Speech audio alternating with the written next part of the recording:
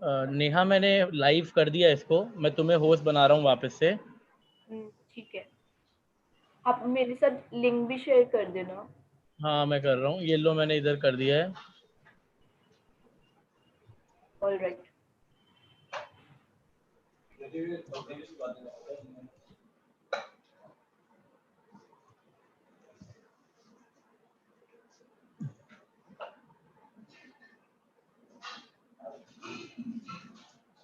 तुम लोग के लिए ये वाला लिंक है।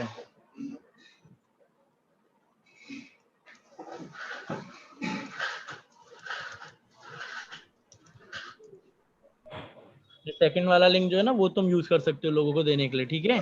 ठीक है, ठीक है। अभी मैंने इसको प्लेटफॉर्म पे नहीं डाला है अपने लाइव को, वो जब चालू होगा ना अभी 10 बजे समथिंग तब डाल देंगे, ठीक है। ठीक है, ठीक है। नाउ आप टेक कंट्रोल ले लेना, लीड ले लेना, ठीक है। All right, all right. ये फर्स्ट वाली लिंक की मतलब कुछ जरूरत नहीं है शायद, है ना? सेकंड वाली लिंक पार्टिसिपेंट्स को दिया जा सकती है।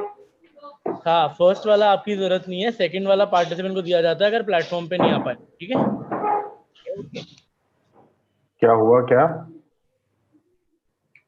सर वो हिमेश ने यूट्यूब लिंक दिया है लाइव तो। लाइव कर रहे हैं और कुछ नहीं। अच्छा ठीक है।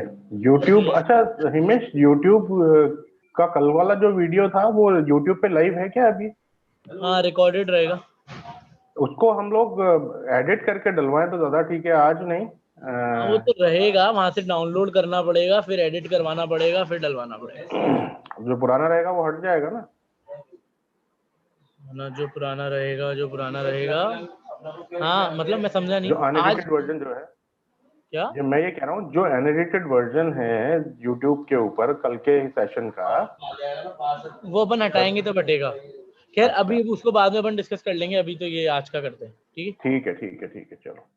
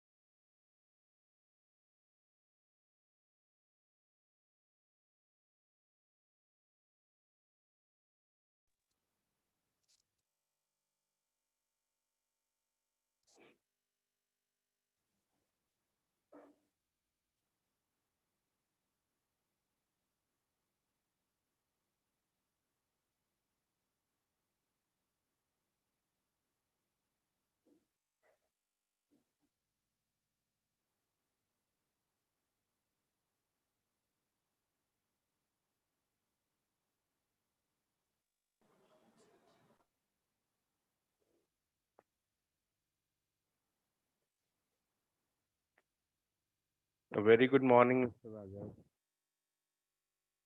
Good morning. Good morning. How are you doing? I'm good. I'm sorry, I can't hear you.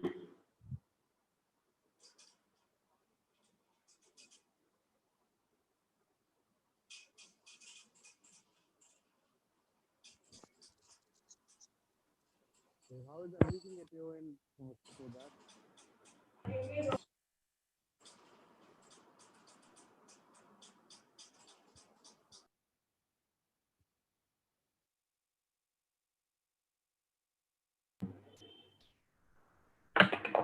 Hello, Pankaj sir, you are not audible.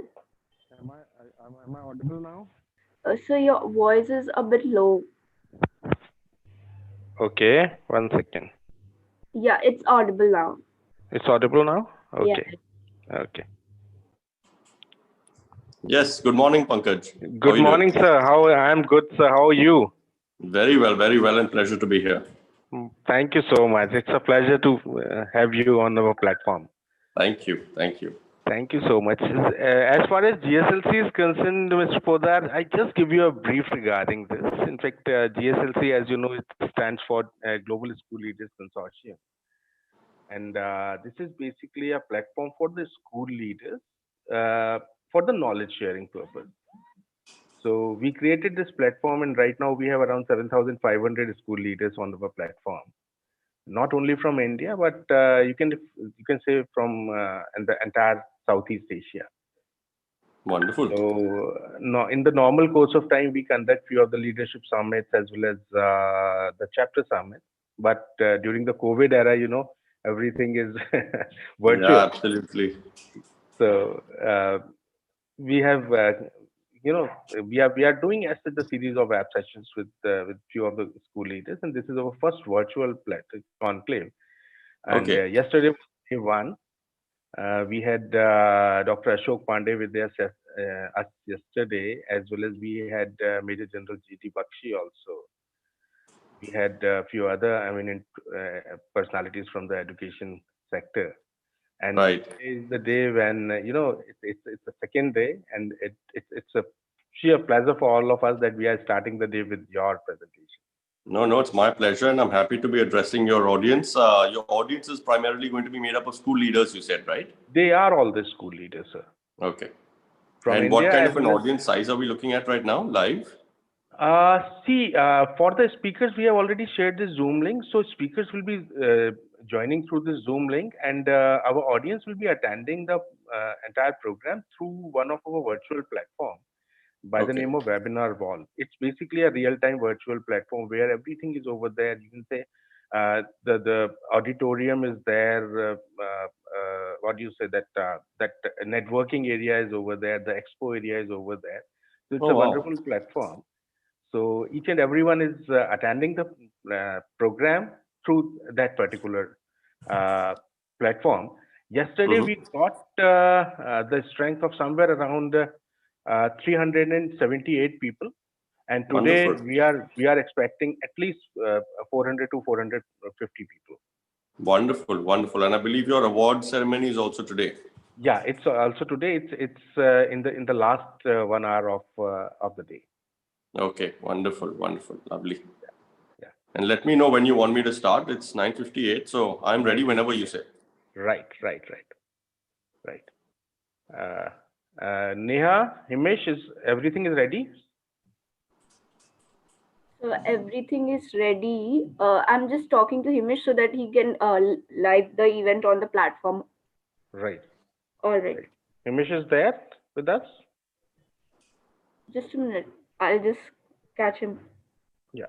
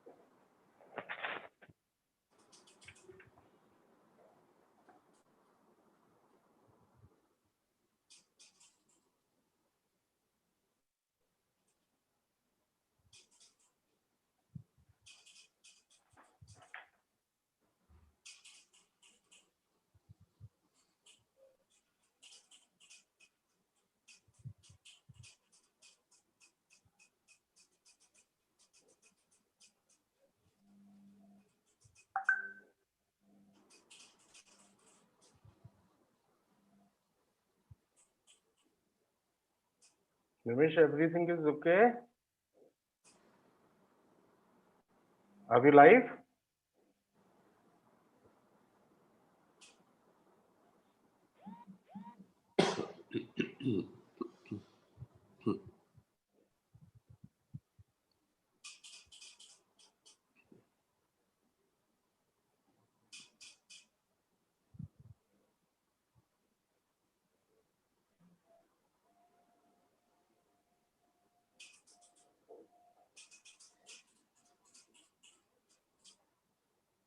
Shagab, just give me 1 second. I just Sure. contact the concerned person. Sure.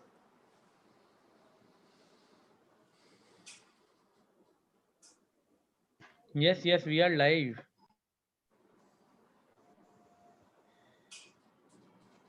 Okay, so shall we start, Nimish? Yes, you just start in 1 minute. You just give me a nod when you are ready.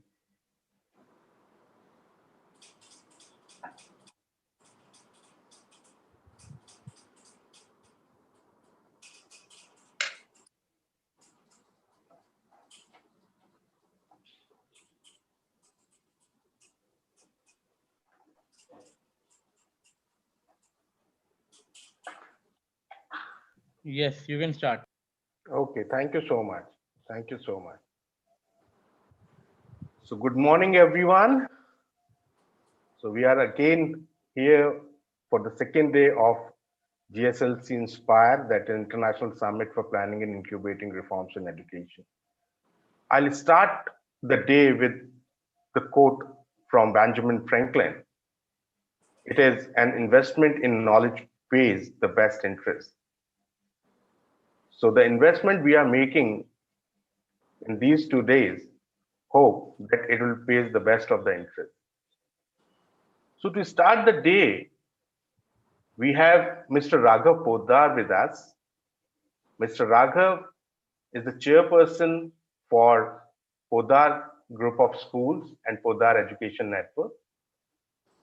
A fine blend of global thinking and Indian values, Raghav Poddar is a path-breaking educationist and a thought leader on constructing optimal learning environment.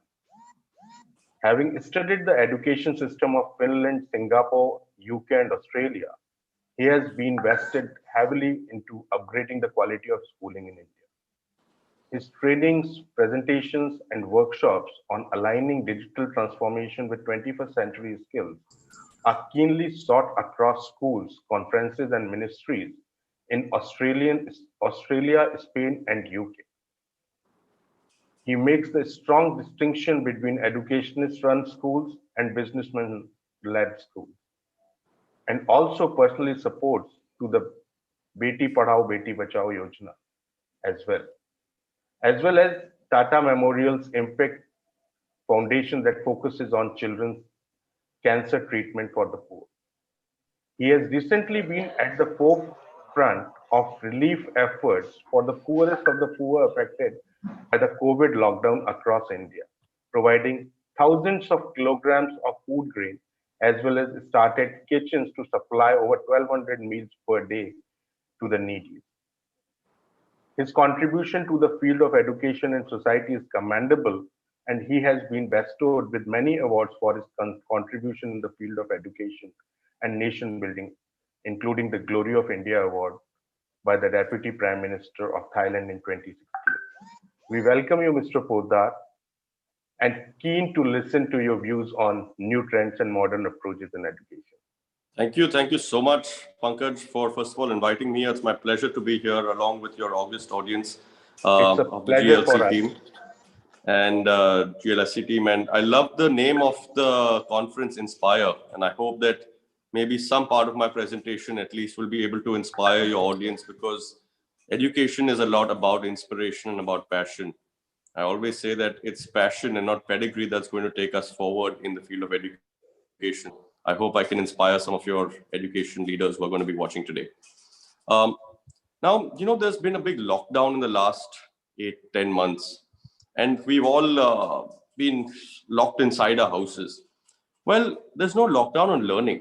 So today I'm going to be talking also about unlocking the true potential and the power of an educator in these times of VLE, virtual learning environments. The education system of the entire world, the way education is delivered to students, is at the cusp of a dimensional shift. The way curriculum was transacted up until now has been disrupted by this pandemic, and we can ensure it's for the better. The way this pandemic has hit us, there's no doubt in anyone's mind that digital transformation is changing the way education is being delivered in classrooms across the world. More importantly, though, is the purpose aligned with the way these trends are emerging? In this hot pursuit of AR or VR, artificial intelligence, or VLE, virtual learning environments, have we missed the woods for the trees? Now, it's not a question of if, but when, at least some of these technologies will become mainstream in schooling across the globe. And why do I say that? Because even when we arise out of this lockdown and we get back into regular schooling, the new normal is going to be hybrid, it's going to be blended, it's going to be digital. That means physical and digital, a combined version of both. But the fundamental question still lies, isn't are we serving the purpose of education, getting our children ready with the 21st century skills that they'll require, or are we just finding fancier ways of lesson delivery through e-pedagogues? Now, there's no better time than a crisis that forces us to grow and wakes us up from that slumber of rudimentary pedagogy. We can ill afford another education system that tests students in and prepares students for skills that they won't even require in their 21st century lives. This is a time of transition where those trends are still forming, where they're still evolving.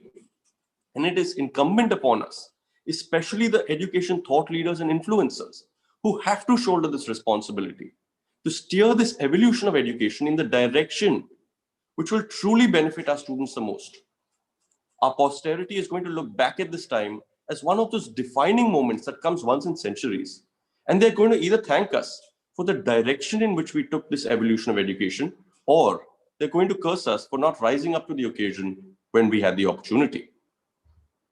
We're preparing our children for jobs that don't exist yet.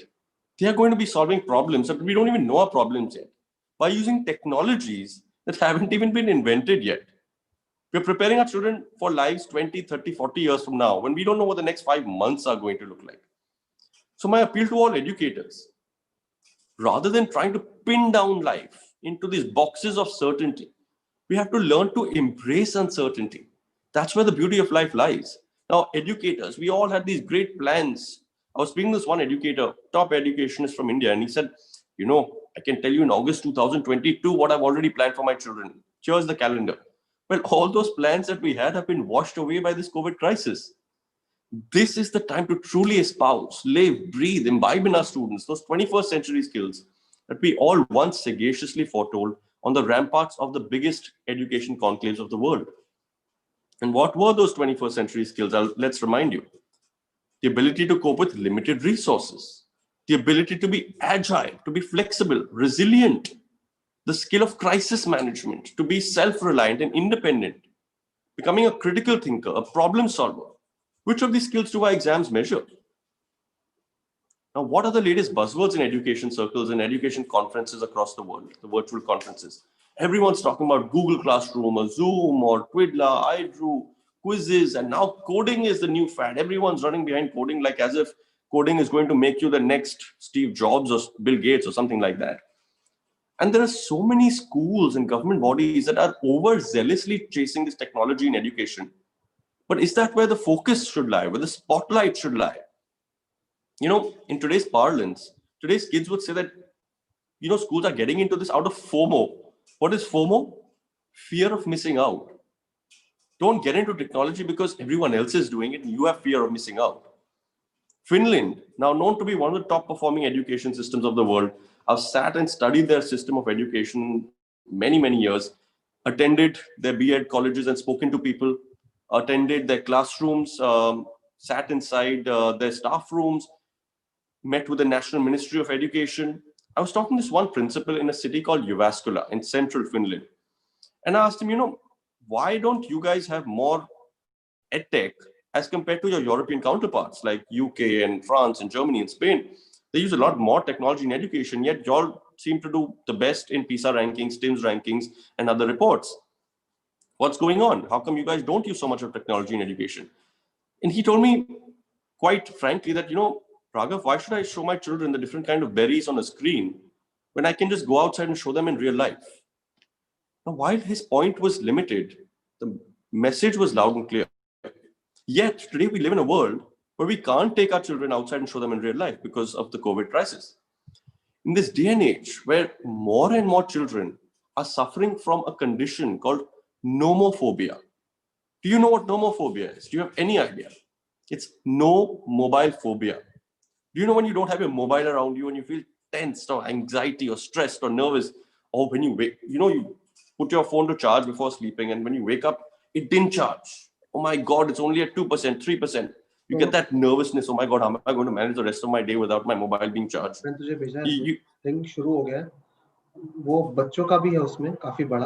Sorry, I can hear someone's voice going on at the back. Yeah. So nomophobia. When you don't have your mobile around you, and well, all of you who grew up in the 70s, 80s, and 90s, we didn't have mobiles at that time anyways. We managed just fine. But anyways, nomophobia has become a condition.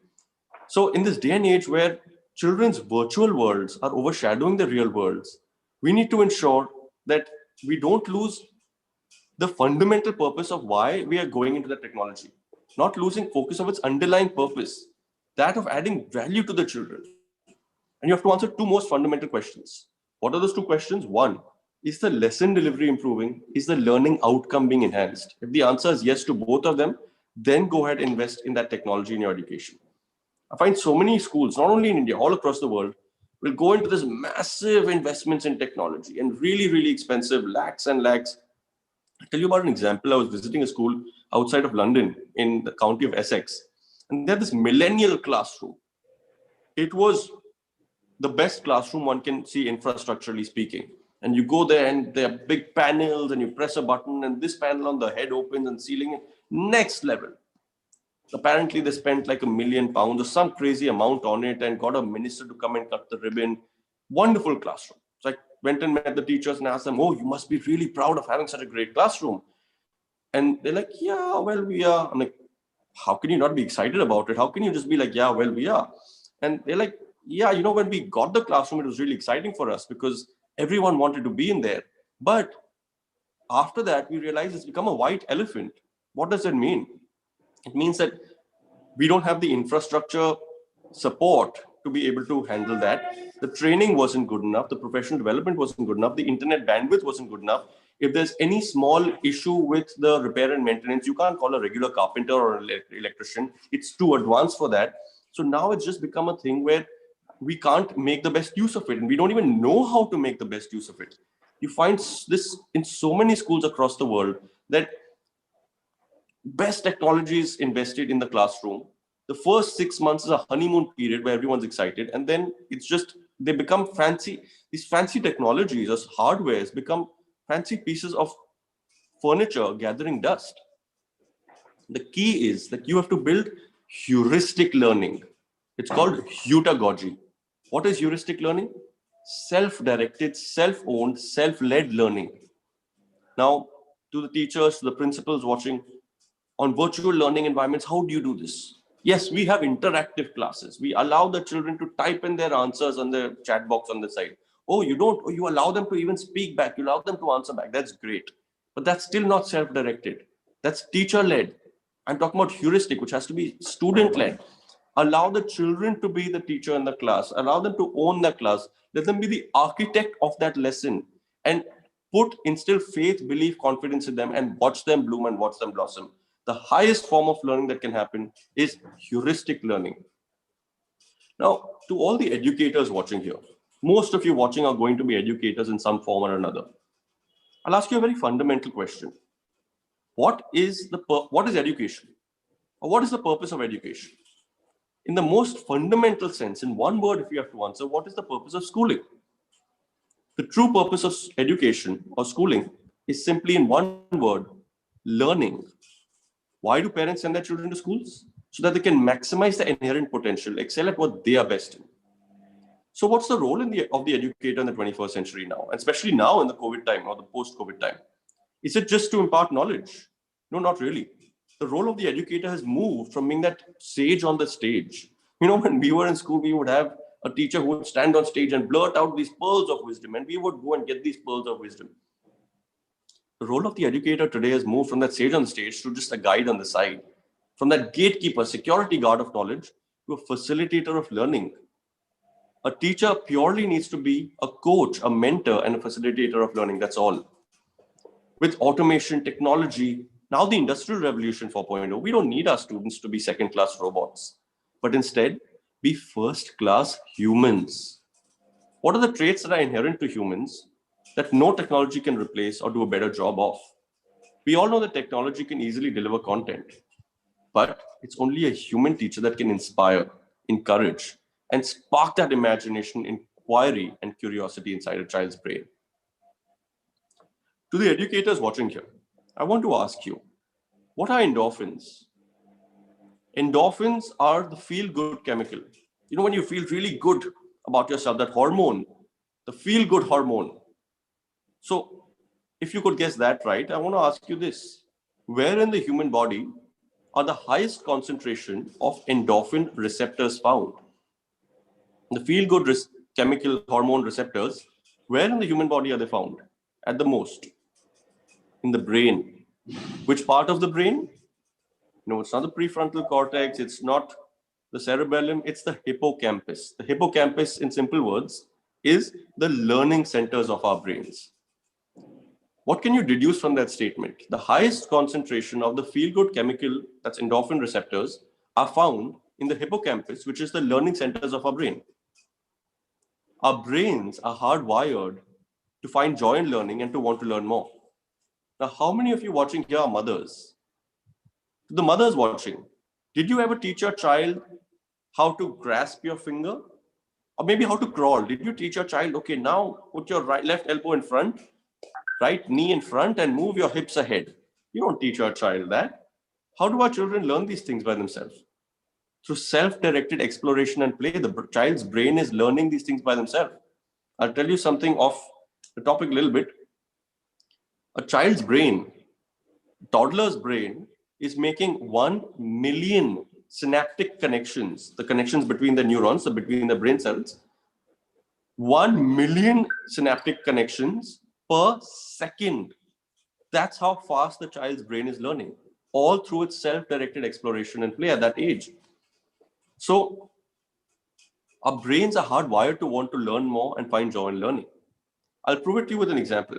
But those endorphin receptors that are released, they're released in an inverted U-shaped curve. So a U is like this, an inverted U-shaped curve. What does that mean? It essentially means that the learning that has to take place for your endorphin receptors and endorphins to be triggered is it has to be on the periphery of your knowledge base, on the boundary of your knowledge base. If it's too distant, those endorphin receptors won't get released. If it's too monotonous, your endorphin receptors won't get released. So I'll give you an example. How many of you must have checked your Facebook in the last, say, 48 hours? Most of you must have seen your newsfeed. If your newsfeed was filled with, let's say, the same thing again and again and again and again, would you keep going back to it? No, you wouldn't. But if it was filled with something new, but in a language that you didn't understand, would you keep going back to it? No, you probably wouldn't. If the learning, the new thing that you're learning is too distant from your knowledge base or too monotonous, you're not going to fire those endorphin receptors and you're not going to find the joy in learning.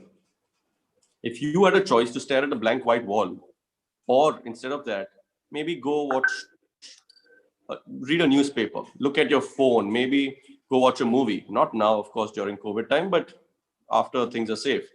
What would you choose? Staring at the blank white wall for 3 hours? No, you wouldn't. Because there's nothing new to learn. Your brain isn't getting any stimulus. So I often ask the audiences in my workshops, generally school leaders, what do you think is the right mood for a child to be in when entering your lesson? So when you start your lesson, what do you think the child's brain, or what mood do you think the child's brain should be in? And the 4 most common answers that I get, and this is not an Indian thing, I'm saying whether I've done conferences in Australia, in Finland, in Spain, in UK, whichever country it might be, the 4 most common answers: the child should not be hungry, the child should not be sleepy, the child should be happy, and the child should be positive. And some of you must be nodding here. Yes, yes, yes. Those are the most important reasons. No, those are not. Because let's say the child is happy. Maybe he's happy because it's his birthday tomorrow and he's going to get a lot of presents tomorrow. And that's why he's happy. How does that make your teaching result in better learning? And if the purpose of education is learning, then what is your role as a teacher? If he's happy because he's going to get presents for his birthday tomorrow, because his favorite team won the match yesterday, or his favorite cricketer scored a century yesterday. Maybe that's why he's happy. Maybe he's not hungry. Yeah, maybe he's not hungry, so what? How does that make your teaching result in better learning? The most important mood for a child's brain to be in when you start your lesson is the child's brain should be curious, find a challenge to the lesson, and there should be a purpose to the lesson. Now, what is the purpose? People think that the purpose, why are you doing this? The purpose is not marks. It's not a competition of who got more on the test. What's the first thing that when you hand over your test back to your children? Common classroom scene. You give that test paper back. What happens? What's the first scene that happens? Children, how much you got? How much you got? All the children want to know what the other child got, their partner got. Now you think about it. A child does badly in maths twice or thrice. What does the child start believing? I'm not good in maths. Maths is not for me. Maths and numbers and me don't get along. I'm a failure at maths. Yet the child goes back home that evening, starts his video game, plays a video game at the same level. 15 times he fails at that same level. He doesn't pass to the next level. Have you ever heard a child say, no, video games is not for me. Video games and me don't get along and I'm a failure at video games. You never hear a child say that. 15 times he tries, fails each of those 15 times, yet he tries for the 16th time. Why? Because there's still a challenge and a purpose associated with going ahead, as opposed to the belief that I'm no good at this. So stop letting teachers or educators instilling a belief or allowing a belief to permeate into a student's mind that they're not good at something. Who said they're not good at something because they didn't do well in a maths test or an English test or whatever it is?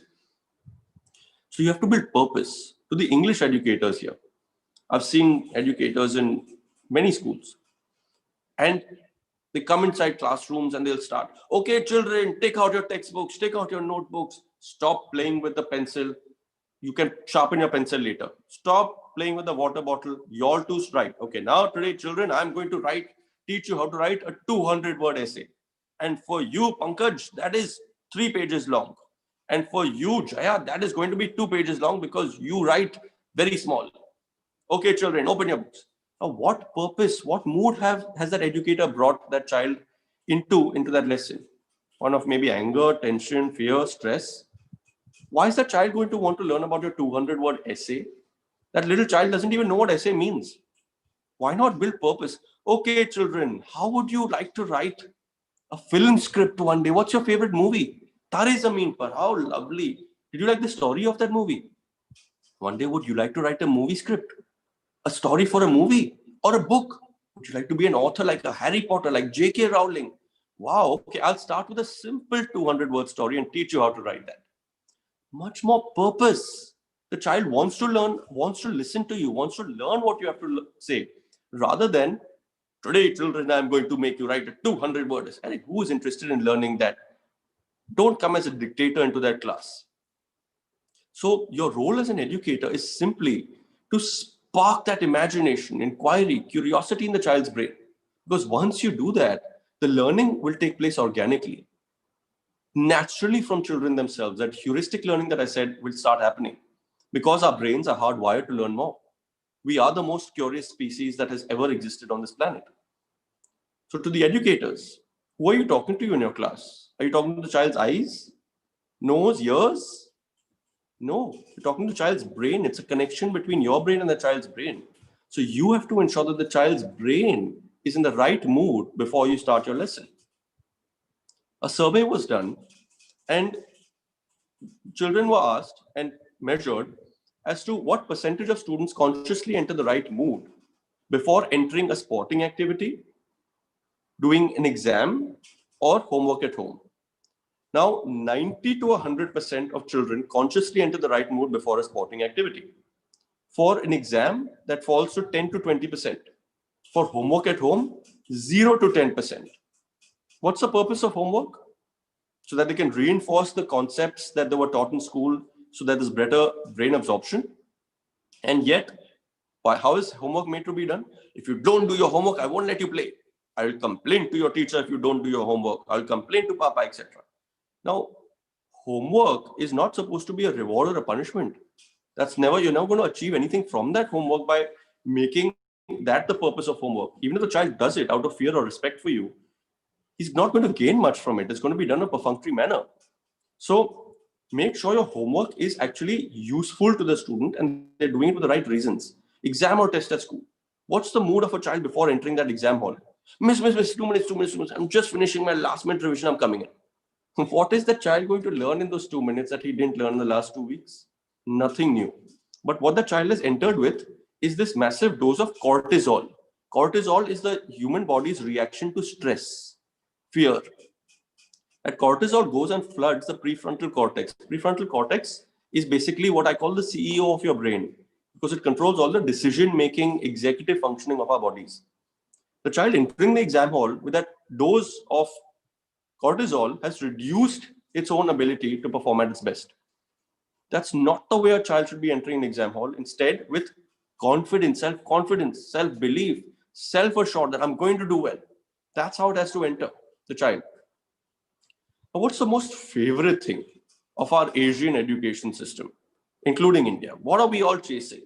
Especially come Jan, Feb, March, that first quarter of the calendar year, everyone is going crazy just chasing one thing. What is that? Marks. Oh my God. Marks, tests, scores. Now, what are tests? Tests are meant to be diagnostic. They're meant to diagnose the strengths and the weaknesses of the child so that the teacher can adjust her lesson delivery accordingly. Yet tests have become a way to put a label on a student's forehead. Now, you go to a diagnostic lab and you get your blood test done, or you get this test, that test done, and you get your reports back. It's meant to diagnose what the strengths, weaknesses you have in your body, and then you can go and rectify them or work on them. You don't get a label on your student, on your own forehead, that, oh my God, diabetes, or oh my God, cholesterol, or whatever it is. But yet, a child gets a label on their forehead saying that, oh, you got 99, genius. You got 80, good. 40, duffer. Who has given you the right to use words like that? Or unintelligent, stupid. Why? Who are you to say that the child's, what are those tests measuring? The ability of the child to memorize and regurgitate better? In the 21st century, how does it matter how much he can memorize and regurgitate? Even if a child can memorize really well and they can get, let's say, an encyclopedic memory, the next child already has Google on their fingertips, and with that access to limitless information. By the time these kids grow up, they will be auto-prompted with artificial intelligence and other technologies with the information that they need to tackle the next problem. And here we are sitting and running behind memorization and regurgitation and putting a label on a student's forehead based on how well he was able to memorize and regurgitate. In the 21st century, the world economy will not reward you for how much you know, but for what you can do with what you know. Not for the amount of knowledge that you have, but for how you apply the knowledge that you have. Thank you very much. Thank you so much, Mr. Raghav. It was indeed a very inspiring session. In fact, I also learned few of the new things, like we have to make our children the first class human, not the second class robot. As well as the endorphin one was actually a new thing for me, to be very frank. As well as the synaptic connections what toddlers' brain make is again a very new thing for me. It was a wonderful, wonderful session, Mr. Raghav, and we are honored to have you on our platform. Thank you. It was my pleasure. Thank you so much, sir. Thank you. Thank you so much.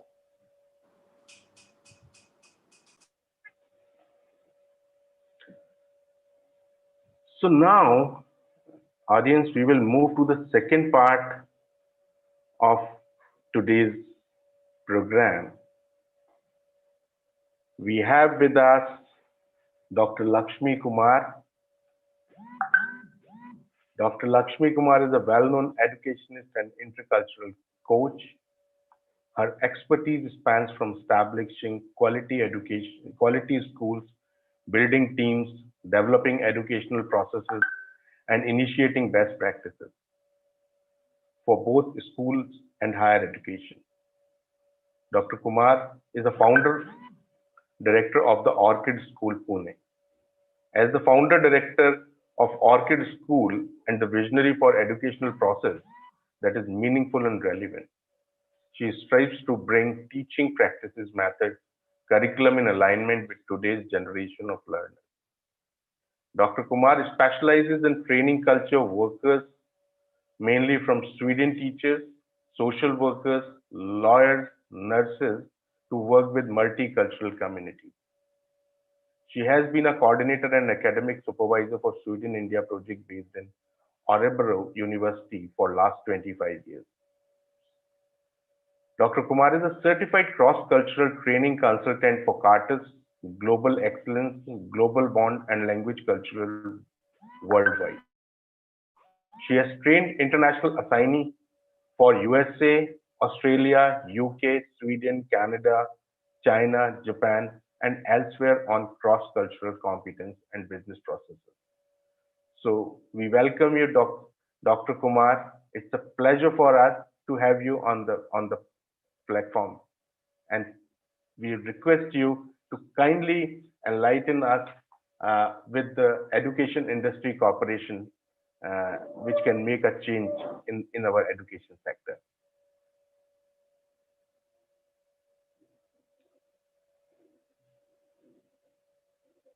Dr. Kumar, you are not audible.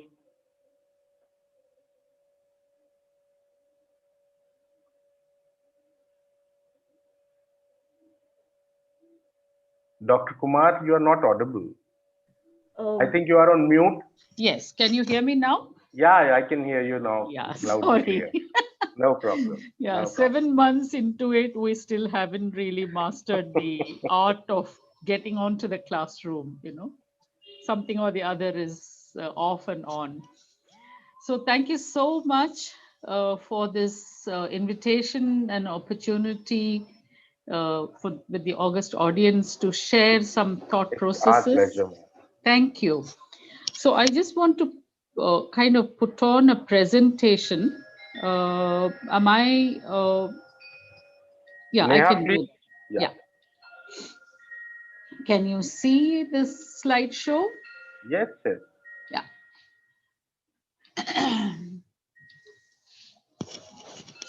So the topic given to me is very interesting, or rather I made a choice to talk on industry and schools connect. Partly it comes from my experience with also the higher education. I've been part of my own organizations, the Engineering Technical School. And as you could see that I've been working a lot with business processes as a parallel passion. What I felt was that that a lot of core and crucial skills and exposures seem to be kept in the arena of higher education, whereas it should have been considered introduction at the school level. And we are doing bits and pieces of it. But I think a systematic framework is what is missing. And a very conscious mapping is what is missing. And that if we could leverage what we are doing with what is required, so this whole bottleneck at the higher education gets very minimized. So from that point of view, I thought I will share some of my thoughts on at school level, how do we bring in the connections for the industry?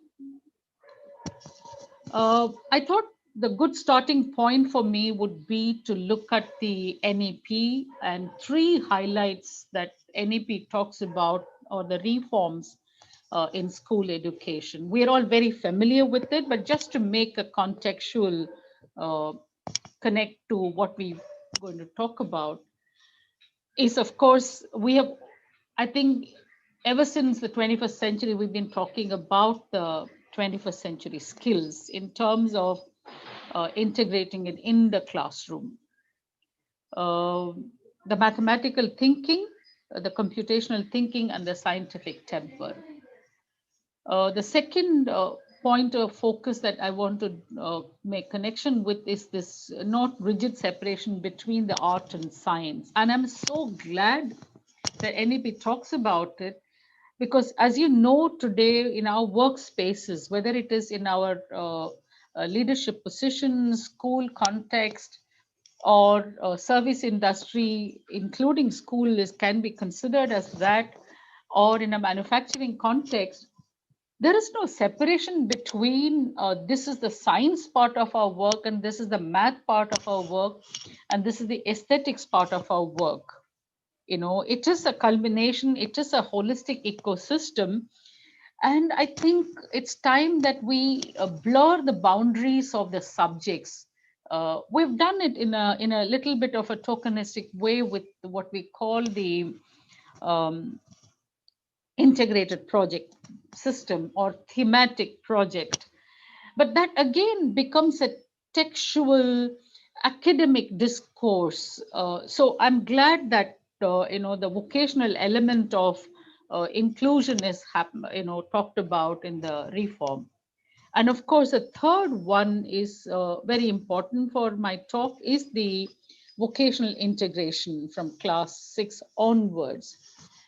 And I know historically in schools, we have done vocational integration again to, in a more aesthetics or art program of candle making or a mat weaving or, those kind of very minimalistic, knowing very well that, a lot of children, who are in the mainstream school, may or may not use that.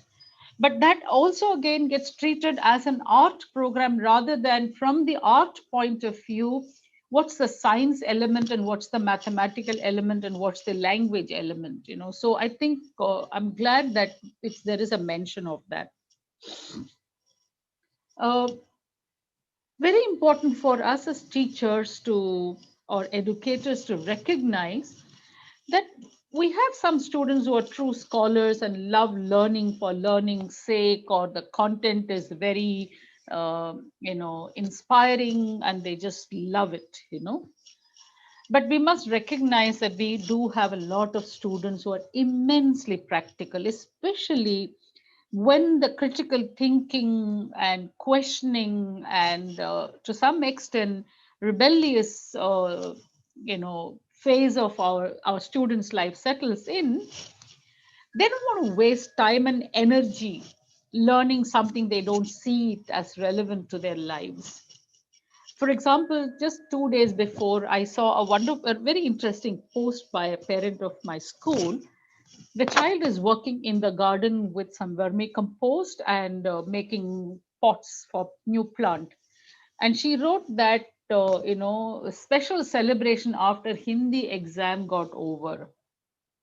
And I think that's the irony of our system that, when children don't see that, that there is a connect, there is a real reason for this, then they transact it as a tickable agenda, that this is something that you just need to get it done with, and then you do more fun things. So therefore, making real world connections can engage students and help them set goals, and that's where I'm bringing the industry connect. We also have realized that the real world connect, and that where will you use this knowledge, where will you use this skill, where will you use this learning, is when the students seem to be more engaged. Not everyone, but they see the connection. But let's remember that we ourselves have not been much exposed to what I would call the real world application workspaces. Just like many engineering professors that I experienced in my college, they have done their, graduation, post-graduation, probably doctoral program, and they have probably been inside the campus and perhaps to the library, and maybe a mandate of a 2 months, what they call the industry experience, and they are professors. And that's how our journey has been, that we have done our undergrad or postgrad, and we've done our teacher certification. Bingo, we are in the classroom. But very little of how does it work. Our world is not an extremely expanded experience based, how does it work questions. Hence, we also reduce the real world applications to very Google researched that, this is where you can use a centrifugal force. This is where you can use a Charles law. So I think we also need to realize, and this is one of the potential professional development for us. When we did, we have this thrice a year students online feedback for our teachers. Um, and most of our teachers score very high on relationship aspect, subject competency, and compassion, approach, everything. Two questions that almost our entire school team scored low was, especially some time ago, was a technology integration, a meaningful technology integration. Because today children don't want you to just do another PowerPoint. But the most important and the second important question was that my teacher does not make real life connect to make meaning for why I'm learning what I'm learning. And I remember incorporating that in the lesson plan, that for every concept that you teach, that you got to have some kind of where is it getting used when the child graduates, where can it be found as relevant knowledge space. Uh, for us, I think the industry connect becomes even more relevant and valid because we know that 78% of all available jobs will require education beyond textbooks in high school. That doesn't necessarily mean few years degree, but something beyond, that what is that something beyond, that is something that we need to decode. Understanding that the changing future of work is largely going to be kind of divided between the digital skill and the STEM skills. But the third and the most important skill is the transferable skills and capabilities, is what an industry exposure, or what I would call the school industry connect, can bring in. It seems like it's easier said than done. The first and foremost obstacle that we need to get over is this mindset. Our entire mindset is on the fact that, we almost drive the whole year to finishing the curriculum or the syllabus. I remember, I see even when my team leaders are discussing in their academic team meeting, one of the foremost question is, are you in line with the timeline of the syllabus? So when our whole focus of an academic year is about, it's almost like a sole destination. And then there is a milestone, which is the assessment, the exams, as you call it. Each system has just reinvented this vicious wheel and called it different names, but it's almost like all our life, school life, converges into this two major milestones. So what happens is that assessments are the focus, and so there is no real urgency to teach beyond the textbooks, or there is even no major mandate, because it's almost like a student saying, hey, exam mein aane wala hai kya? I remember when I was teaching my own daughter for the 10th grade, and I'm very passionate about social science, history, and that was a while ago. And that was the time I was trying to explain to her, for example, how UN seemed to be defunct, when the Iraq war and the Security Council really was not really given the power or even the ability to veto. And I was getting into the context, and I remember my daughter telling me, Mama, teach me what is in the book. After the exams, we will sit and I will learn about it. And I think it's a very sad statement of her education affair. And she said, if I write all this, I won't get marks. So I think we really need to break these shackles of education if we genuinely want to give our students a meaningful learning connect. Another impediment for connecting with the industry is that we somehow believe that we don't have access to the resources, because again, which is a which is a complete blindfold behavior, because my God, we are sitting with parents who come from a real labor force, real workforce. I mean, and such a diversity. You talk about, the entire business accounting processes. You have business entrepreneurs as parents. You talk about service providers, service industries of hospitality, medical healthcare, and you have a huge ecosystem of parents. Then you have the IT and IT infra industries. You have, the real estate and construction industry, and you have all the other in between, medium scale to large scale to banking to financial services. You have an entire ecosystem of parent access, but we don't learn to connect the dots, that if I'm teaching today something in the entrepreneurial program, let's say the grade 11 and 12, the commerce program, it's our whole focus is on completing the syllabus, doing PT1, PT2, or we have those no PT1 for grade 11, but it almost seems like the whole focus is for preparing for the 12th. But how about including regular invitation lectures? And I will come to that, what all we can do to connect with the industry. But the point is to recognize that we are sitting with a huge repository of resources, human resources, industry connect. And we know that all we need to do as school system is to snap our fingers. Parents are more than happy to deliver the services. We don't even have to go beyond. But these are invisible, but an extremely tangible resource. So that's another thing that we need to very actively dig for.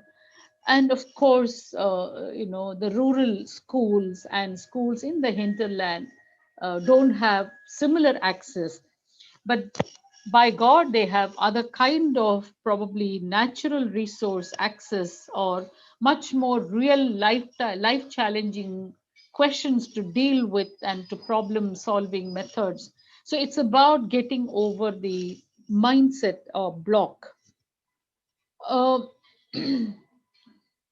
Actually, industry experts can inspire students in a way more than uh, what we can imagine. And we don't have to wait for our students to be at higher levels, or what they call the senior levels. We can start at a very, very young age. And for us, it's important to create this huge interest panel for our students. So I want to kind of give some guidelines on how we can use the industry connect, is to help kids focus exactly on what they want to do.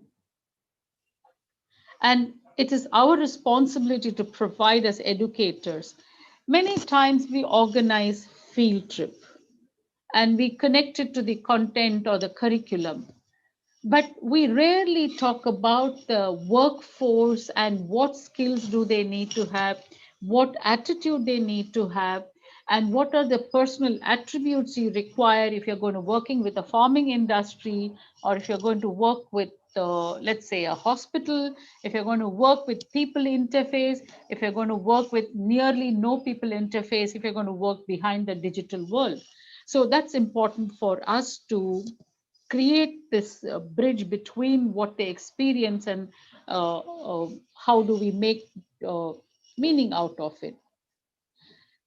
And we have all seen this, that lockdown has given us other kinds of opportunities which a typical school day has not been able to provide.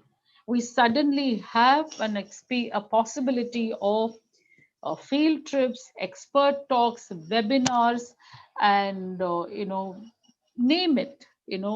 So we can virtually connect, and thankfully, the travel no more is a requirement. That restriction is removed. And when you want to make this industry connect, what is important is to ask the students, what is that problem that they want to solve? Last evening, the webinar talked about very beautifully moderated by Sita. One of the crucial question is beyond the education agenda of learning, writing an exam and graduating out of school, what is the purpose? I think this is important for us if you really want to drive the connect of real work life after school is what is a real problem that you want to solve. Um, and with this, we surely would be able to broaden the students' experiences when all they know is sometimes one industry. That's again another very sad state of our school affairs is that we still believe that large community still believes that when you graduate out of school, in order to be successful, you either end up as an engineer or a doctor. So it's almost about most of the students know. I'm mainly talking about the urban, middle class, upper middle class, and upper class aspiring students, are largely focusing on these two. But we need to bring the conversations to help them experience that there are more popular professions, there are more cool professions, there are more challenging professions, there are more satisfying professions, and it's a huge range. How about almost having it in your ecosystem every month, one day in a month, you bring diverse professionals to have conversation with students. And today, I remember having this amazing designer, uh, addressing our students. And she suddenly demystified the fact that you got to know only English to be an amazing designer. And she really mapped how, in order to be where do you source out your fabric from? I'm talking about the fashion designer. And suddenly she took us to Rajasthan, where you've got to have the local language or some kind of a language proficiency to connect with. You got to sit with them, you got to have interpersonal skills, you got to have an attitude of respect for people who have other kind of skills. And that you then need to know in terms of how do you transport it back to, let's say, your workspace. And you're working with entire group of karigars who are making amazing garments. And she said that my London School of Fashion Design didn't teach me much that I really needed to learn once I began to be a fashion designer. And I'm talking about that kind of horizon broadening. And that's how you really help students find out their passion. Another one, for example, we are steering right now is that our students have to make a short film right now in the entrepreneurial program on actually interviewing someone who's got impacted terribly in terms of the business process during the pandemic time. Uh, Before we focus on the film production, just look at all the skills that they need to have, including a conversation, including a language proficiency, including an interview skill, including when to take a pause. All these are skill sets that are very important. And I think when an entrepreneur comes and talks about it, our children really get to have more like a hands-on learning. I think Industry Connect help our students to think beyond and about their future and the possibilities that are available for them. And the irony of our profession right now is we are teaching our students for skills for which there are no jobs available. uh, the more we collaborate with the industry, because industry is dynamic, the workspace is dynamic, they don't have time for pondering, they have to quickly adapt. The agility requirement is so high at workspace, and the more we bring them to the classroom, we can bridge the gap between the curriculum and the real work life, or a real workspace requirement and the textbook conversations. And this, of course, builds trust between teachers and students. The minute you say, hey, you know what, today what I'm going to talk about, these are the spaces in which you would be able to apply. The students sit up and say, she's going to bring value that's not in the textbook. She's going to bring a diverse learning tool that's not in my textbook. And with this we're also communicating that I of course want performance, I want data, but more than anything I want my students to leave the classroom feeling very, very inspired. I remember a sound engineer coming and talking to my students. uh, our students get very, very impressed when a sound engineer has earrings and a nice pony and a beard. He looks very cool and he's working. And suddenly, when this guy stood up and talked about what knowledge space you require, what kind of skill set you require, and he talked about attitudes of that you don't have an office time. Especially if you're going to be part of major music festivals, you are there the whole time. There is no break. There is no, lunch, and there is no like, okay, I am now it's over and I need to pack up and go. So you can imagine the kind of real life context that they give. And of course, please bring that real life connect. Is the only way to do is to bring people who work in the real life context. That's the industry experts, the classroom. So I just have few ideas to throw because I know that I need to close it in 3 minutes. uh, Field visits. Uh, every year, actively look for field visits that really showcase workspace too. Whether it's a research lab, or it is a path lab in a hospital, or whether it is the research lab for color pigments, or a farm where they are making using the molasses to make alcohol. Name it, you have huge array to talk about. And live industry chats that I talked about, with especially with the digital learning, you just don't have to think about how to bring that person. And you can have personalized sessions with connecting a student's interest with someone who works with that. And similarly, career explorer and ask the expert. And very nice thing that we have done, from grade 5 and 6 on, is once a year, one day you must follow your parent on a shadow experience. And children realize that all work life is not fun and play. There are a lot of boring meetings, there are a lot of boring conversations, and that you're constantly sitting and listening to maybe other boring presentations, but that's real life too. So I think it gives them a lot of insight into what it is. And then slowly increase it to maybe 1 week, when you're in the higher secondary, just a baniya dukan, go and sit down and write how he is calculating his everyday sale, to maybe how is the window display happening in a nice boutique.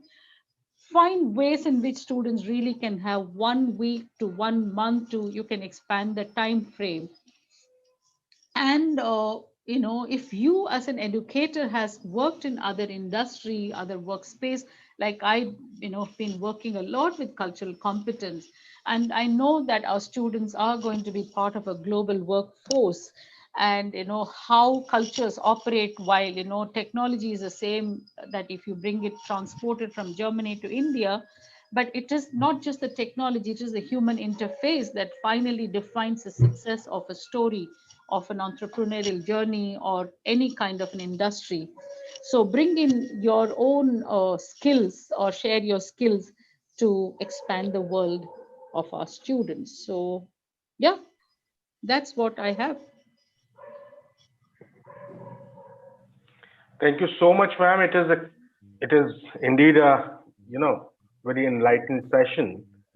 And I would say that the second most talked topic in the education sector after NEP is 21st century skills, and hope that this education industry cooperation and connect, we can actually enhance this 21st century skills of the students, like critical thinking. Absolutely, absolutely. Yeah.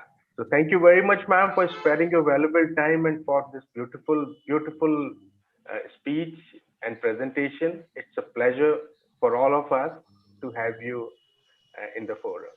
Thank you so much. Thank you, Pankaj. I Thank you so hope much. it made some relevance and Very contextual. relevant. Very Thank relevant, you, ma'am. thank you. Thank you so much. Yeah. Good evening.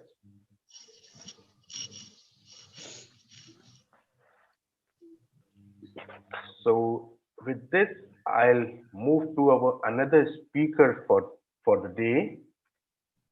Our speaker for the next session is from the education industry. His name is Devashish Gandhi. He is an international business development manager for Renaissance Learning India. He has been associated with various English language acquisition programs for schools and educational institutions and has worked with reputed edtech establishments like Next Education and Grapeseed US. Devashish has years of experience in running pilot programs on English oral language acquisition at elementary levels in multiple schools across Delhi and NCR. We welcome you, Mr. Gandhi. Thank you, Mr. Pankaj, for having us today. And it's an honor to speak something about what we feel on this platform. The stage is all yours, Mr. Gandhi, for the next 30 minutes. Yeah, thank you so much, Pankaj. Thank you so much. First of all, a good morning to all the edu leaders, I can say, in this platform. So being around this education industry, I am quite, I can say my experience is quite timid in terms of all your leaders out there. But still, I also feel something similar as a principal or a chairman feels for children being into education industry. And that's how my belief for language acquisition, oral language acquisition, or English language fluency started in this arena. And I think a lot of products that has been entered in the market are making difference, and some products are yet to enter the market, have the huge potential to make a difference. So that's how I believe. I believe as a part of education industry, although I said I have a very timid experience in terms of edu leaders, but still something what I would share is something I think most of the principal and edu leaders will also agree what we are going into and what is the currently needed in this time. So I quickly share a small presentation about our organization and how we feel, what is it all about, and what we are aiming at. So first of all, it will be just an overall or a holistic idea about the idea that we are trying to deliver in this currently in India. Let me start with this, something like about the company Renaissance. So Renaissance is into the market from around 30 years, 35 years, and it's in UK and US based organizations. They are based on international standards, international benchmark. They follow the European framework, the IB curriculum. And the back of the mind, what they started with the idea was how we can help the ESL teacher, ESL student.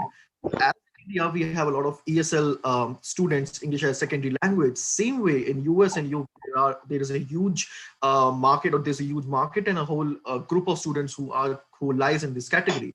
So this Judy and Terry, one of our founders, started with this small program by the name of Accelerated Reader, or something to take a test once a child reads a book, something like a quiz or something like a comprehensive quiz, something of that. They try to build in an initial time, And that was so successful that they built around many other products around English language acquisition.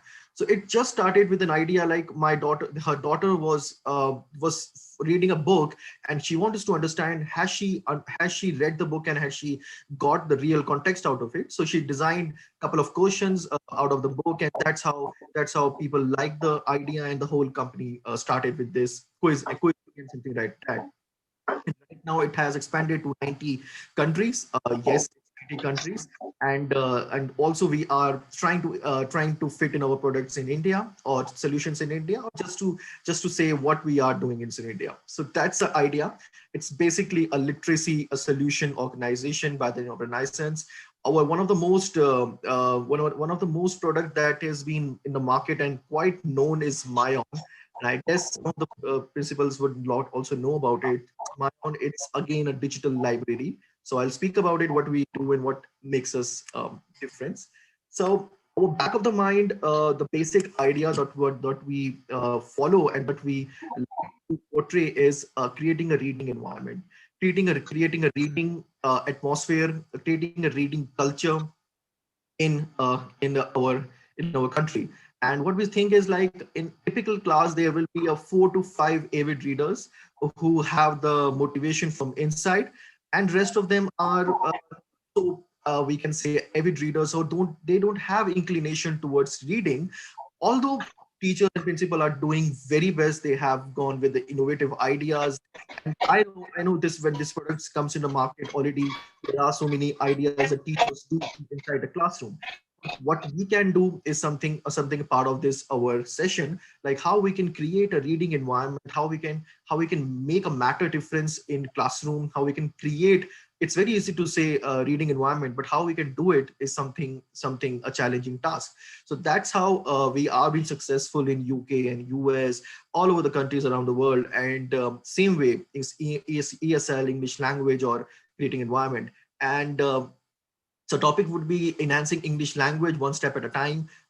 So starting with reading, starting with listening, starting with writing, and then going on with the speaking. So that's how we would be going on with this presentation. That's our global reach.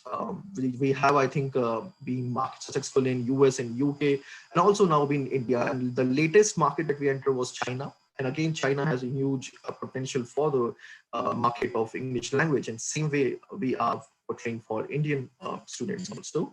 Our mission is something which reflects in our products and also reflect in overall strategy, that we want to accelerate learning for all the children and adults at all ability levels and ethnic and social background worldwide. We don't want to discriminate something like this is an elite audience, this is a high-end student, or this is high-pacing student. So this product is for that one. This is available for everyone. What we see is through our assessments and through our solutions, what we try to give is it's not just the high cream of the students inside the classroom, also the backbenchers, or we can say middle benchers, who are not cope with the learning, can also be helped, or can also be accessed a good valid information. So this is the idea behind our mission, to provide this solution across all availability. So yeah, what we believe, little philosophy about what we believe, and I think if I'm able to convey it, I think it might be portrayed in our products also. Every student should be given an opportunity to become his or her amazing self. So that is how we come into the market and portray something like personalized learning. I think personalized learning is something which correlates over here. So we want to give opportunity to each and every one student to believe in him or himself, to explore what he or she likes, and again a superior guidance from our mentors and teachers and principals. Student outcome improves dramatically when educators have the right data and insight. And I think this statement makes more valued in current time, when we are in the stage that everything is digital, everything is remote learning, everything we talk on data, we talk on numbers. So yes, a good data, a good insight, a right information and valuable information, and over in that, how to use that information, the very importantly, the implementation and the coaching of that for the schools, how to use that information. I think if provided in a right way, I think it can give a dramatically very good outcome in the schools and for each every student. The purpose of technology in the classroom is to amplify educators' effectiveness. So yeah, so this is again what we are thinking in how we can provide right tool and insights to the principal educators, something like a magic wand in their hand, how they can use this technology, data, information, and amplify their effectiveness inside for the children. So that's how our professional development, our coaching team, our implementation team come into picture. How we can provide the right information about the kind of data that we provide to the schools. The best way to deliver education tools and services is with openness and partnership. So that's something we look forward. We are not looking for any company or any product or something like that. We are looking for partnership with the schools as a project base. So we want to feel the challenges. We want to understand where we are currently in this reading scenario and what can be done best with our experience with all over the world, with all our ESL audience. So we are looking for kind of partnership or something like a project base in which we very require teachers and principal or English heads full strength, full power, and full partnership in that one. And I know everyone over here is very passionate towards reading and creating an environment of reading culture. So yeah, so our model basically works on simple step. First we try to assess the students' information or students' ability, and then we have a practice solution. Very fair and simple. Where first we assess, then we have practice, and then outcome is growth. So we have a couple of solutions that helps the teachers teachers to find the accessibility or information about the students data or for his performance. And then we have a universal solution like Myon accelerated reader for practice ones, and then outcome is the growth with a partnership with the school principal or the whole school management to take it as a challenge or a task. So that's how we are looking at, and we are quite successful in this concept. Talking about solutions that we are providing in India, although Renaissance Learning UK, US, there are a lot of different products that we offer in a different market.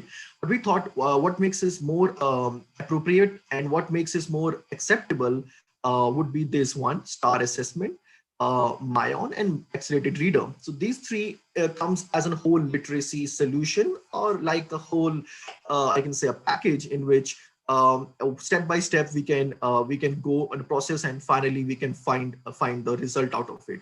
So if you talk about STAR assessment, the first step that any school would enter or any student would enter would be this assessment exam. And basically what we do is we try to find out the students write a relatable data, actionable data, or his current progress or his current scenario in English language fluency, or where he stands, what his level in English language, what his current ability to understand and comprehend the English language in this current situation at the right age.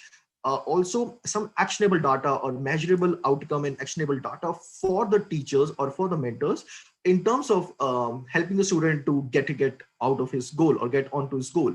So this comes all under the STAR assessment, and this works very simple. It's just like a CAT, a computer adaptive test. It's like a computer adaptive test, 34 questions, I think 20 minutes, 34 questions. The student have to go as per the pace. And once he is completed with his STAR assessment, then within a few minutes, we get a whole actionable STAR assessment data, his current performance, just a small sneak peek about what we try to find out is students' growth perspective, or something like a Lexile score, something like a reading score, something like measurable data. So different names in different countries. Some try to say a Lexile score, some sites try to say ATOS. So we say a zonal proximal development, ZPD, zonal proximal development, or his level, something like that. So that's our STAR assessment. Then we have Myon. Myon is a Renaissance product which is like a game changer in terms of creating a reading environment and making the student dearer to reading And it's a beautiful platform, I would say. As to sometimes I also get hooked on the type of books that Mayon includes, and in my free time I also just like to scroll down and read some of the books, and it's lovely to have experience. So it's a huge repository of thousands of digitally enhanced books, text, author books, good titles, UK, US, best of the best authors, something literacy to literacy, good authentic literacy books. That is all designed into the Mayon, and it's again it includes a lot of reports and information around it, a whole algorithm system just to help the student and also the teacher. Last is something that in the last step, what we do is accelerated reader. Accelerated reader is also a part of the our practice solutions, and this is again a very powerful tool in terms of creating a reading environment. It also helps the child to go on for a quiz, a reading practice, something like a comprehensive quiz or something like a formative informative assessment inside it. So once a child read one book, maybe that book can be from Mayon or any book from his school's library. So it's a high probability that we will be having that book quiz in our accelerated reader. And once he read the book from Mayon, then he can go by to accelerated reader and check his reading skills or check his comprehensive skills or how much he has understand from the book. A lot of insight data points, something peers and something like a competition is also added in accelerated reader to make it a full interesting worthy experience for the child in accelerated reader. And it's a very powerful tool for monitoring and managing independent reading practice and motivating your child to read for pleasure. So it's a basically quiz and a comprehensive assessment platform. So we also have a Freckle. We also recently introduced Freckle. It's for mathematics. It's something interesting and an interesting way of doing mathematics practice tools.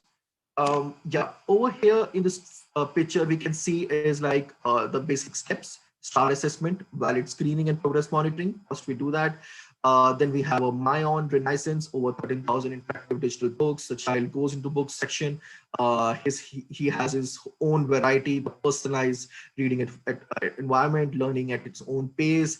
A lot of things which we talk about flipped learning and personalized learning. I think this makes a definition clear what a typical personalized learning solution should look like when we talk about a definition. So this Mayon reader has been designed in such a way that it derives the student's information in terms of the grade which he is in, his Lexile reading score, what score does it lie on. Say, for example, in this slide, we can see a current Lexile of 250L. So 250L is basically the measurable data or measurable growth or measurable aspect of his reading skills. So this is termed as Lexile. So the books will be automatically recommended on his reading level, his grade appropriate level, and all of that for making it more personalized, it will be done on his interest. So in starting of this page or platform or the solution, we try to find out the interest of the books, what kind of books that he like to read. And in other slides, I will discuss how this makes a difference. And just in fact, getting the right book at the right age or his preference, I think this will be the factor that will make him more personalized and he will be more inclined towards reading, not academically, but also as in culture or a fashion. So this is the whole scenario. And in accelerated reader, we try to give personalized practice and his quizzes and outcome. This is the typical dashboard. You can see as a child can see his time spent, books he has read, a lot of data on first page only, what is the current book he is saying. And also, just a fun fact, we are also known as Netflix of the books. So something as subscription or based something for movies, same way we have subscription based model or something like a very cost effective pricing model currently for India. And this has a huge repository of best class of digital enhanced titles. So child can go and explore a book of his like. So this is a typical student page. Yeah, and what challenges that Renaissance aims to overcome, what we think that I think it's a right pitch to get in, or what are the products that we are offering makes more value. First of all, instant access to resources, material through the resource repository. See, in this current situation of remote learning, I know that most of the academic things can be done, the most of the academic curriculum can be taught, but again, child would be little away from his reading scenario or from his physical library. And also, as a survey which is done in UK, I think 60% of the students were not getting the resources of books. They have been we can see a significant aspect in terms of their performance, the reading scenario, and that has gone low in the grades. So that's why what we see is in this current scenario, I think it would be better if we can give them an option to read anywhere, anytime at their own pace, something like a digitally enhanced library option, digital library, something like Mayon that we are providing to be accessed anywhere 24/7. So that's something what we like to portray. Next thing that we want to discuss is learning outside the classroom, creating a reading culture. I think 30 minutes of a classroom is okay. It's okay, done. But what about extending the learning beyond the classroom? How we can do it? There are these different ways of doing through practical learning, something like that. But again, if we want to create a reading culture, reading environment, we have to extend the reading beyond the classroom. And that's how our Mayon platform comes in the picture. I think it can be used at home, after school, in school. We have some actionable, measurable data to check how much is child reading after school, how much is child reading after 8 p.m., or how much is child reading before is coming to school. So that's how we try to create environment. And again, a lot of community help is also needed in creating this culture environment. So we also, as an education team and professional team, try to create a community reading environment through this culture, through this platform. So this is how we are doing learning outside and creating a reading culture, innovative and enhanced pedagogies. So our product is somewhere inclined in like a flipped learning, a personalized learning, and again understanding the latest pedagogies which we are listening. So this all products are designed according to that one and completely makes sense. Personalized and dedicated strategies to teach children. So our actionable data and our assessment helps the teachers to provide the strategies or dedicated measurable data and outcome to teach student individually, and also help them to grow as per their goals. So that's how our star assessment products comes in the picture. Gives a lot of insight, gives a lot of actionable data for the teacher, and not just on paper, and just also helping them to understand and to work on that one. So it can be district, classroom level, your building level. So we can have some actionable data, which school, which class is doing as per their performance. So upskilling at early age, we have this program from pre-KG to class 12, something we have from early literacy in our Mayon, then we have some later literacy. But again, we start at early age. These books can be used inside the classroom. They are academically inclined. They are all based with international standards. IB curriculum, as I was saying, it's based on CEFR. It's have the assessment according to the best of the best standards. And we also provide measurable and actionable outcomes to foster our growth of its child. So yeah, and this is a typically students at EAL ecosystem, and very makes sense. EAL stands for English as other language, or English as a secondary language audience. So first of all, what makes the challenges point to be noted is the reading level. It is said that once a child reaches a 4 grade, year 4, and if he is not given the right books, or if he has not adopted the reading environment or reading strength, I think after that the coping up becomes little difficult as per the survey, or the coping up to for the next grade becomes little difficult. So that's why the ratio is higher. So that's why what we see is a reading below level after year 4 puts student on dropout track. Students need to read not only to be proficient reader, but also gain subject area knowledge needed through their academic career and after school. So that's why right reading level, a certain age of reading level is required. Motivation is the second aspect which makes the biggest difference in personalized learning. We need to give right motivation to the students, what kind of books that he would like to read, what kind of books that he would like to go on. So that is makes it different. Right motivation, and motivation is something from inside. We cannot push something to a child and say this is good for you. Something out of his curiosity. And our platform Myon, I'll just show you some sneak peek of the real working environment in just a few minutes. It's a huge variety of books. Just open your curiosity and see what kind of books that you would like to read. And it's so beautifully designed that children get inclined towards reading in that way. So that's what you say. Motivation is the other factor. Authentic literacy. I think the one line can be literacy to literacy. If you want to create an environment, reading environment, I think it is the best way to do literacy to literacy. Give authentic books, give right books, give good quality, good authentic books, and that will help to foster their skills in terms of that. Effective practice. Just about reading it would not be okay. Why don't we give something for practice? Why don't we check check how much they have understand from the book, something of their area of interest. So effective practice is also required. Good assessment is required for the teachers to provide right insight, personalization to the level that he is inclined towards reading. So accurately and fluently in materials that he would understand. Access is something needed right now, beyond the classroom, beyond the library, physical library, 24/7. Freedom to have it get selected. So freedom to select the books that he like. And also teachers can also intervene periodically to help the child to read the right kind of books. But again, freedom, something a child's is his own right for in terms of reading culture. So why do we need to focus on English language? See, this is a statement that doesn't require any more information. But what makes us more difference is what I was thinking in my sense was India is also getting for PISA. The PISA is in global standardized tests to access reading, mathematics, a basic foundation literacy.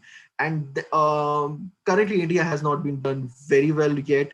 I think we would be coming back in this PISA exam by 2021 again. So this basically tries to analyze the students' reading level at the whole country based, and we were quite a low in this time. And now I think with this environment or with this awareness, I think we would be performing much better than it sounds. So I think India is preparing for PISA. Let's again we create a reading environment or literacy environment in this current opportunity. Is there a solution to help students to meet the problem? Yes, this is the one I'm talking about. This is a Myon platform. So over here you can see is the preferences for books. He can browse the books according to his taste or his genres. We have graphic novels, we have non-graphic, literacy, interesting books. So it's a digital platform allowing students unlimited access to thousands enhanced digital books.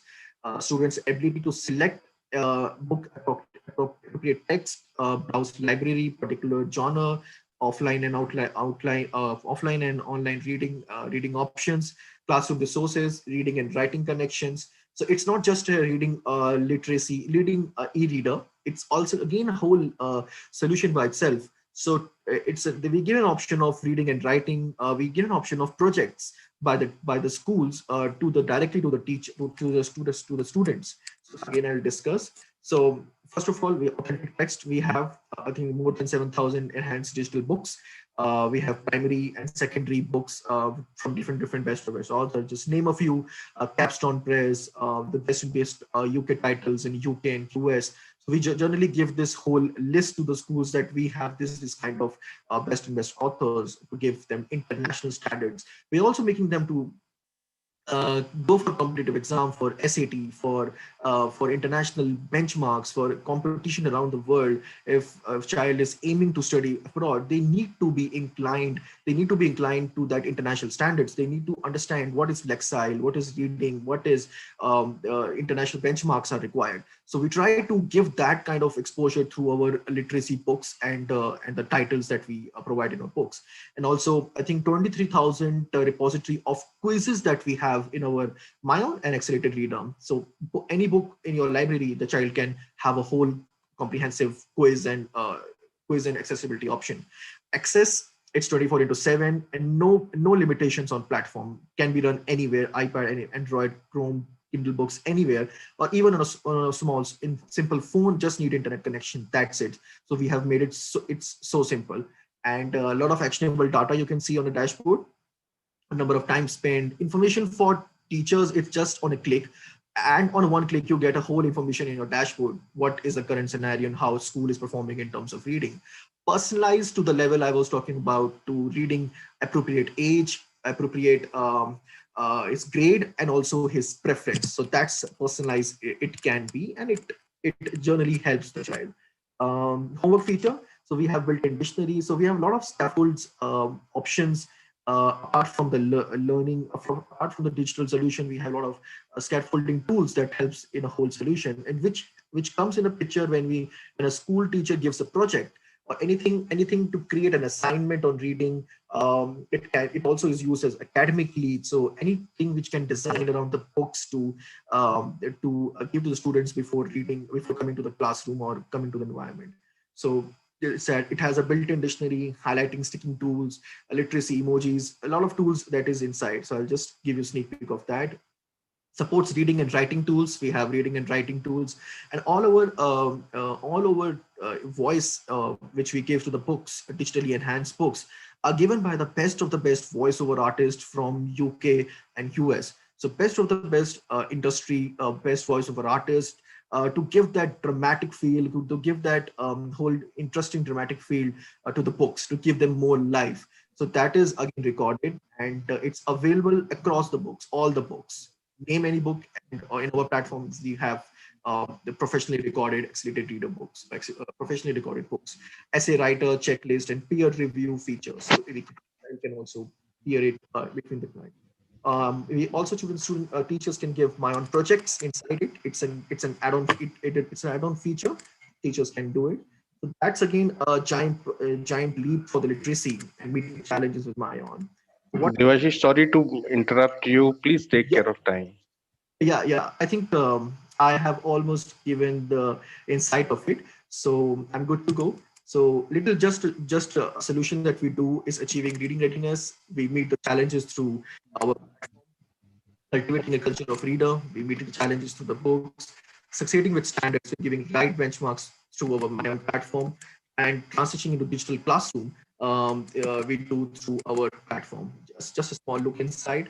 I think price, as I was suggesting, it's again very I think a cost based. We have research. We know how it would be, and it's again very comfortable. So that's our journey. We started with this in the lockdown. We give a lot of options to the schools, and we got a lot of feedback. So that's international award recognition that all over the world we have received. So yeah, that's a little insight. It's not a product about it, just a little insight, and let's see how we get feedback in the market. So yeah, thank you, Pankaj. Yeah, this was it from my end. Little idea about the whole solutions that we provide. Thank you so much, Devashish. Only one thing I would like to know in the next 1 minute, that what are the age groups you are catering through your product, and what is there for my schools? What is there in your product for my schools, especially any offer, anything are you offering? Yeah. See, offer is something which comes secondly.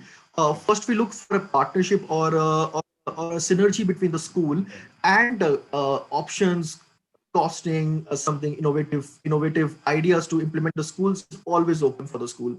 But right now what we are looking is some school, if give us an opportunity that, yes, I would like to explore how you can do it, reading culture in my environment. I am doing from my end what you can do and how you can get the result. So yes, there are a lot of good pilot programs that we would like to give to the schools.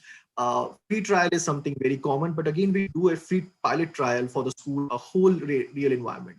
And costing, as I was saying, is very nominal, very cost effective, although being international US standards, it's all international benchmark. So yeah, I think offers is something which we already have in our pocket. We can discuss with the schools as per their demand. Yeah, anything, yeah, something similar to Pankaj? Yeah, sure. Yeah. So thank you very much, Mr. Gandhi. It was a wonderful presentation, and hope we'll be having a wonderful assessment tool. Not only the assessment tool through your product, it will enhance the reading habits of our children. Thank you so much. Exactly. This is something we also aim for. Let's create an environment, reading environment. Yeah. Thank you so much. Thank you so much, Mr. Gandhi. Thank you. So moving on to our next speaker, I apologize, Mrs. Murthy, that the session is delayed by 5 minutes. So we have Mrs. Sita Murthy with us.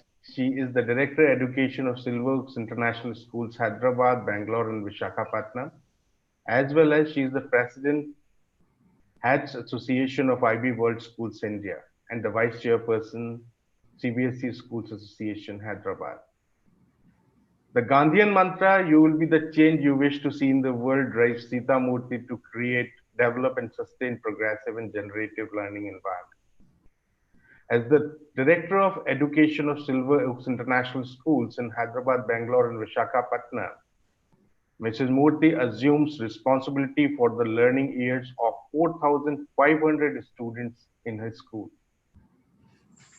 As an IB educator and president of Association for Heads of IB World Schools in India, she blends national and international goals of education in all her endeavors within and outside India.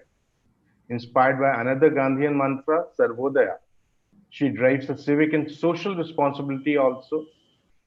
There's a program in Silverworks called Me and My Country, We Grow Together. One unique initiative in the CSR is Coins for the Country. Personally, I like this concept, ma'am, through which the students save and earn coins annually. And 1.5 CR rupees have been donated in the last 13 years for the education of the less privileged children. We welcome you, Mrs. Murthy, on our platform. Thank you. We are keen to listen your views on change is the only constant. Thank you very much, Pankaj, for having me in your conference. I'm Pleasure, sure you had such wonderful speakers yesterday and this morning too, that so much has been said, so much has been shared, that the audience must, the treasure chest must be full by now, that they have picked up so many jewels from each of your speaker yesterday and today, that I really wonder if there's anything much that I can add. But nevertheless, let me make use of the time you have given me to share how I look at the topic that I've chosen to speak about. Change is the only constant. Okay, as you in my introduction, as you said, I love that line. Though none of us are very sure whether Mahatma Gandhi said it or not, you be the change you wish to see in the world. Okay, because change is something that constantly happens. And who better than the entire humanity as of today can vouch for it, that from March 2020 till now, how much has changed? Everything has changed. The way we look at life, relationships, the way we look at school, education, teaching, learning, everything has changed. Is this going to be constant? Maybe not. Actually, certainly not. This will not be constant. The way we look at things today, as on 7th November 2020, may not be the same in January, February, March, April. Everything is going to change again and again and again, because change is here for constant. So in these months, there was so many WhatsApp messages doing the round, so many things being exchanged and shared. One such message which made me read a lot about it was a bridge in Central America, in Honduras, called Choluteca Bridge. A bridge, a hanging suspension bridge made on a river called Choluteca in Honduras in Central America. This was in 1996. Well, the local authorities have planned and extremely diligently, committedly planned this wonderful bridge, took the help of Japanese engineers to execute it, and made this fantastic suspension bridge, which was a tourist site for many people.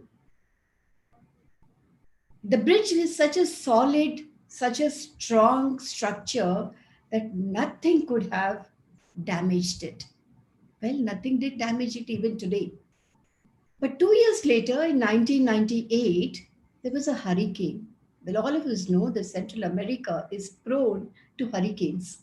But this particular hurricane in 1998, I believe, rained so much in one day what otherwise the rain would have been for about 6 months. You imagine the intensity or the extent or the damage of that rain, that hurricane. When the hurricane stopped, when the entire city got wiped out, structures got wiped out, everybody was wondering that the bridge, this bridge, Choluteca Bridge, remained the same. Oh, now is the time to think, is this something that we need to celebrate? Because the bridge, even the hurricane, it could fight. But the irony of it was the river beneath it, with the powers of the hurricane, changed its route. The river over which the bridge was built, the river changed its route, and the roads that led to the bridge got wiped out completely. So you see, you have this strong, high suspension bridge in the middle of nowhere and over nothing, and no way to reach that place. How ironical is that? That you have a bridge, or not over a river or roads or a city or anything. You have a bridge for which there are no roads, but you have a bridge which is so strongly built to last. I hope our education system is not like that. Because we educators today and yesterday, some of them have been discussing on how do we enrich, how do we make the system more organic, more fundamental, more enriched. We're all discussing about that. But we also need to look at the other side of, is a system that we created like the Choluteca Bridge. It will last, but of no use. It will last, but for what? It will last, but only to prove that somebody could build a bridge like that, but also to prove that somebody did not have a vision that it is not, we don't need something that lasts. We need something that adapts, that changes. And that's what our education system should be looking at. The theme of your conference, Inspire, is a wonderful word. Where does inspiration come from? How does it happen? Well, there is no single source from where we can draw inspiration, because there are multiple sources, many things, people, situations, and incidents in our life that can actually inspire us. I thought what I would like to share in this talk of mine briefly is about how we, the educators, we, the teachers, we, the people who run schools, we, the people who interact with schools, or are given this onerous responsibility of playing a certain responsible role in the education of children. How do we inspire ourselves? What is it that we need to do internally to ourselves to become those people who will not be Choluteca bridges, but who will be those people who will adapt to the changes that are required?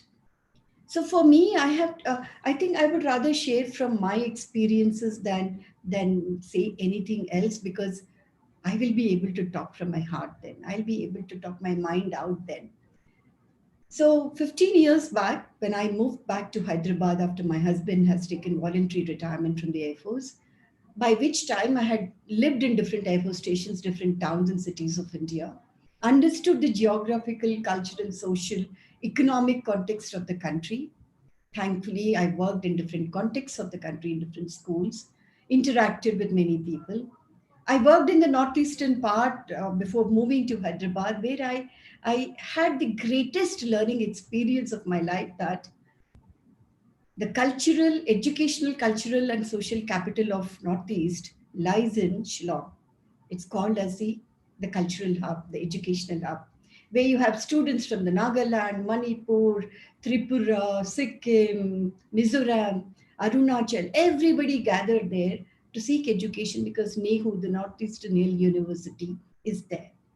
So when I was working there, taking care of the senior secondary part of the school, that is when I realized what I knew until then as a teacher in the mainstream India is of no use to me, because to interact with children students, they were not children, they were in the senior secondary wing because they were all teenagers, and many of them joined school a little late, so they're in 17, 18, and some of them 19 too, in the 11th and 12th grades.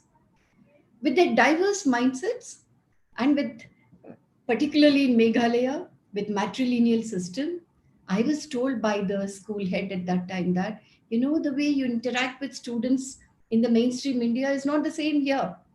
You cannot possibly threaten a student saying that I'll call your father, because it's a matrilineal system. That student, that very strong and savvy guy in his 17-year-old with very handsome looks, the moment you take the name of his mother, he would take a back step because he has grown up in a matrilineal system.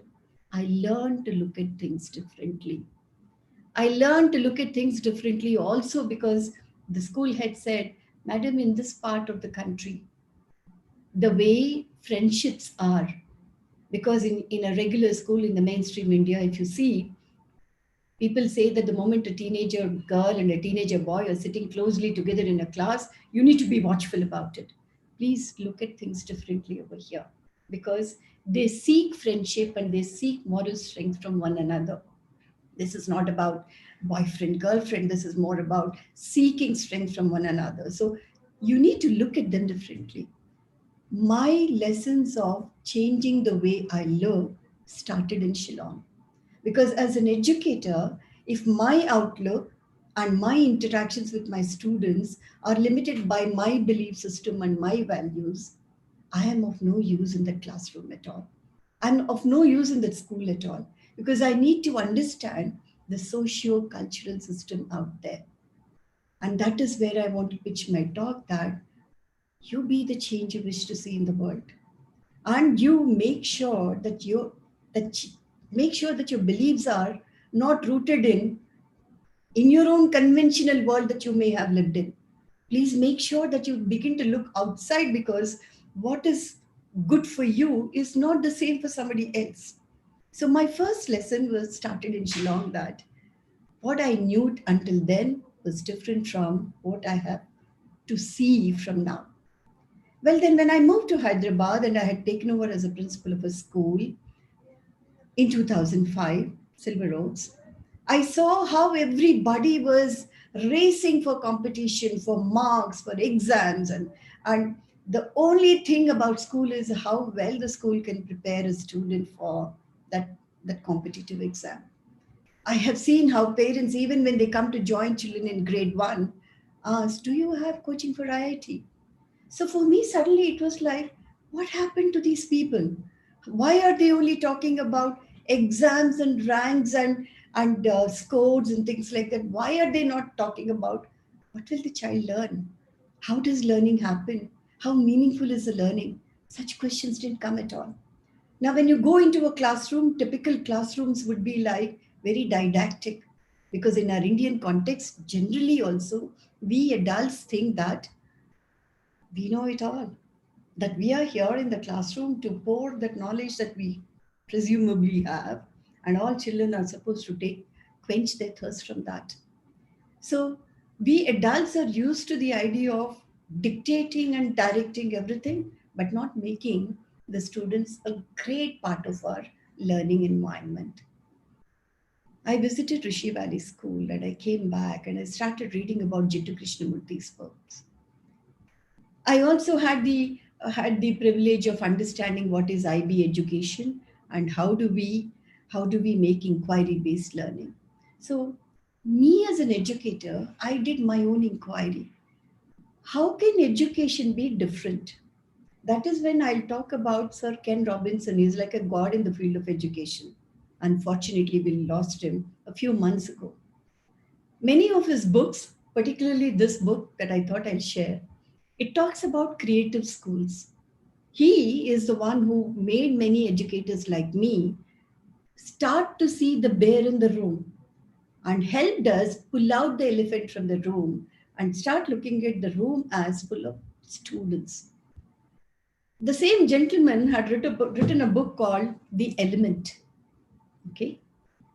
This is about what is your core passion? What makes you actually go forward to do what you do, whatever you may be doing in life. But especially we, the educators, if we begin to identify what is our element, what makes us go into the classroom and what can make us feel inspired every day to go into the classroom. So when we see the element in us, we probably will be inspired enough to help our children find their element. Because teaching and learning is not just about exams and syllabus and tests. Teaching and learning is about how do we help the child find his own self-worth, his own element, and how does he begin to build upon it. In his last book, Sir Ken Robinson, which I don't have now, otherwise I would have shown the cover page at least, he has written these three words: learning, education, schools. So learning is something that everybody does everywhere, not just in a classroom. The moment you start looking at it like this, you will realize the vastness of this sentence. Learning happens everywhere. The second thing is education. Education is a framework of things within which a curriculum, a co-curricular activity, a certain goals, certain systems and processes are built. That's education. The third one is schools. Now, school is a subset of the system called education. School need not be necessarily a subset of learning. When he poses his debate in that book, it was mind-boggling. That is when you start looking at how do I bring that learning to the forefront and not the exams to the forefront? How do I make sure that the students are involved in that learning and not teacher as a central star in the classroom? So when I went to Rishi Valley, when I started reading about Jittu Krishnamurti's books, and when I started looking at constructivism, inquiry-based learning of the IB, I realized in all my exploration of different books and texts available on the internet, the first inquirer in the world has been Buddha. He is the one who said, question everything. Unless you question, unless you inquire, unless you ask, you don't know why you're doing what you're doing. The first inquirer for me, after that I realized, is Buddha. And then someone I looked up to is Jittu Krishnamurti, who always engaged with the students. The art of open-ended questions, which we learned through IB, has been there in our country since the 50s.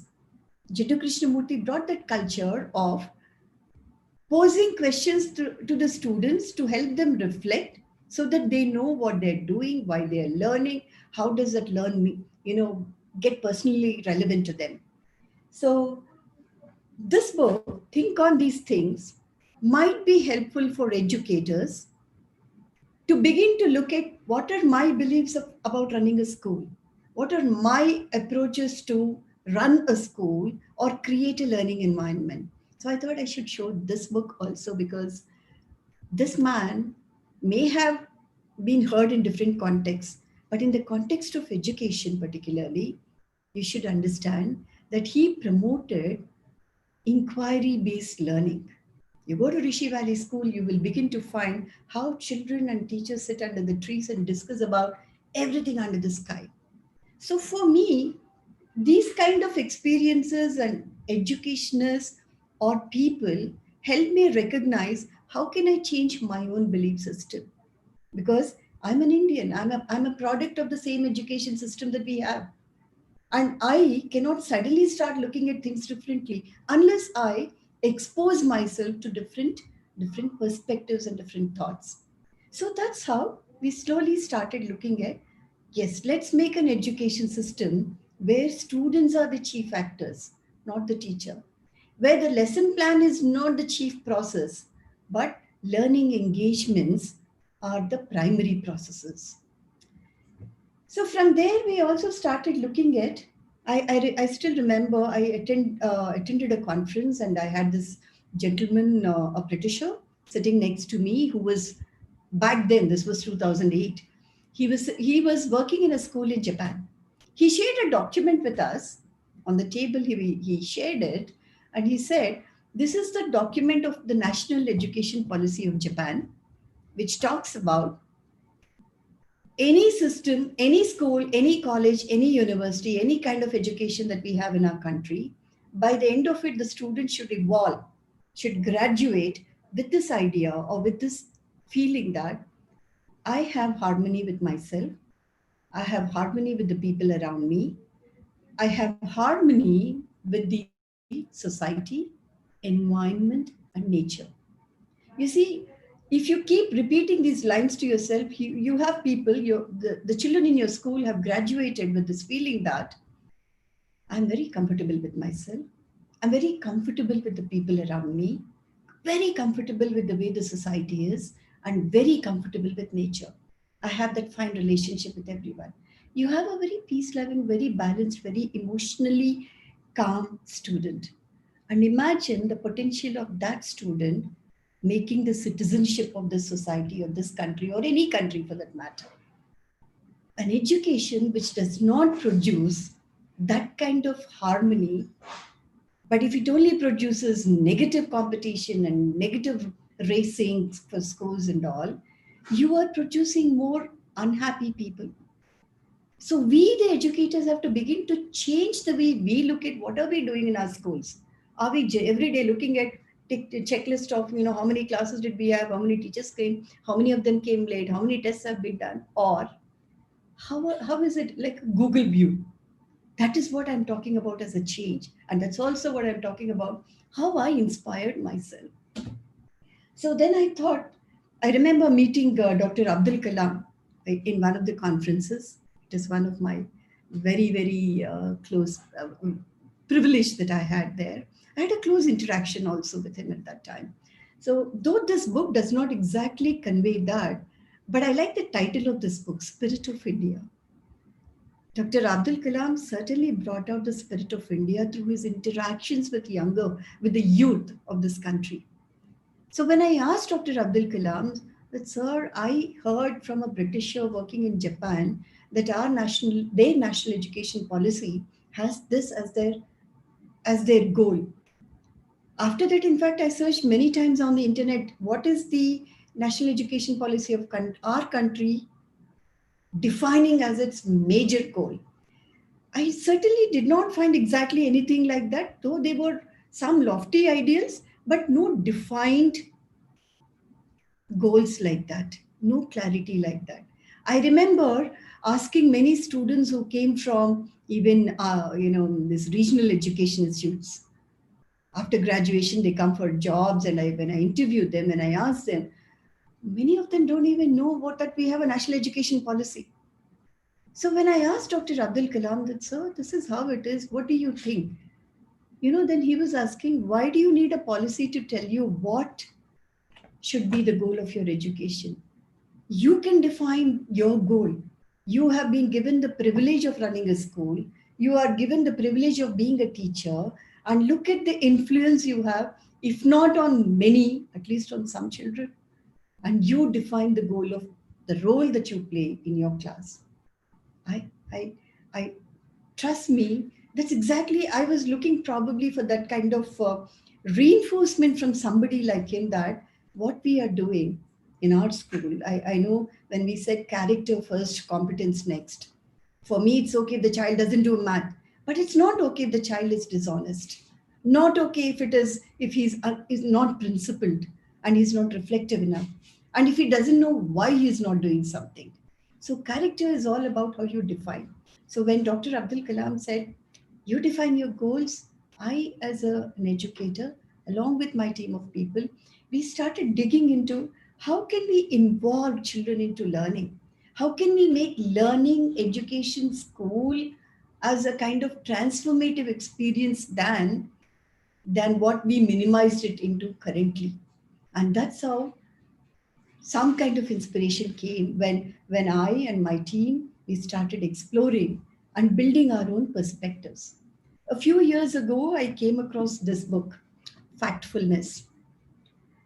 Well, Dr. Hans Rosling, unfortunately, we lost him again last year in December, a Swedish medical professor who, with his multiple experiences, understood that the worldview that people have, whether it's about poverty or about child marriages or about dowry or economy, GDP, the worldview that people have, whether in Europe or in America or in Asia or Far East, wherever it is deplorably poor, deplorably pessimistic, and deplorably factless. So he came up writing this book, Factfulness, which helped me and again my team in the school to develop a perspective or have a worldview which is supported on facts. We as educators cannot quote facts, cannot quote anything based on our assumptions. We as educators need to be so responsible to quote facts before we talk to the students or our teachers or our parents. So how did I inspire myself or inspire my team? By, we all spend time on reading this book for months together, 3 pages a day, but understanding what is our worldview, how do we go about it? Why am I sharing all these things with you? Because we as educators, if we don't change the way we look, and if we don't believe that this is what has come to us, that we have to accept that we can't be Cholutika bridges, that, I know how to teach math very well. I still remember when I interviewed a math teacher some 12 years ago, I asked her, tell me, why should I take you? She said, I have 18 years of experience of teaching math in 10th grade. I said, tell me one thing you did differently in these 18 years. She just knows how to teach math. Like how, there's no undermining it, but I'm saying that if you don't change, because the generation that comes into your class, today we are talking about STEM, we're talking about STEAM. This generation can teach us usage of technology. But we, the educators, need to find ways to connect with them, find ways to show them that equilibrium in this life, find ways to build their emotional intelligence, because whether we like it or not, they will learn technology. Whether we like it or not, they will show us how to use our iPads and our smartphones, or fix a problem on our laptops. But we, the adults, have to be able to bring all these perspectives. So in the context of NEP also, there were so many discussions in the last few months since the time it was launched off. The discussion largely, at least some of the discussions, were more about how can we teach languages now? How can we teach so many languages now? What is this? How is this? Let's start looking at it differently. Because only when we start looking at things differently, we, the educators, we will know how to build value to everything that is recommended. I started looking at, is languages about structure and grammar? Or is language also about ethnicity, the science that exists in it, the wisdom that's there in it, and also the aesthetics that are there in it? We can always develop a package of languages, some or many that exist in India. Take the ethnicity, take the aesthetics out of it, and make a module out of it, and give that experience to the children that this is what is the beauty of the language. I remember reading in one of the books, which said that with every old man or woman dying in that last village somewhere, that much of knowledge and wisdom is dying down because we don't know the language of these people. I remember a few years, I'm a Himalayan trekker. I go on treks every year. I went on a trek some time back. I was coming down from that 14,000 feet altitude, coming down after our trek is done. I found this elderly couple with their kettle walking higher. And when we asked them, they only knew Himachali, and in our Hindi, we asked them, where are you going? So because it's May, now there'll be grass for the cattle to graze. They're taking them higher into the altitudes. For 3 months, they'll be there until the rains come. So we looked at suitcases. Are they carrying suitcases? Do they have anything to take care of themselves? No, nothing at all. They will make houses with the stones.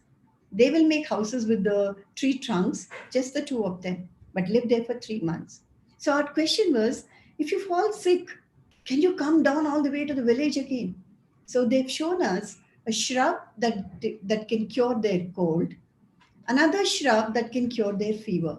But in their Himachali, they were trying to explain, and we made inference and understood it.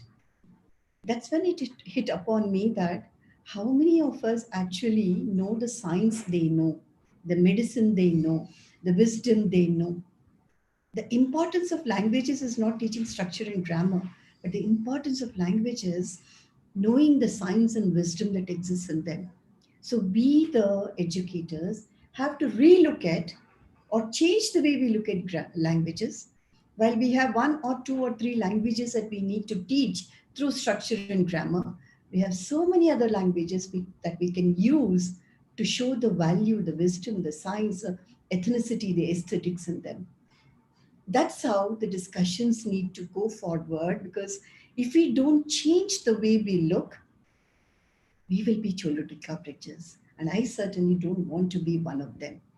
So on that note, I will conclude my talk with this last book by Gurcharan Das, The Elephant Paradigm. Well, the book has multiple things that talks about how India can steadily go forward. But one line I will read for all of you. It just says, the elephant paradigm serves as an essential guide to the new India. While India may never roar ahead like the Asian tigers, Gurcharan Das argues, it will advance like a wise elephant, moving steadily and surely, pausing occasionally to reflect on its past and to enjoy the journey. And that's exactly what we, the educators, have to be in our schools. Be that steady, be that Indian elephant, who will march forward steadily with new perspectives and new ideas, so that you will be that change that the world wants to see. Thank you very much. Thank you, Pankaj. Thank you very much, ma'am. It is indeed a very, very enlightening session. And when you were talking about matrilineal system, it reminds me of a quote from Mr. Barack Obama. And according to the quote, this quote is like, you can judge a nation and how successful it will be based on how it treats its women and girls. Right, yes. Yeah. As well as we will conclude this session with one more quote from Mahatma Gandhi, and it is very much significant in today's era also, that true education must correspond to the surrounding circumstances, or it is not a healthy growth. Right, very nice. Yeah, so true. Thank you very much. So thank you very much, ma'am. It is such an enlightening session. It is always a pleasure listening to you. I have heard you on other platforms also. It's wonderful to have you on GSLC's platform, ma'am. My pleasure. Thank you so much for sparing your valuable time, ma'am. Thank you so much. So with this, we'll take a short break of around 13 minutes. We'll reassemble at 12:15. Let me check the agenda. We have the session at 12:15 now. Yeah, we have a next session at 12:15 now with a very young entrepreneur, Mr. Akshal Agarwal. So we'll reassemble at 12:15. Till then, I'll take a break for 12 minutes. Thank you very much.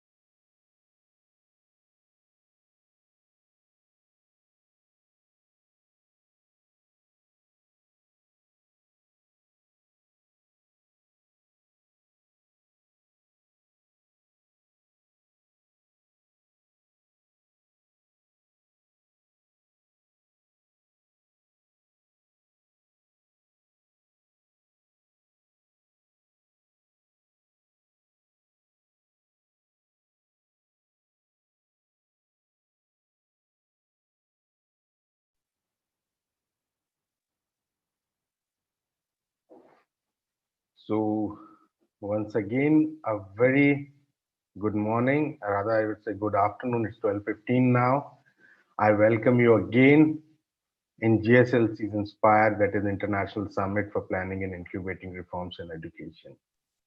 The next speaker with us is a young entrepreneur. He's a good friend of mine. His name is Akshal Agarwal. As I already told you, that Akshal is a young and dynamic leader who is settling into his new role at Nature Nurture. He is in charge of the outreach and is heading an independent outreach team. His entrepreneurial ambition started at a very young age while pursuing law from the Law University, Mumbai. His interest in education developed after he was exposed to global pedagogical practices when he attended the London School of Economics and Political Science in the United Kingdom. He also attended the Berlin School of Economics and Law in Germany. He is currently working on a collaboration program with the University of Helsinki, Finland, to bring the award-winning Finnish education system to India. He is also pursuing CS to be adapted company management. We welcome you, Akshal, on our platform, and it's a pleasure to have you over here. The stage is all yours for the next half an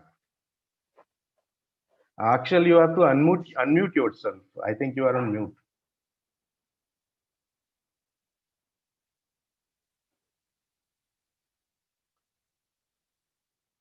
Are you able to hear me now, Pankaj? Yeah. Loud and clear, Akshal. All right, great. Thank you. Thank you for those kind words. It's a pleasure to be here. Pleasure is all ours, sir. I have been to follow after Dr. Murthy, the wonderful words that she has shared, and her experience that spans the entire globe is indeed a great challenge for me. Because as I was listening to her, I was able to connect with a lot of things that I find very dear to me, and I personally believe that education should be all about. And her conversation with Dr. Kalam, as she was pointing out, actually summed it all up. What exactly should a policy tell us, and what exactly should we do in a school, are two very different yet very similar things. So I thank Dr. Murthy for the wonderful talk that she gave. And with that, I would like to come to a little bit of what I have planned for us today. And today, before I get into and talk to you about what Nature Nurture does and what we are here all about, let me give you a little bit of more insight as to why we do what we do. When I was in the second or third year of my law school, I was tasked with a project to see what the regulatory framework of schools in India is. And while studying the regulatory framework, I realized that while there is limited guidelines for schools operating from grade 5 and above, there is virtually no guidelines for what the kindergarten schooling in our country should be. At the time, only probably Tamil Nadu had a code for preschools, and other than that, there was virtually no guidelines. Since then, NCRT has come up with preschool draft curriculum guidelines, so has ICSC, but none of them have been binding. Fortunately, we did have the new education policy of 2020 paying a lot of emphasis on early childhood care and education, but how that will translate into actual guidelines, we are yet to see. So when I undertook my study of what the actual regulatory framework of our country is, as far as our pedagogical and curriculum practices are concerned, I realized that there is a lot of disorganization.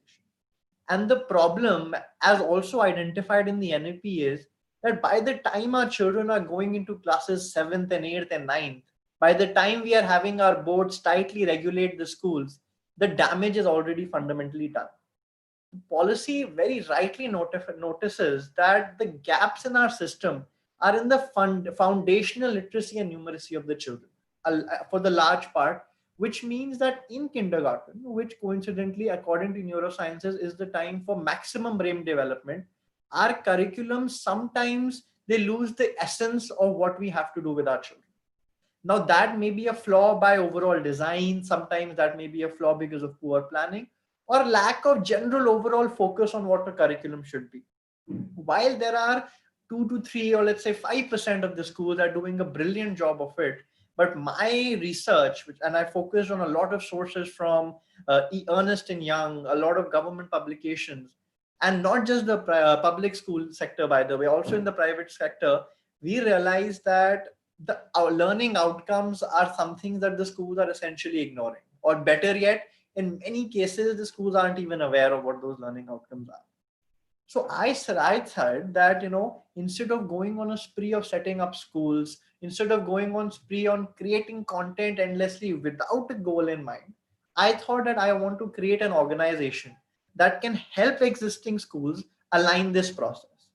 And I'm a firm believer that the expertise of an educator, and that is something that I realized nonetheless, that regardless of how we blame our education system, the expertise of the educator is there in the classroom when it comes to transacting the pedagogy with the children.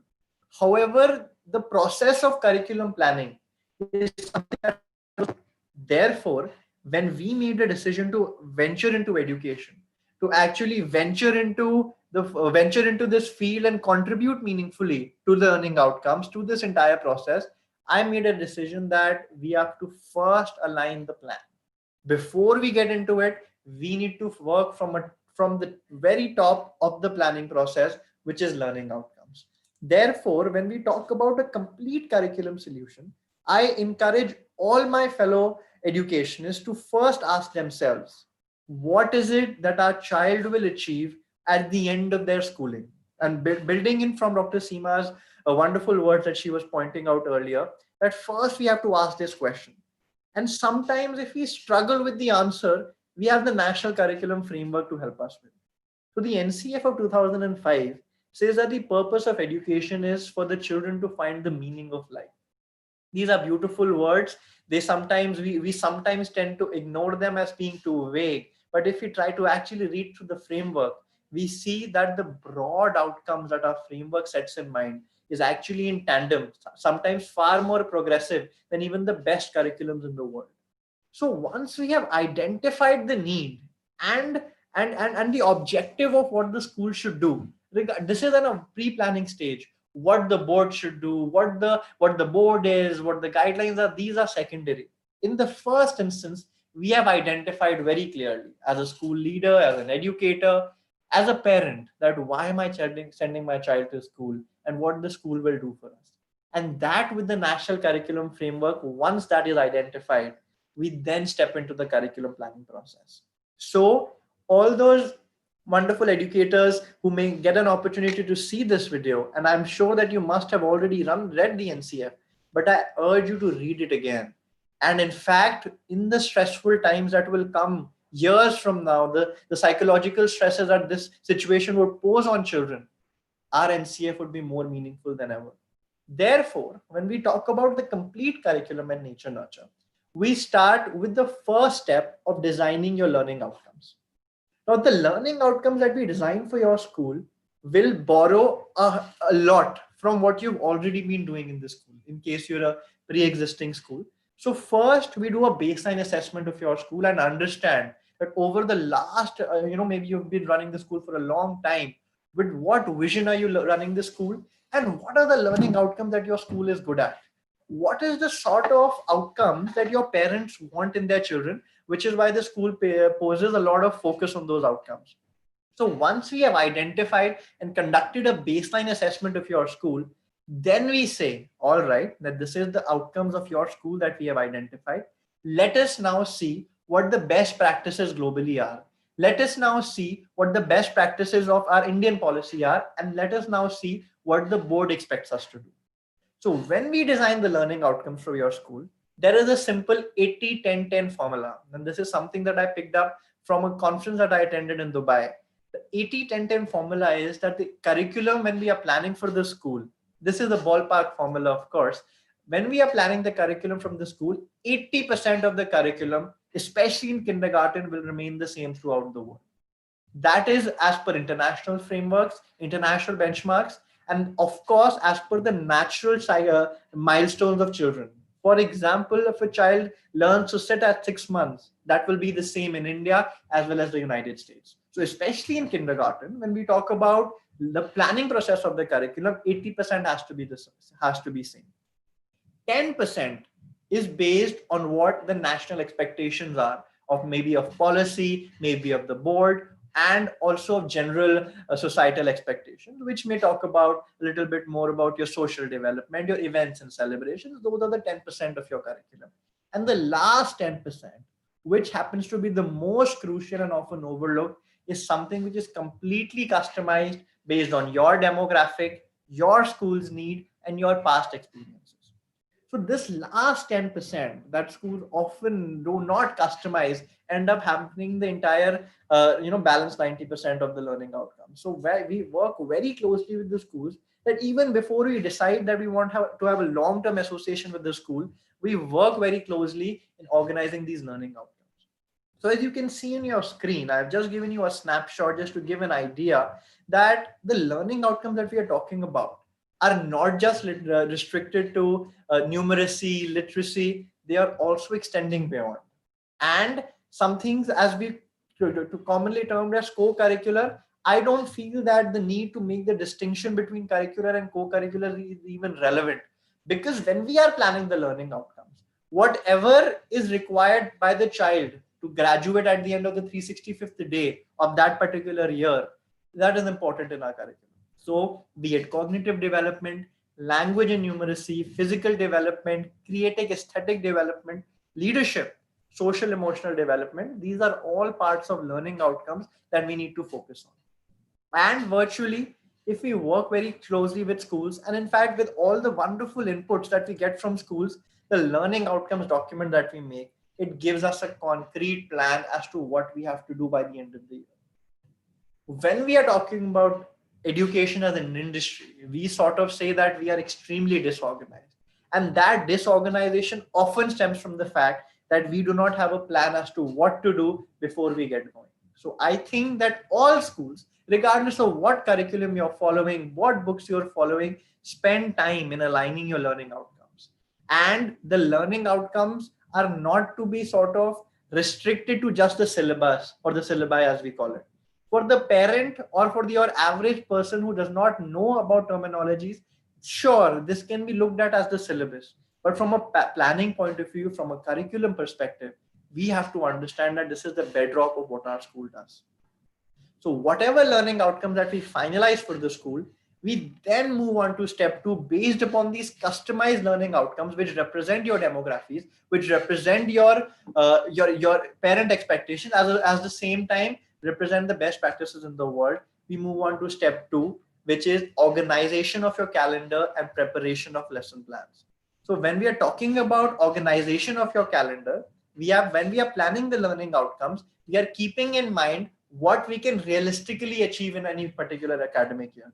Based on that, we are selecting your various materials and resources.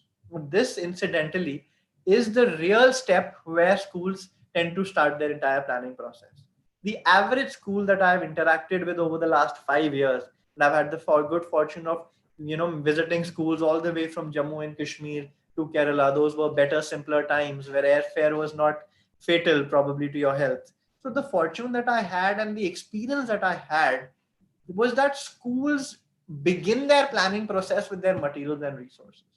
And what I mean by that is that instead of first aligning the learning outcomes, we often make the mistakes of first selecting whatever material and resource we will need throughout the year, and that those materials and resources, they end up forming the syllabus.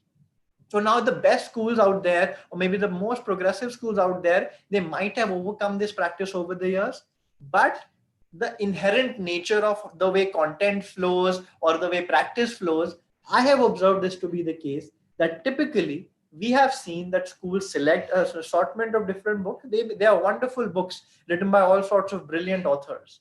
But the practice is to select the books and then make our syllabus. I am just asking schools, if they want to adopt a progressive system, is to reverse this process. First, you identify what learning outcomes we need to cover, and then we choose the materials and resources, which is precisely what we aim to do. Once we have finalized your learning outcomes, then we create and customize the materials and resources for the school. So then the materials and resources can be broadly categorized into 3 buckets, if you may call them. One is your parent resources. One is your educator resources or school resources. And finally is your learner resources which the child will use throughout the year. So for the parent, and more so in the COVID times, we have given we try to give a unique parenting program which helps the parents to understand that if the school is focusing on learning outcomes, if the school is focusing more on 21st century skills, why is that? What is the need to do that? Because if the parents don't cooperate, the entire process, especially in the younger years, is sort of self-defeating because the child spends the maximum time with the parents. At the same time, it also hurts our overall admissions, if I may say, if the parents don't understand what we are willing to do, and we sort of have to give in to parents' wishes, which sometimes are not as informed as they can. Therefore, our role at the onset is to inform the parents as to what our school is intending to do, how we are intending to do it, and if the child is acting out or facing problems, how can you help the child? So the parenting program is also developed in line with the learning outcome that we finalize in step 1. Then the resources for the school. The resources for the school that we plan them in a manner which is true to our ideology, which I pointed out a little while earlier. I said that we believe that the educator's real expertise is in transacting with the classroom, with the learners. Therefore, whatever resources that the teacher will need throughout the year, in terms of wall displays, educational aids, and interactive aids with the children, we will give them to you in advance.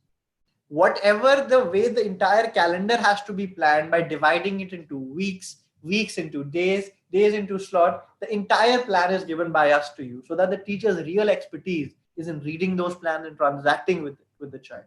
And finally, all the software that comes with it, especially now with our partnership with Google, we are giving resources to the schools, a lot of them open source, a lot of them free of cost, so that they may use it to make their classrooms interactive. Those are the resources that we make for the school. And keep in mind that whatever resources that I've pointed out are again as per the learning outcomes we finalized. We were not forced to modify or create our syllabus based on the material we had available. We had the liberty to choose the material that we want that fit with our learning outcomes. And finally, it comes to the learners. If we have done the first 2 steps right, we get such beautiful impressionable minds with us in the classroom that we are able to shape them up very well. So whatever resources that they need throughout the year is given to them in a very integrated thematic format. And what I mean by that is that when you have the liberty of selecting your materials based on the outcomes, you can choose what you really want to do. What I mean by that is that we are not selecting books which may not be in tandem with one another. We are creating books that are very well interwoven. So we have moved one step beyond interdisciplinary to a transdisciplinary approach. So when we talk about themes in the classroom, it is a story that is flowing throughout the entire year, and all the various domains are being covered using those particular formats. This is the reason, the reason that we are able to do that is because once we have planned our learning outcomes in advance, we know exactly what our books should talk about. We know exactly what our content should reflect. And therefore, if we decide our books based upon our learning outcomes, then we have a lot more freedom to actually create our books that make sense. So as you can see on screen, these are just various snapshots of some of the programs we have done for different schools. Now keep that in mind that whatever we design for your school is completely customized as per your requirements. Remember the 80-10-10 formula. So whatever program that your school chooses will be completely different from let's say, a school in another state. And therefore, this is where our real expertise lies, is customizing the entire program for you. So these are some of the snapshots of the different programs that we have created over the years for schools. For someone in an IB school in Hyderabad, we have created a completely different program.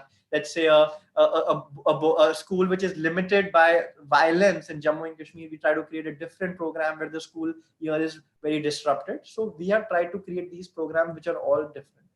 And then we come to one of the fundamental aspects is step 4. Step 4 becomes your assessment and augmentation mechanisms.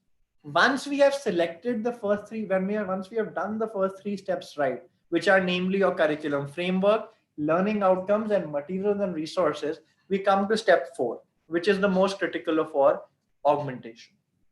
How do we ensure that the way we plan the learning outcomes are actually being implemented in class? For those, as I mentioned a little while earlier, we divide your entire academic year into themes, every theme into weeks, weeks into days, and days into individual slots.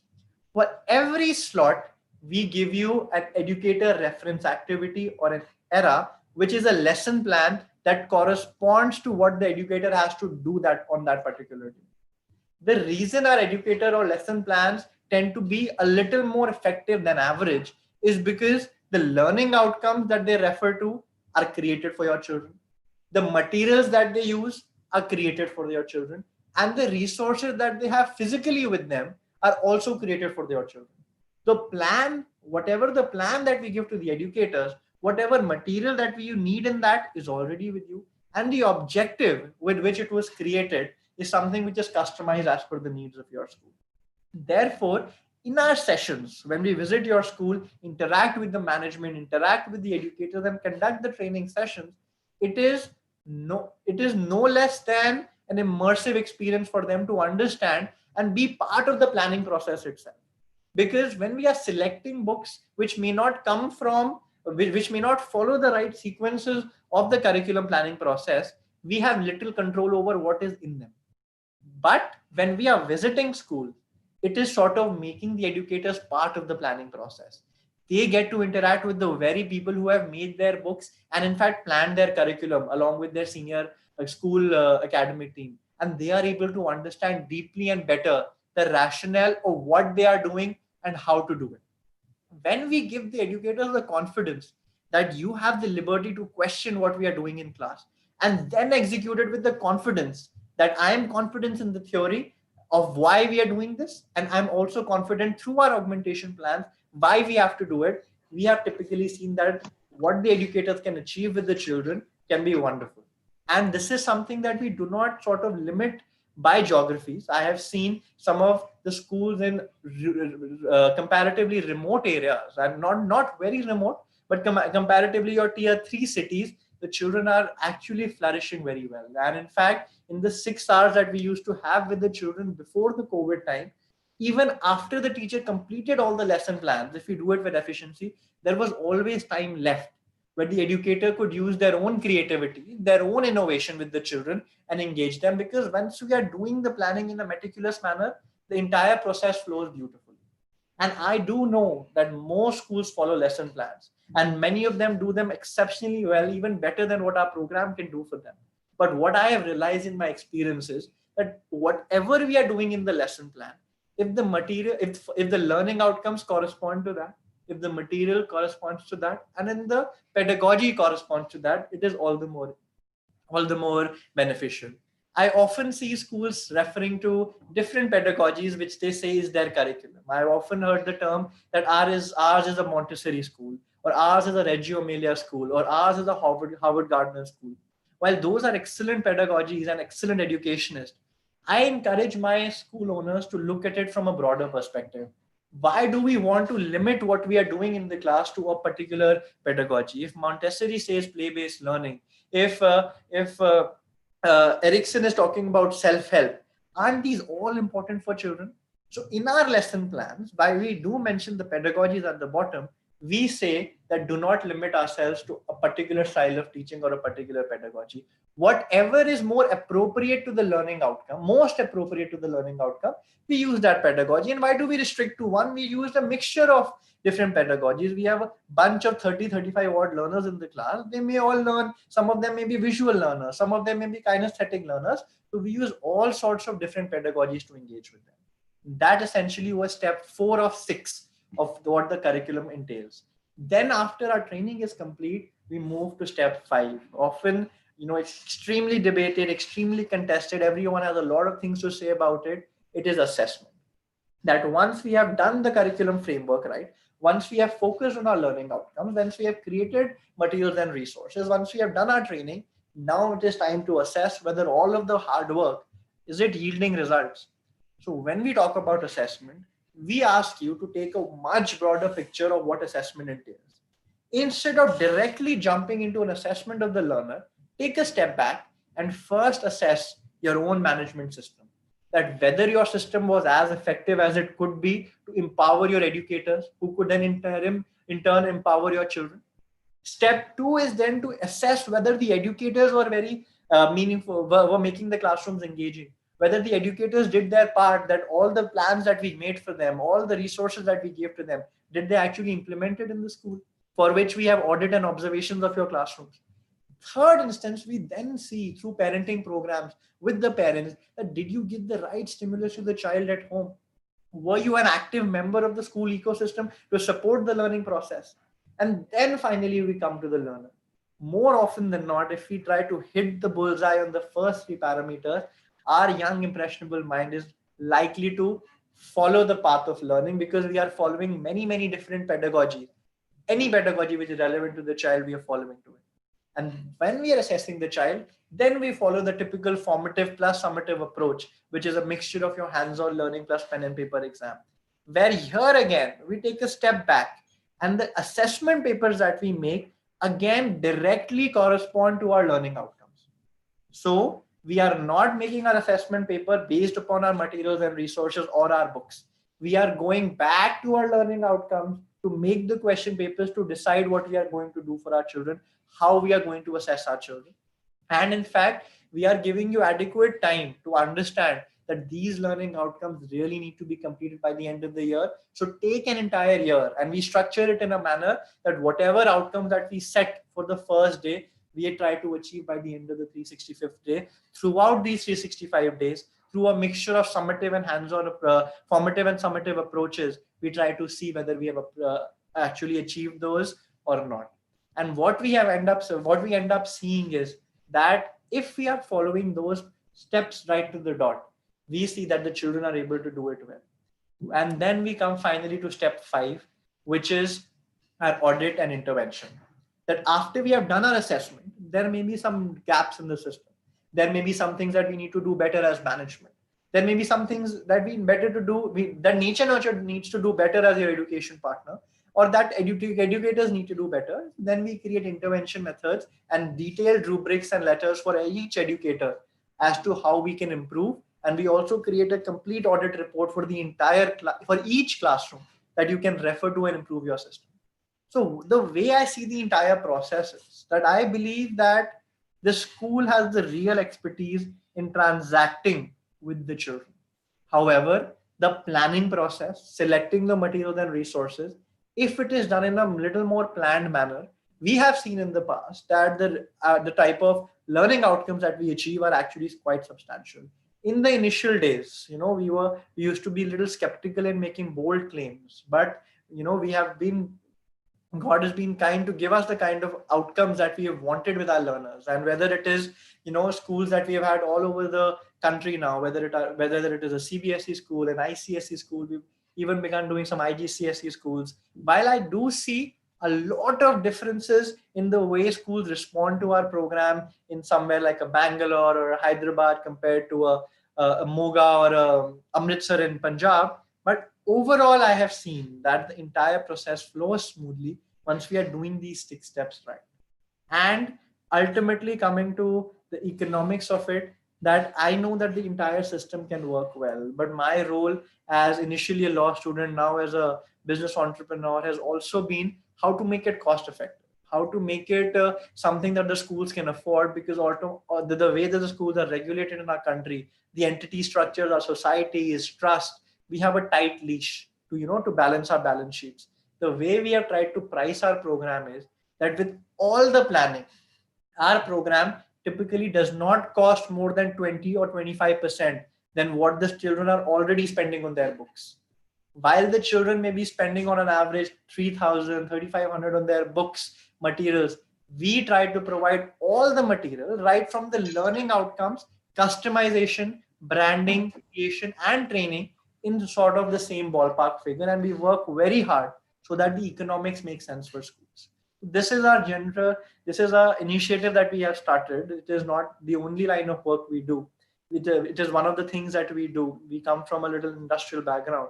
But with all of that in mind, this is a generous initiative that we have started to sort of improve the learning outcomes in school. And our model is not to reach out to 50,000 schools or 25,000 schools. I want to work with a select 1,000 school owners who may have 20 schools or 30 schools of their own.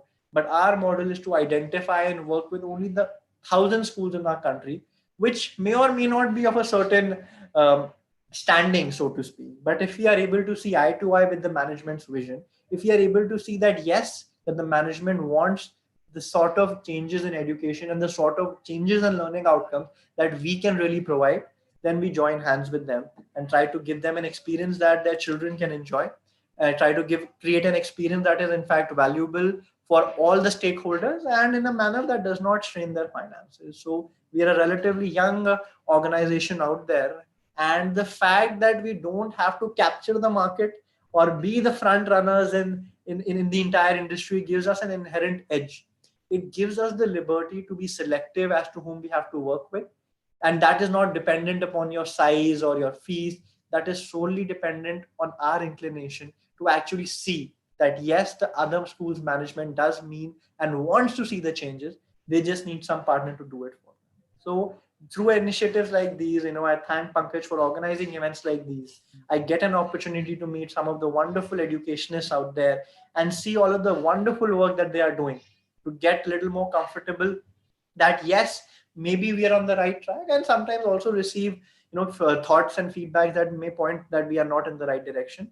And at the same time, listen to all the wonderful things that all of you experienced, and some of them even decades more experience than me have to say, and that ultimately contribute to the robustness of our program. So thank you so much for giving me this time, Pankaj. It was indeed a pleasure to contribute in any way I can to today's conference. Thank you so much, Akshal. It's indeed a pleasure listening to you as well as your vision. And I personally experienced the passion and the hard work Pooja ma'am as well as you has put in this particular product. And I've experienced it. It's a wonderful product, and I would request my friends attendees to visit your website, as well as I think you have given your details in the chat box, so that they could also experience the wonderful product Nature Nurture is having. Thank you so much, Akshal, for the wonderful presentation. Thank you, Pankaj. It was a pleasure. Thank you. So with this, we will move on to our another session today. It's a panel discussion on evaluation and quality in education. We have with us in the panel Mr. Sriram. Mr. Srinivasan Sriram is presently the principal of the Man School, Delhi. He took over the new responsibility in July 2020. He was earlier the IT administrator and head of the Department of Computer Science at the famous Mayo College at Ajmer. He has 31 years of public school teaching experience and 18 years of experience in IT administration. Mr. Srinivasan is the recipient of the prestigious National Award for Teachers for Innovation in ICT from the President of India. He is also the recipient of the National Computer Literacy Excellence Award. We welcome you, Mr. Srinivasan. Our second panelist, pleasure, sir. Our second panelist for the day or for the session is Dr. Amrita Vora. With over 25 years of transformative work in education, Dr. Amrita Vora is a passionate learner and educator currently serving a dual role as Director Education for GEMS Education India and Executive Principal for GEMS International Schools, Gurgaon. Dr. Vora is a PhD in English Literature and Certified Program Leader for Cambridge Professional Development Qualifications for Teachers and School Leaders. She has been a faculty for undergraduate and postgraduate programs in women's studies, literature, feminist literacy criticism, women's, and child psychology and business communication. She was helped set up and led various schools as a principal. Her experience as an educator cuts across various aspects of K-12 and higher education, from curriculum design to quality assurance. We welcome you, Dr. Vora, with this interesting topic of evaluation and quality in education. As well as the moderator for the session is Mrs. Sapna Sukul. Mrs. Sapna Sukul is a consultant, and in a career spanning 25 years in the field of education, Sapna has explored many areas which have added immense value to all the institutions that she had served. Her innovative learning methods and teaching techniques are often recalled by many of her students. While working at school, she has focused on giving more exposure to children. She has worked to the adding to school's brand value in the following ways, leading to better admissions and staff employment. She has worked closely with the education correspondents in the past. So over to you, Sapna. Thank you. Thank you so much. Thank you so much. Thank you. Thank you. So, good afternoon, everyone, and good afternoon, Dr. Amrita and Sriram. So, the topic is very vast, and when Pankaj told me yesterday to moderate, I said, these two are stalwarts. They just keep speaking, and I'll keep listening because they have so much of plethora of knowledge. And Sriram, I have been associated with now many years, and we know inside out of each other that how do we think, we can read that. And Dr. Amrita, we've not worked on the same forum, but I've been listening to you on and off with different panels. So pleasure listening to you. Now, when I was talking to Pankaj, I said it's a deep topic, and I was talking to Sriram in the morning. I said, Sriram, what will we speak? Because you can go on, and Dr. Amrita can go on and with IT. And read your profile itself seems that you can speak on the profile for hours about training. One can speak about the training, one can speak about the IT industry, and the school is complete. So I was just thinking that let's start with when we talk about quality education and we talk about evaluation in schools. So what comes to my mind immediately is, let's talk from where does it emerge. So this new education policy, the first page you open, and we were just discussing that it says the SDG goal number 4, it covers. So what, according to you, was the traditional method? And when we see today, we see that CC is again coming into action, and it will come into with this new assessment and evaluation, which will result to. So what is your thought about it? If you could just highlight, starting from Dr. Amrita, please, if you could. And then I'll come to Sriram with an IT solid question, which I thought will be a challenge for me to get an answer. So you'll answer that. So Dr. Amrita, if you could allow me to throw this question at you.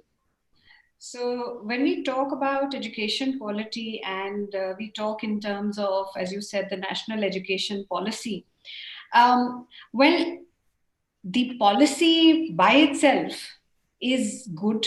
We all, I think, as educators agree on that. It sort of hits all the right points and gives the whole idea of policy a sort of a backbone rather than a spine, rather than a stick approach. These are some of the key things. And that's what needs to change. And when we talk about educational evaluation, there'll be two things. One is evaluation of the whole school, or quality assurance of the school as a whole. And then the other is within school, how we look at the idea of assessment and evaluation. And especially now, in all these, in the context of the NEP, in the context of the major disruption that we have seen with the pandemic and so on. So there's a lot around there, as you quite correctly pointed out, Sapna. So to me, when I look at evaluation, we cannot see children, and I think the policy completely corroborates that. We have to stop looking at children as a collection of percentages. That is where the big problem is. Every stakeholder tends to look at it that way, and therefore very often educators end up saying that, oh, but how do we tell parents? We're not here to do some kind of purposeful Darwinism wherein we are weeding out, probably culling out who's not merited enough or so on. We're not here to judge anybody. And that has to go out of the system of evaluation, whether it is school evaluation or a child's evaluation in any format. The NEP also talks about 360-degree assessment being built into the system. And as a school which has been actually doing that practically on ground for years now, with our student-led conferences, and even in early childhood, even during the virtual learning, we were able to thankfully do it. We had to rethink the whole thing, obviously, but we were able to do it, and pretty successfully. Microsoft in the Global Summit recently covered that. And we got a lot of applaud for that. The reason is that every stakeholder is on the same page. And the idea of evaluation is not to benchmark things and so on. Yes, benchmark to an extent, but not to really judge them, but to improve, but to set what is growth mindsets at every step of the way, to remove competition from out to the window, and to actually bring in collaboration. What we truly need today is not just collaboration, actually virtual collaboration, which is making this very session today and yesterday, this conference possible, and so much more. That is what we're all looking at, and that is a skill that children need to be able to develop. So when we are looking at collaboration, then each child, to improve and to go on improving, each teacher, each leader, part of the system, has to go on thinking, what am I doing right? What are a consistent SWOT analysis? What are the yellow boxes, or what are the areas of gap that I need to further work on? How do I identify? What do I feel? Self-evaluation there. What do my peers feel? What do my teachers feel? What do my colleagues feel? What do parents think? When I look at all of these, then I do a sort of critical reflection, and I'm always competing with myself. I'm here, I need to get better, I need to get better. Human beings are born like that. We're all born artists, as Picasso puts it. The problem is to retain that as we grow, right? So that is retained only when we allow for this creative flow of energy, only when we allow thinking to flourish, and evaluation doesn't become something that curbs it, it becomes something that spurs it. So I was listening to when you said evaluation should be allowed, and also I was listening to Sugata Mitra's TED Talk, and what I like, one point which he made was very good, was that he said that why don't we do the assessments first and then we start on teaching, so that we know where we stand. And second point which I took the takeaway for me was that he said, can you answer all these questions? Who are we to ask so many questions to children when we cannot answer? When we cannot answer, so we have no right to ask. So this is a very 2 points he always makes, that you assess yourself and you make your own assessment. Ask the children to do the copy assessment, and then you go and teach them what they want to, the methods which they like to teach. Pre-testing is a very, very key strategy. We always, and it's one of the very key formative strategies that teachers must use. Yeah, I think it'll take away time, so I'm not elaborating. So, Sriram, like we have been knowing each other, and I have always admired you with General Kulkarni whenever we have met. The kind of work and the whatever Mayo tech, everything General Kulkarni owes you. He says you've done fantastic work, and then also we met, and then also I had that how do you manage so many things? And now again I'm asking. Now it's your world. It's like you are so much a man in demand, and we can't do without an IT. Now you are heading a school. With that, like, how do you think and presume? Like, I always talk to some teachers, and then when I do webinars and when I do workshops, and then parents, when I do parents workshop, they said, "Ma'am, हमको भी सिखाइए ना, ये सब क्या होता है?" So I have seen that schools have started doing workshop for parents regarding technology, because they need to understand. So how do you think that this will be the future? Will it be blended learning completely, or will it be just digitization will take over? Or as an IT person, as a head of the school, how do you envision this? And also one more question after this, which I want you to club with this. Since I'm doing all these rural state webinars now, and I can understand that what we talk in, that I was talking to in the morning also, that what we talk in forums is just limited to us. How do we take this to the rural belt with people like you and Dr. Vora? How do we reach out to penetrate this to the grassroots level? I'm talking about schools which we don't even get to know. I'm dealing with such schools now. Okay, a very good morning to you, Sapna, and to Dr. Amrita, the co-panelist. And thanks to GSLC for giving me an opportunity to share my ideas and thoughts with you all. Uh, well, you see, that's what happens when you have a leader like General Kulkarni. It's just not about technology per se. It is also about the amount of leverage that you get in terms of implementing what you think is right, and that was also always available in Mayo College. He let me be the kind of person that I am, and I was able to, he was able to support me in all the initiatives that I felt was so important in terms of getting a tech revolution in the school. To start with, Sapna, you will be surprised that when we began this journey way back, in fact, Mayo is a pioneer in terms of IT. We Of started course. this journey in 1983. And somewhere in 1990, when I joined, we had just a single room as a computer lab with an outdated BBC micros. Now, I'm sure most of them wouldn't have even heard about these computers. And from there, the journey has been nothing short of a dream journey, I would call, to being probably one of the top tech-enabled schools in the country today. Um, but I would like to tell here that most of the times people get confused with the term technology. You speak to most of the schools, they will say we have smart classrooms, and that is what technology is all about. I'm sorry, I have said this in multiple forums. Technology is not just about getting smart classrooms done up. I keep saying this: smart classes for dumb students doesn't augur well at all for our education. But having said that, it's a right mix of technology and pedagogy that will create the revolution that is required. Now, when I say that, what I mean basically is that well, technology can at most be an enabler in trying to get what you want to give it to the student. But at the same time, if you don't do it in the right mixture and in the right way, it is more likely to be a deterrent rather than being an enabler.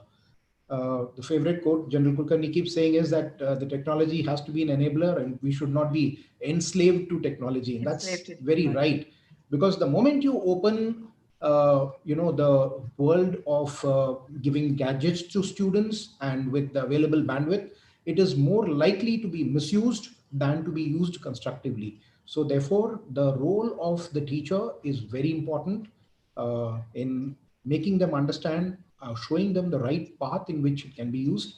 And that is what can really be the single point of success that it can bring into the classrooms, wherein teachers as facilitators can help the students in making the right use of technology in classrooms. So I think that pretty much is the story about how technology can play a role. NEP has mentioned about the role of technology in the new age curriculum, bringing in the 21st century skills. I think the right mix of technology with pedagogy will again be the right way to go forward. To answer your second part of the question, in terms of getting to the rural areas, how technology can help. Technology is already playing a role, as you are aware, as and when more villages and small towns get connected with the internet, the bandwidth, that's the basic backbone that one is required, to have the students and the schools connected with the, the urban areas. And once that happens, a lot of collaboration can take place. There is one mention about the cluster schools in NEP. That's a very a concept which has a lot of importance, I feel, in terms of what NEP has spoken about. Uh, as urban schools, we can make a group of these schools that we can reach out to in terms of getting those students to be a part of this educational pattern, or it can be a collaboration through virtual medium, or we can kind of take a set of students and teachers can go to their schools for a specific period of time and kind of, interact with them and tell them how technology and pedagogy can play a role in, kind of enhancing their learning outcomes. Yes, it is in the infancy in terms of, I'm sure you will be facing a lot of problems working with these rural schools, but going forward, things will look better as and when, we reach out to more schools. Bandwidth penetration, mobile penetration again is one aspect which is helping. Even if you don't have the right kind of bandwidth, even the mobile data bandwidth that is available can be productive if we can form a way to enable the rural schools and the students there and the teachers to use the minimum bandwidth available there to you. How can you use it productively to get better learning outcomes? I also wanted to just add to it that I had the privilege of visiting your school as one of the guests of honor. So I met Dr. Maan and I met Commander Banga there. So your school, I thought it was falling into Haryana border, but when I reached there, I realized that it was Delhi. Yes. So how come such a beautiful infrastructure, a school with a difference, where I saw the creativity in your school, which I saw, and Dr. Amrita, you should visit his school. It's one of its own kind. And I did a workshop there then. How come and Rohini is a sector where your school begins, Rohini ends. Because I was heading this Sparsh as director. So I used to go till sector 5 and your school begins a little later than that. And I saw the rural population around, and Mr. Maan told me that this is a belt where the children where they come to your school are not from very, very affluent background. Yes. So they face this challenge. So how do you my question was, how do you bridge this gap of technology with those kind of parents? Because that sector is little on the not very affluent side. So during this time, how have you dealt with the situation? And since you joined in July, so this situation was at its peak. And when I visited, it was in peak Jan, Feb, when it was blooming. So these two, how are you, what is your advice, so that I can give this advice, I can pass it on from here to the schools which I'm dealing? Well, I'm not sure whether we can replicate this model at other places. That leave it to me. I'll try. But to be frank, I have not faced a single issue. The primary reason for that is that I have, with due respect, Commander Banga has done a lot of good work before me, and the school was already IT enabled. So I've not done much that I can take credit out of in the last 3 months. That I can say it is all because of me that's it's happened. See, when you are in a progression in terms of implementing these IT initiatives over a period of time slowly, it sinks into the set of people. Rural or urban doesn't matter anymore. These are now native, technologies that everyone, a farmer. I wish to narrate this incident with you. Way back in 2012, we did a project with the rural farmers in Ajmer. I'm talking of Ajmer, which is not a very tier 1 city, maybe a tier 2 or a tier 3 you may call it. But we went to a village and we thought we took a project on GM crops. So we thought we'll go and tell the farmers the use of GM crops and how it can enhance the harvest multifold. To our surprise, when we went there, the farmer was guiding us about where he's already using the GM seeds. And he was getting a very good harvest. It was a cabbage farm. And he was talking to us. Probably I would give it to him in terms of the knowledge that he had, bits and pieces. But yes, he was able to teach us a few things in terms of farming, which we were not aware of. So, mobile penetration has done a lot of wonders. Students are digital natives. So when you address the students, automatically the parents are addressed through them. So you really don't have to, interact with the parents on a one-to-one basis to make them understand the initiatives that the school is taking. As long as they can see the larger picture in terms of the growth in child, the better learning outcomes that happens in his child over a period of time, he will not open his mouth. The problem comes when you try to, fool around by giving him, telling him something and the learning objectives are not there, then that is the time when the questioning happens. Also, Sapna, technology, having said, is a great platform to bring in better learning outcomes. It comes costly. It is not cheap, especially for schools which run on tight budgets, the government schools and the rural schools. This is a biggest impediment. Now, having said that, the rates are going down south in terms of the various technologies that are, but still it is on the higher side that one can really do an effective program. So for this to happen effectively, as I told you, there has to be a collaboration between the good tech-enabled schools and the so-called technologically challenged schools, and a collaborative effort between the two can bring in the best of both the worlds. Thank you so much. I think collaborative effort is very much required, and that's what we are working at with different states. And when I talk to them and whatever, and I am just realizing that every state is facing more or less the same problem when it comes to rural thing, and even challenges about running the school.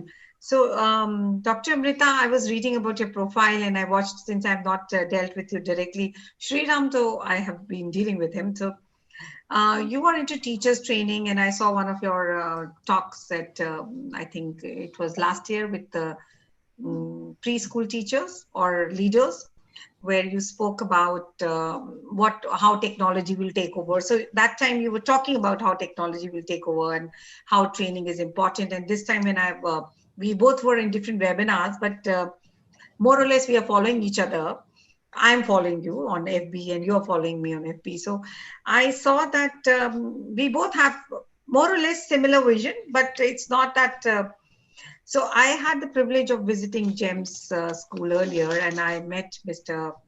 In Dubai. I went for this GSF function, and there also they are paying so much emphasis on Teachers Award, which was something which is unbelievable. So do you think that kind of importance, that kind of pedestal is given to teachers, now will be given to teachers, because we call them Corona warriors and we are giving them awards, and that will be the end, or this will be the beginning? So, and what is the modular approach of the best practices now?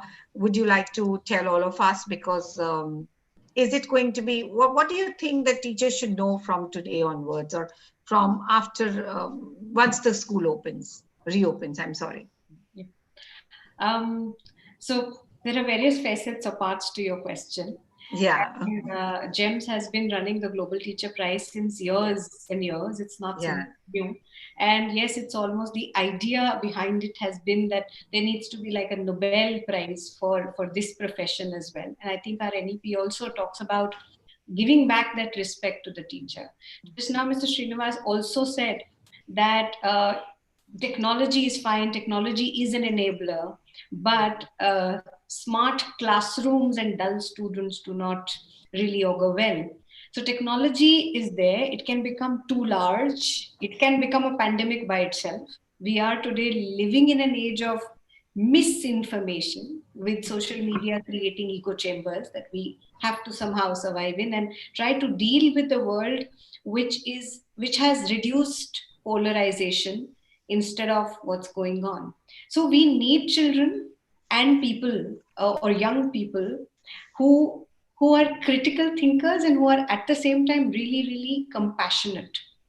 I sincerely, firmly believe, and if you've been following, you would have heard me say this a number of times, no school is better than its teachers. No technology can compensate for the pedagogical work that goes into the classroom. Classroom has by itself transcended the idea of space and time for us. There's no distance any longer.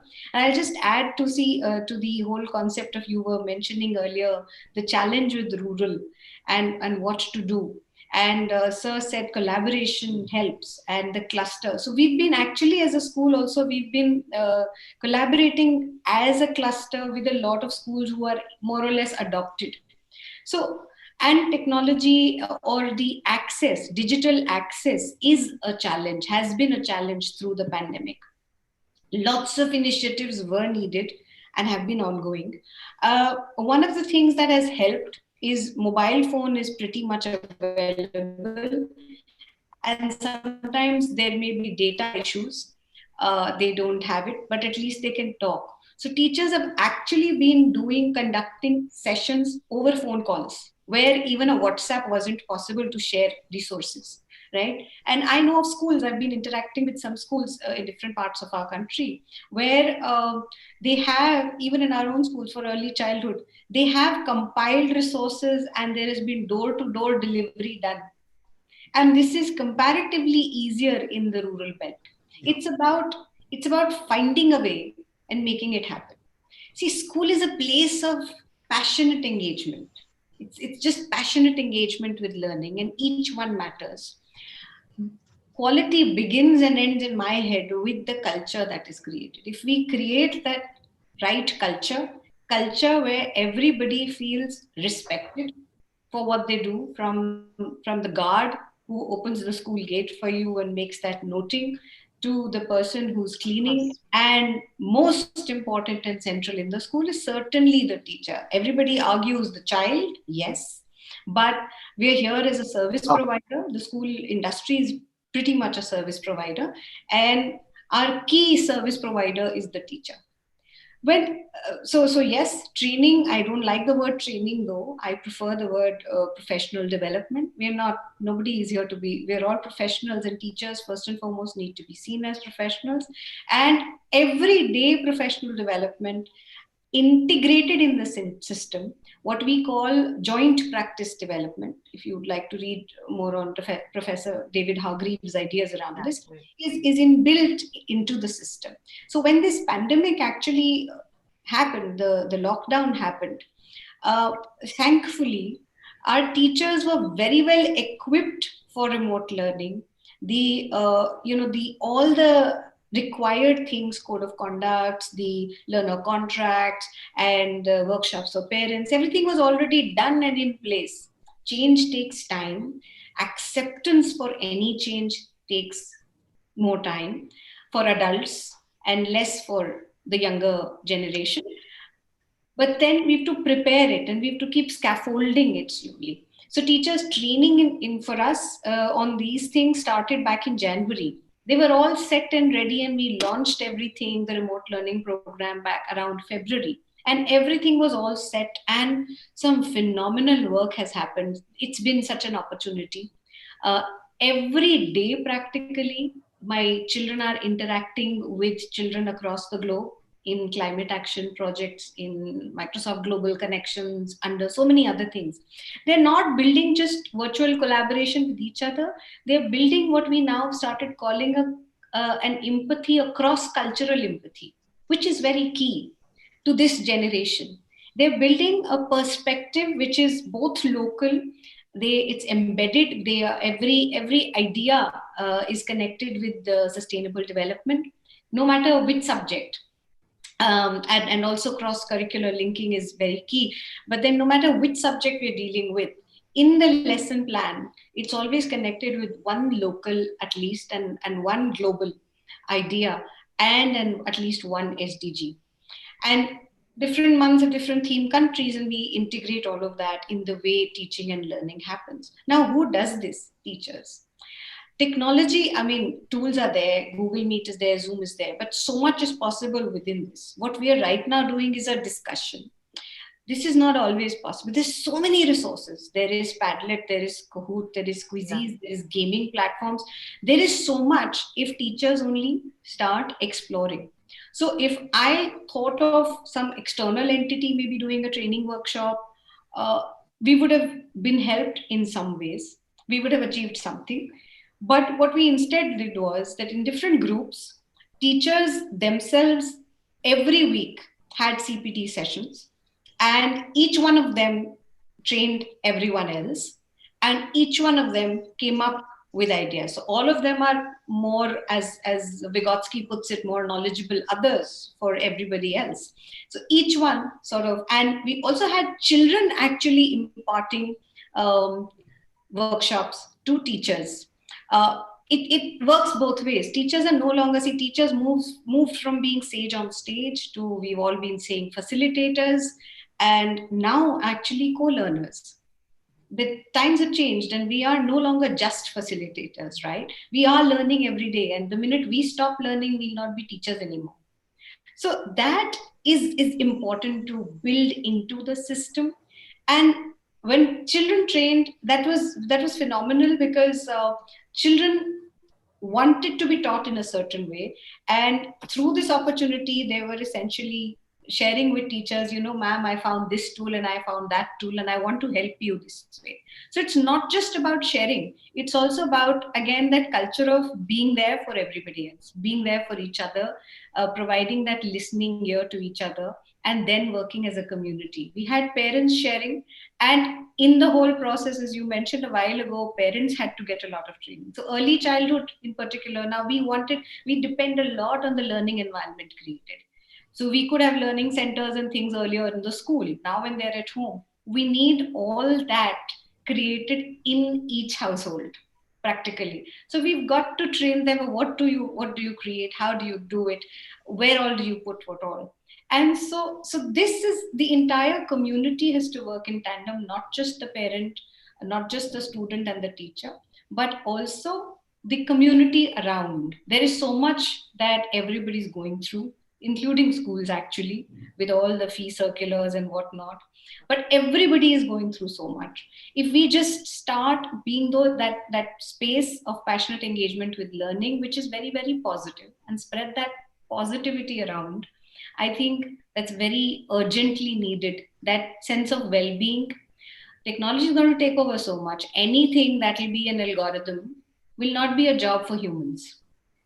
Children today need to really work on, and we need to bring back that emotional, cultural, the development of the heart and the hand, the whole body, much more than just the mind, because that is easy to replicate for machine learning and so on. But probably this side of us is what will be remained for this generation in very near future. So that is something it's important to prepare them for, and teachers are at the heart of it. You can't. So I would also like to quote, like when I was heading this school as director 2 years back. So we started this CPD program with teachers inbuilt. Initially, it was little, they were hesitant that we don't know anything, and ma'am called somebody from outside. I said, they will come only when you prove that you also know something. So be a seeker for knowledge all the time, be a learner throughout life. So, and maybe these seeds which we started thanks to the British Council, that being a core skill trainer, everything was embedded in me. So all that, whatever we used to practice in other schools, I used to come and just experiment in my school which I built. So with that, I would also like to know that, do you think this assessment and evaluation from now onwards will be working together, like to improve student outcome? And especially primary and secondary school, because people say that CC, like we all know, CC methods are coming back. So will they work together, or will we have assessment separately and evaluating at the end separately? Or will it take some time? Like NEP says 2030. So what is your take on that? See, so assessment is continuous, and assessment for learning and as learning has to become a part of the system. It has to really become all pervasive. I would rather do away with assessment of learning, but I don't think in very near future it will go away. Summatives will also stay. They will be needed because things change when things change in the higher education segment. So it sort of percolates from there. At the end of the day, parents will still want after school for the child to get admission into a good college, and that will still determine, no matter what we try to change within schools, that will still determine a lot of things that happen in school. We have to keep them ready for that next step. So if it changes in higher education, which in so many universities now they've started doing away with SATs, they have started doing away with, but that I'm talking of the globe. Now, when Indian universities also get back into that culture where they move away from this obsession with marks, we will all move away. because children, as I think began with that, children are not a collection of percentages. Let's stop looking at them as that. Critical reflection and thinking and the portfolios will make a difference. They already are. Some forward-looking universities yes. are looking at that. So when that becomes a central tenet for higher education selections and career selections, then that will naturally percolate into it starts from there. So it will naturally percolate into the school system. It will have to revamp itself. I'm really waiting for that day and trying very hard to make it happen. Same here. I'm also, this question I pose to everyone. So, Shriram, I would like to know that what are the lacunas of traditional learning, and now how are we going to bridge this gap?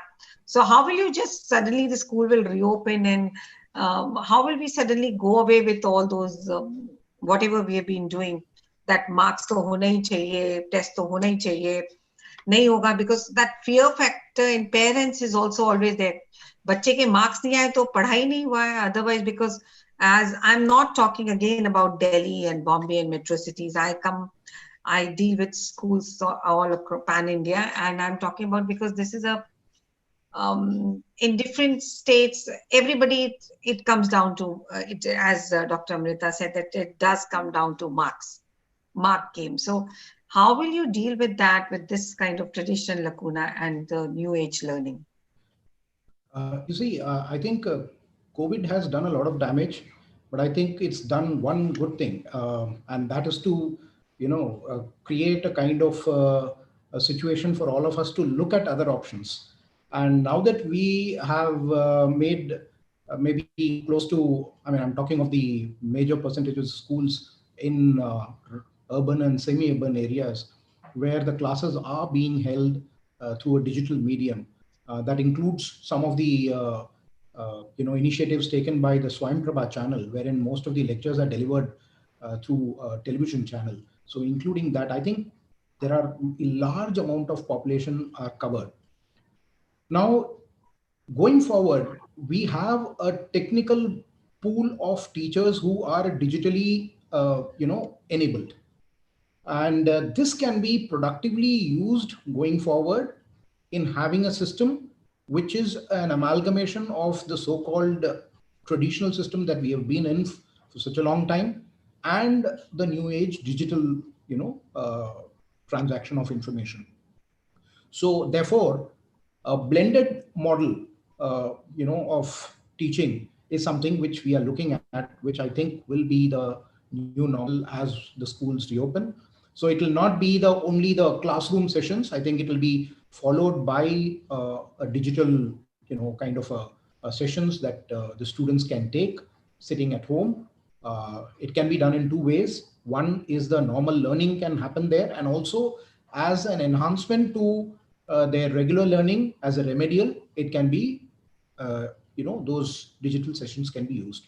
So this is this is my take on what is going to be the new normal. So blended learning with a lot of emphasis on personalized learning. Now, this is one area which has come of late, wherein we are able to, mark the students with differentiated learning as to what are their requirements. And based on that, this one size fits all approach is outdated. We are trying to give customized learning solutions to students. I mean, this is an industry which has bloomed of late. And I think this is again one space which is to be watched out in times to come, because more and more students are opting for these personalized learning. And there is definitely some kind of, better learning outcomes that are possible in this. In our traditional evaluation system, if you say, you see, CCE was one of the fantastic ways and means by which we could have, had we implemented that properly, it would have been a great game changer. But unfortunately, CCE as a system was very good, but implementation was poor. So somehow we lost that game. But in terms of assessment, the problem is that it is not followed, systematically as well as continually. The assessment system, it's done bits and pieces. We have too much to to check for or to assess towards the end of the session, in terms of assimilation, and there is no way by which you can differentiate between the students that rote learn and the students that really understand the concept.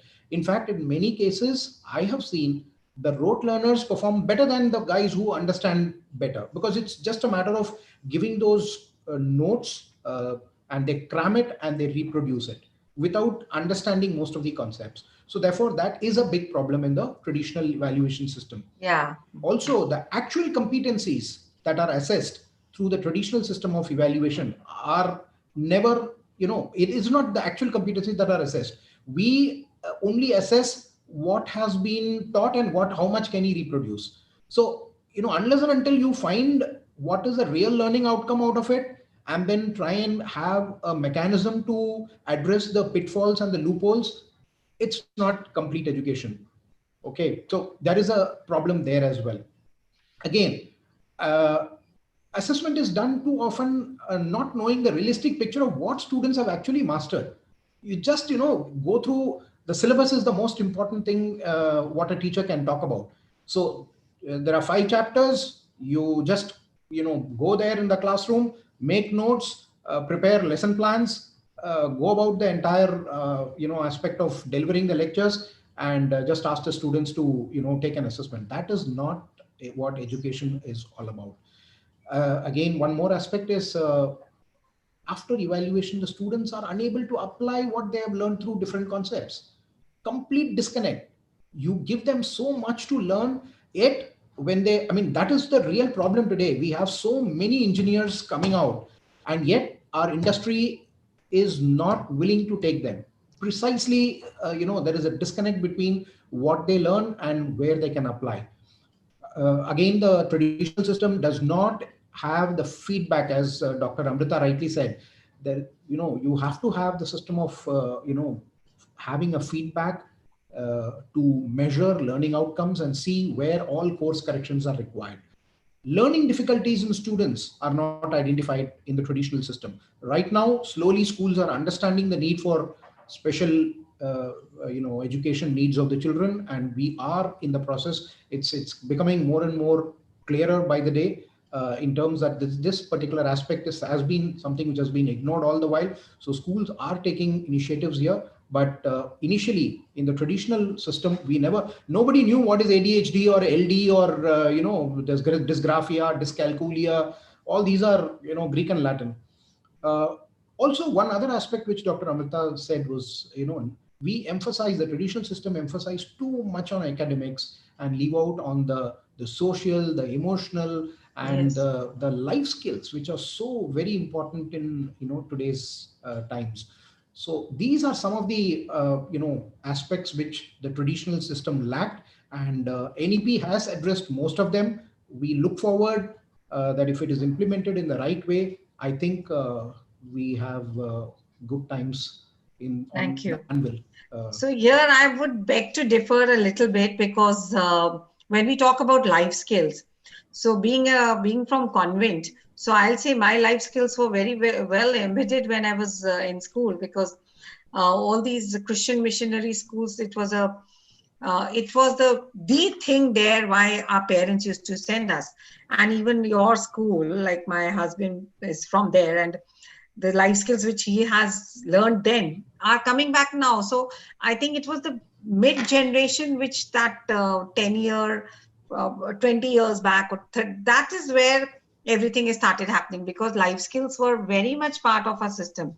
So here I'll say that those ways and life skills, SCPW, needlework, everything we were doing then, even in your school, it was being done then, whether I was from Delhi College or my Mayo, everything was being done in convents, and also it's coming back again. So Sapna, what do you want to say? Both of you with this, we'll I think end this, because all of you are waiting for lunch. So Dr. Amrita and Sri Ramji, I would like to add, I want you to add and end with this note, that what do you say about when we talk about traditional learning system, and we both belong to that era, that I have learned a lot during those days, and I say ye to wapas aa gaya hai. So what do you say?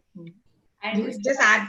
Yeah. You've touched the right vein, sort of. So yes, I mean, I think I was in something that our school convent back then called the Leadership Training Service. Yes. And most of the girls were part of it, and I was the president of that group as a student. Same here. And back when I was in a grade 5 myself, there were much senior girls who were part of and I was made the president. So the kind of learning that happened there in terms of life skills, it's certainly something that I still remember and cherish. But those things somewhere vanished. It became, see, it's always a pendulum, right? Yeah, so it vanished between those 30 years, I believe. I see those. It is an extreme, so which is what I think happened, and so high time it'll change, and so the disruption is useful. But I think what what Mr. Srinivas was trying to say was about within academics. Life skills can be, schools are doing it, and they were also doing it as an add-on. But within academics, if we are not even looking at even just cognition, leaving at that even at the lower levels of the taxonomy, not even moving to application and thinking and evaluation and creativity levels there, and forget about psychomotor and affective uh, understanding of concepts, then there is a huge gap.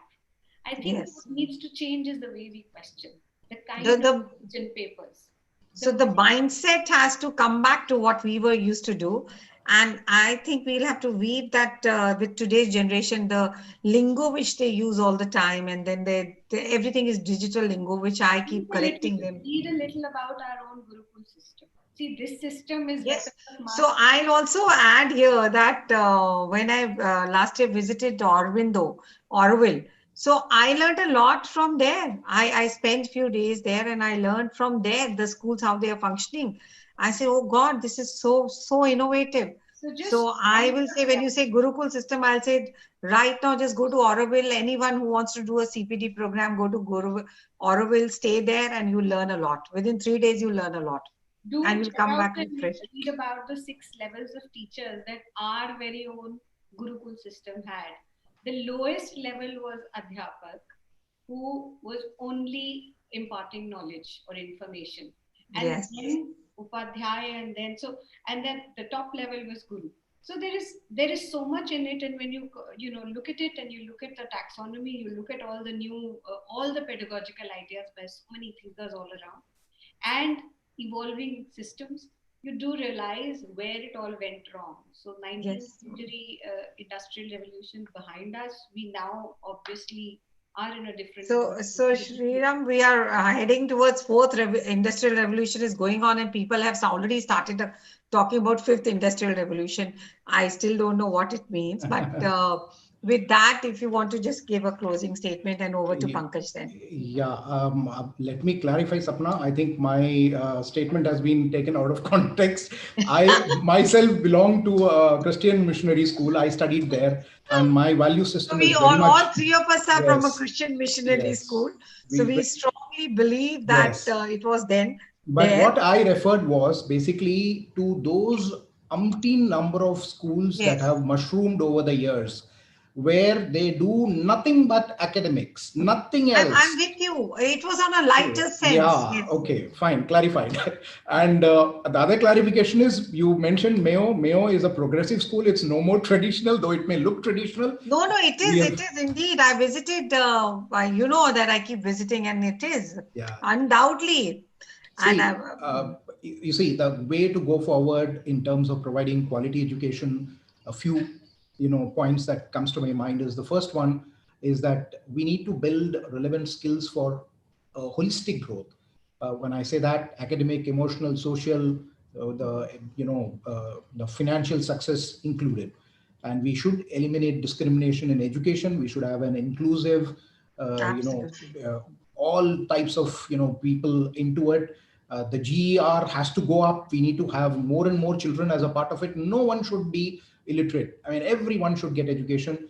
Universal literacy and numeracy should be a part and parcel of the entire process. We need to have inclusive and safe schools and good quality teachers with a lot of respect and a lot of professional development, which can take care of the needs of each and every student in schools.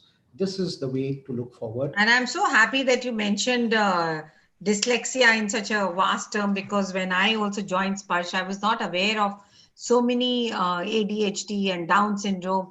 And I learned a lot, and I realized that this thing has to be with the main school stream embedded. And thanks to digital technology and NEP, that it has, again, these children will be included in our stream. So with leaders like you and Amrita ji, I'm sure this will happen.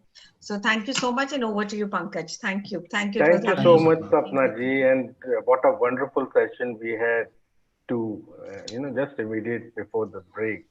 हाँ, immediate आप एक आधा रात में 9 बजे बोलते हो करो और I'm highly grateful to you, Sapna ji, that you have moderated this session in such a wonderful way, as well as I am highly grateful to both of my panelists who have touched each and every aspect of education evaluation, especially.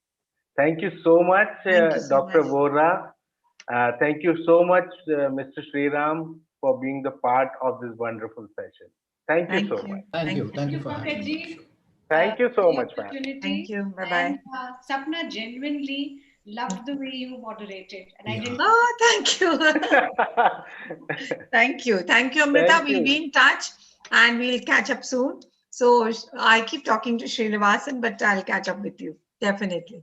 Thank you you. so much. Bye-bye. Thank you. Thank you so much. Thank you. Thank you so much, sir. So with this, my dear friends, we have arrived to the lunch break. It's 1:41 right now.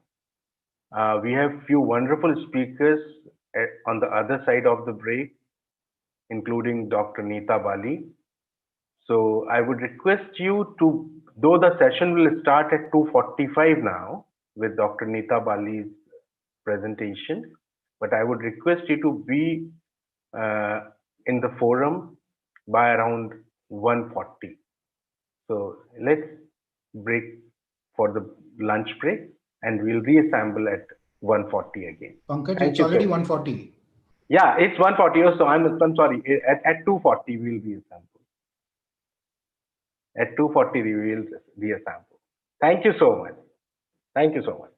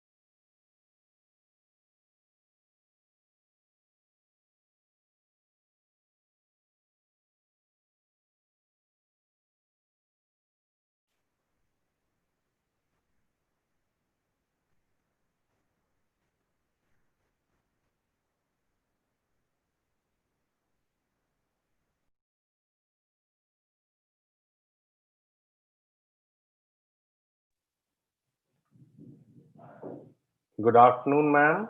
Pankaj here.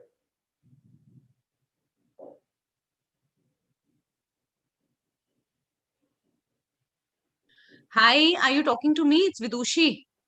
Yeah, Vidushi, hi. Welcome on the forum. I wish you as well as Dr. Wali both. All right. I'm supposed to be doing the talk at 3:15. I've just Yeah, joined it just like that right now. yeah, no Just to problem. view. Okay, No, great. no problem. Thank you.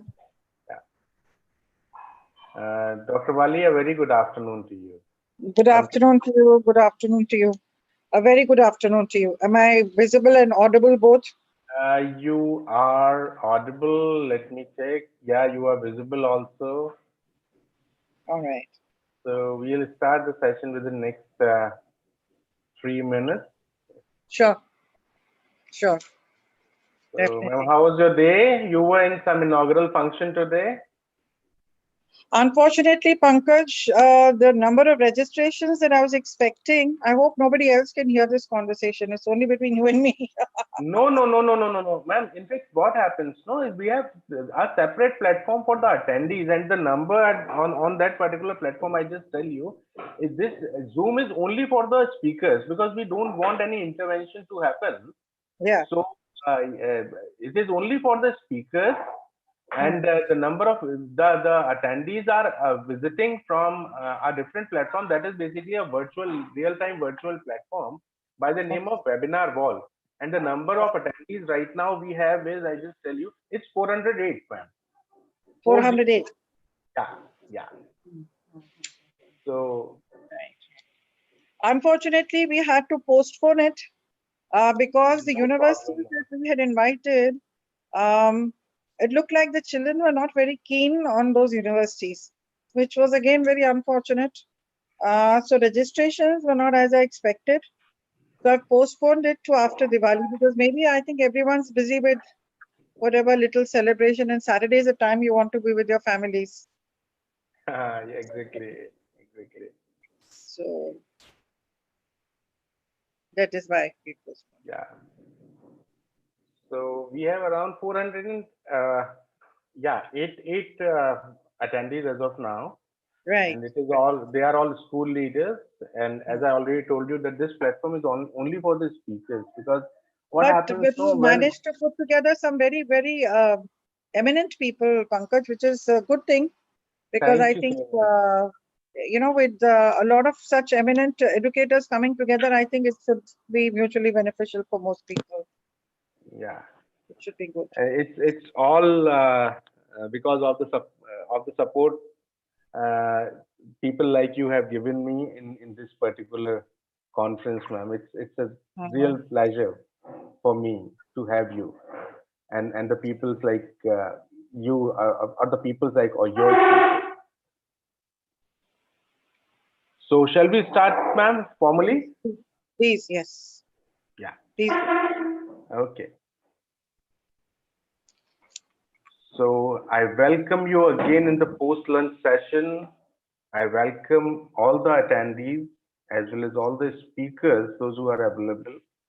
We are right now live on YouTube. We are live on Webinar Walls platform, which is the attendees platform, and as well as a real-time virtual platform with all those things which normally you find on any of the physical conference like expo area or the virtual networking area, and all those things are over there. So I would welcome Dr. Bali, Dr. Neeta Bali. I would like to welcome Dr. Bali is the Director, Principal and Head of Schools, GT Goenka World School, Sona Road, Gurgaon.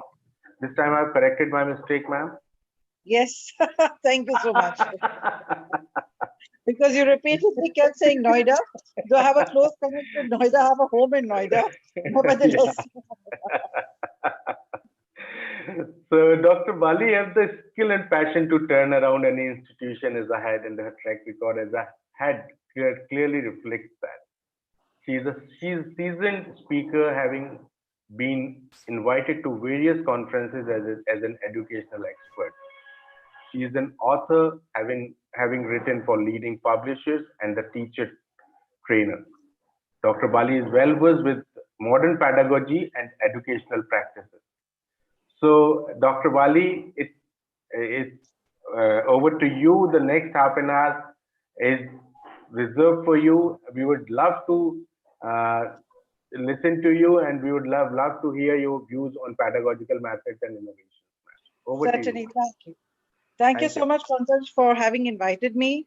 It's an honor and pleasure. I was as I was telling you, I think you put together a whole galaxy of very, very eminent educators, which itself I think is a feat, an accomplishment to speak of. To put together such strong, individuals with a very, very strong career trajectory on a same platform.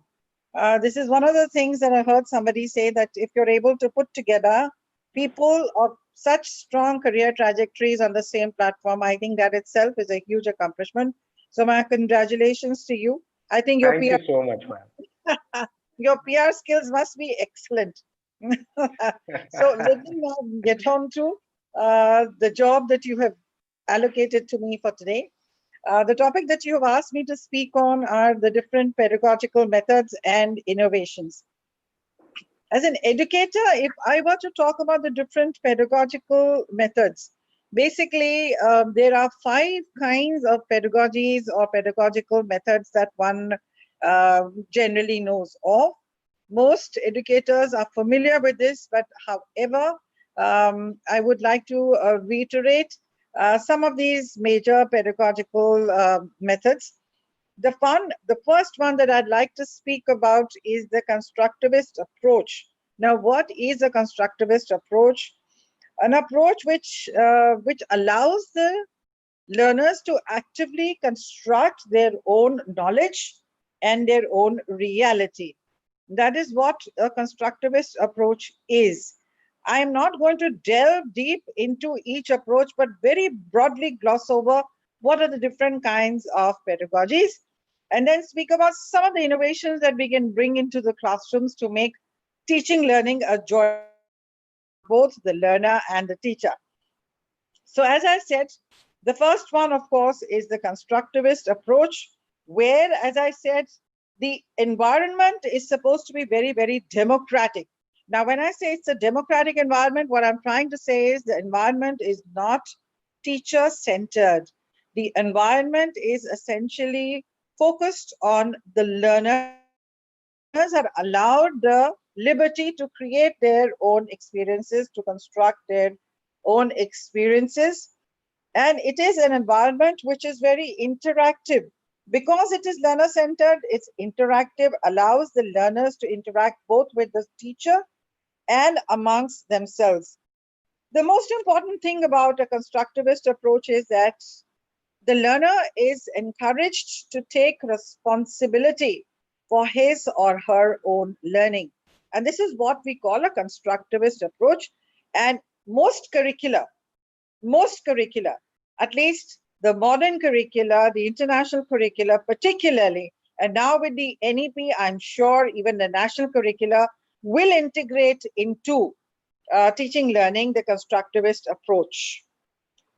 The second approach, or the second kind of pedagogical method that one would like to, one should want to integrate in a classroom is collaborative pedagogy. I think the term collaborative is more or less self-explanatory. When I say collaborative, what I'm trying to say is that peers are involved in collaborating, working together on their learning experiences. The learning experience does not entail a teacher standing on a platform, looking down at children in a condescending manner. It is collaborative, a collaboration between students and students, collaboration between teachers and students, collaboration between teachers, and also collaboration among schools. We now talk about global citizenship. So a collaborative pedagogy essentially focuses not just on collaboration within a classroom, but also collaboration across the borders, because borders are now physical, geographical borders are now starting to blur. We cannot say we are now today, as of today, we are one world. So those borders, geographical borders are beginning to blur. So collaborative approach essentially, as I said, is based on working together, working in collaboration, working in tandem with one another. And it entails group work. It entails a lot of group work. It entails peer learning, and it also entails peer evaluation. Now that is something that takes some getting used to, peer evaluation. That means not just a teacher evaluating your work, but also peers evaluating your work. And that is basically collaborative learning. Some examples of collaborative learning in my own school that we use are something called huddle rooms. Now, when I say huddle rooms, what I'm trying to say is the word huddle itself conveys being together. At this point of time, of course, during COVID-19 pandemic and the scourge of pandemic looming large, and with the importance of keeping a physical distance amongst people, you cannot have huddle rooms. You can still have virtual huddle rooms. So when I say huddle rooms, what I'm trying to say is that children come together as one small educational community or commune, think together, work together, brainstorm together, assess each other's work, give suggestions on how to improve the work. Another very, very common example of collaborative pedagogy is video conferencing. And I think we're using it very effectively. Not just video conferencing, we're using now the Google Meet platform, or we're using Zoom. So all these are examples of, these are platforms that encourage collaborative learning which cuts across a physical barrier. a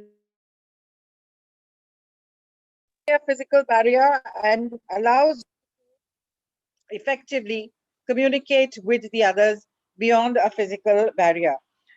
Also, interactive displays. When students put together their work and display it together, that again is a form of collaborative learning. So children getting together and putting up interactive displays, learning. The third kind of pedagogy, which I think every educator should know about and should be familiar with. I'm sure they are, because they're all very accomplished and very, very talented. However, since we are talking about various pedagogical methods, another very, very popular pedagogical method is the integrative pedagogical method. When I say the integrative pedagogical method, the word integrated itself shows it's all-encompassing. When I say all-encompassing, integrative pedagogy means the educator takes into account cognitive, affective, and psychomotor domain. It's a very holistic kind of pedagogy that does not rely only on cognitive learning.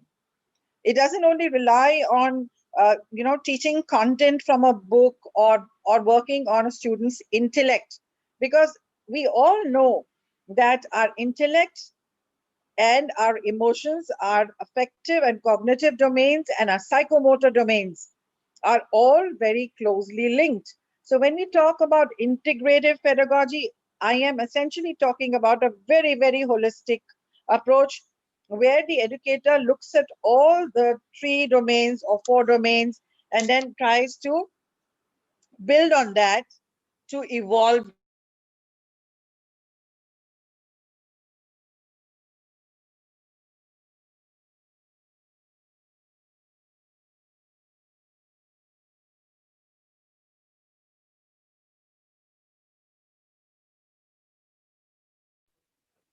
Ma'am, you are not audible. I think your audio is on mute, I think. Ma'am, you are not audible. Now, reflection, I really think reflection, particularly when we talk about international curriculum, reflection is a very important part of any kind of teaching learning. All of us, even as adults, must reflect on our learning to find out, have we achieved the outcomes that we had set out to achieve when we were trying to educate our children? So definitely it is very important that we reflect on our learning, because we need to evaluate, we need to reflect together. What are the areas that have been, what are the outcomes that have been met, and what are the areas that need improvement? So reflective pedagogy encourages people to introspect. Reflective pedagogy encourages the learner and the teacher to think together. And when you think together, you're able to identify the gap areas. And when you're able to identify the gap areas, you can certainly work on them to improve them. And some of the ways you could reflect, and I do recommend it often to teachers, I do recommend it often to children, I recommend very, very often to parents as well, that in reflective pedagogy, encourage children to journal. When you write something or you commit something to paper, I think half the problem is solved. Journaling is a very effective way of reflecting. Encourage children to journaling by writing down. Second, take feedback. Conduct surveys to find out how much have you been able to teach in a classroom? How much have the learners been able to assimilate? Conduct surveys, and surveys now are very, very easy to conduct, and I think students are very well versed with technology and should be able to use very effectively surveys to find out how well have they learned, and teachers should be able to conduct surveys. Most often, a lot of us are very apprehensive and wary of surveys because it could mean, something may stare me in the face and say, well, you haven't done your job well. Nevertheless, I think as teachers, educators, all of us should be willing to accept a gap if there is one, address it and move on and improve things. So also involves, when we say reflection, sometimes reflection will also mean revisiting an actual teaching moment. Revisiting an actual teaching moment. You can listen and revisiting it twice, thrice over. It'll give you a very clear view of whether or not, your target was accomplished, not accomplished. So reflective pedagogy. The next, I would say, and something that we practice as an IB school, I am quite sure that till grade 8, even schools that are running the national curricula are free to experiment as much as they can. And a lot of them who are integrating good practices in the classroom are using an inquiry-based approach. So an inquiry-based approach, when I say an inquiry-based approach, inquiry, it means prodding the children to find solutions. The process is flipped. The teacher doesn't control the class. The teacher doesn't stand on a pedestal and sermonize to children. The teacher merely prods students to find solutions. The teacher provides guiding questions. When a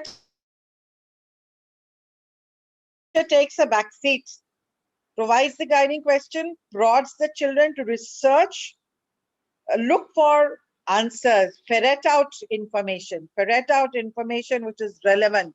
Of course, with younger children, it has to be done under very, very controlled conditions, because it would entail the use of internet to be able to look for information. So it has to be done under very careful adult supervision. With the older children, I'm sure they can be taught cyber etiquette, and they would know. In an international school, particularly schools like ours, which run the IB curriculum, we have a policy of BYOD. BYOD is bring your own device, particularly in the senior classes, because our curriculum is based on research. So researching, referencing, these skills are taught when children are very, very young, they're taught these skills. And then there is this process there's a cycle of inquiry. In an inquiry-based pedagogical approach, there is a cycle of inquiry where there is a hypothesis, and based on the hypothesis, children go into a cycle of inquiry and find out what will happen given this hypothesis, and they derive solutions. So the entire process per se is driven more by students. It's a student-driven process where the teacher is a facilitator. I find a lot of teachers now using the term facilitator, even in national curriculum schools. But in an inquiry-based pedagogy, the teacher does not control learning. The teacher makes the learning happen very, very gently by providing adequate resources and support and guidance and guiding questions, and then encourages the children to articulate and speak about how that process been an interesting process. Essentially, I think if we talk about pedagogies, these 5 pedagogical methods broadly cover everything, in terms of almost everything. Not everything, but almost everything in terms of pedagogy, pedagogical approaches. I would like to one more time repeat what I have just spoken about. I spoke about the constructivist approach. I spoke about collaborative approach. I spoke about integrative approach. I spoke about reflective. And finally, I spoke about the inquiry-based approach. Now, let us talk. We've spoken about different pedagogical methods. These are broadly 5 major pedagogical methods. Let's talk now about a little bit of innovation in a classroom. And innovation, let me say, is common across all pedagogies. I am only giving a subjective view and some suggestions about innovations that may happen in a classroom. However, I am sure with seasoned educators that Pankaj has managed to bring in here, I'm sure there's a huge volume of knowledge that must have been shared here today. And the takeaway must be very, very enriching for everyone. So I'm sure it can't just be confined to a few suggestions. I'm only giving a few suggestions with my limited knowledge. And I'm humbled that I'm here speaking before a lot of educators who have far more experience and expertise than me. If I talk about innovations in the classroom, as I said, innovations in the classroom would require rewiring our education model. I'm using the word rewiring. And I would say that COVID-19, in fact, has come as, well, let's look at the brighter side of things. It's come as a blessing in disguise, at least for one or two reasons. We have rewired our education. We have rethought our education. We have reworked our strategies, and we have re-strategized everything to make it comfortable for the learner. And all this driven by a desire that the learner should not lose out on very valuable learning, which will cause them to go back by many years. Unfortunately, not every learner has been able to benefit from whatever good work our educators are doing. And the teaching community, I must say, is doing a fabulous job. The teaching community, hats off to them. To me, they are heroes. I am talking about our classroom teachers who are really heroes, who have risen to the occasion overnight. They have worked on their skills. They have replenished their skills that they had, and they are doing a great job in spite of the fact that many of them who happen to be particularly women, even men for that matter, they have homes to look after, they have children to look after, because the children, their own kids, are not going to school. There is so much on their platter, and yet I think they are doing a phenomenal job. So rewiring education. Now, when I say rewiring education, some of the things that make a classroom very vibrant. I said just pure suggestions. I'm sure there are many, many others who will be able to give many more suggestions. But I personally feel that technology-driven teaching should be here to stay now. When I say technology-driven teaching, because now everyone's gotten used to a classroom where technology is a major driver, because you are using technology for teaching learning. So technology-driven teaching, using resources which are available online, using the internet to cull resources which are relevant to teaching learning, using everything within your means, any kinds of technological tools within your means to enrich and support the learner. I'm saying this because we all know, I know it sounds very cliche when I say that young people are digital natives. They are. And they take to technology like fish to water. So if we say that, if they take to technology like fish to water, it makes your task that much easier. And I do hope to God, when we go back to our normal classrooms, technology-driven teaching will continue to stay with us. I don't see it going away. And there will be blended teaching learning. Everyone's talking about blended teaching learning. Blended teaching learning will be there to stay. So blended teaching learning gives you the advantage of a personal interaction, as well as using technology and all other resources in a classroom. So blended teaching learning, again, another fantastic innovation in the classroom. We also, a lot of us as educators are very enamored of Finland. Why are we very enamored of Finland? What is it that Finland does that the other countries are not doing? What they're probably doing is they are breaking barriers. They are breaking barriers between subjects. They are breaking barriers between spaces, and they are breaking barriers between ages. Now, when I say that, when I say breaking barriers between subjects, among subjects, Transdisciplinary teaching. Another great innovation, transdisciplinary teaching. When I say transdisciplinary teaching, what I'm saying is a lot of us as educators only want to teach subjects as standalone subjects. We cannot continue to do that forever, because the task of education is not to learn by rote and regurgitate that knowledge in an examination and forget about it. What we really need to do is to get the learner to think how they can make connections across different subjects. Fortunately, as an educator who leads an international school, it's that much easier for us because we are teaching the Cambridge and the IB curriculum. So it's interdisciplinary and transdisciplinary teaching. When I say transdisciplinary, you pick up a theme and that theme runs across all subjects. So you do not divide subjects into watertight compartments. In transdisciplinary teaching, the ability to make connections and make sense of what you're learning and then to apply it in real life. Finland, and for that matter, international schools, the IB programs are becoming so hugely popular.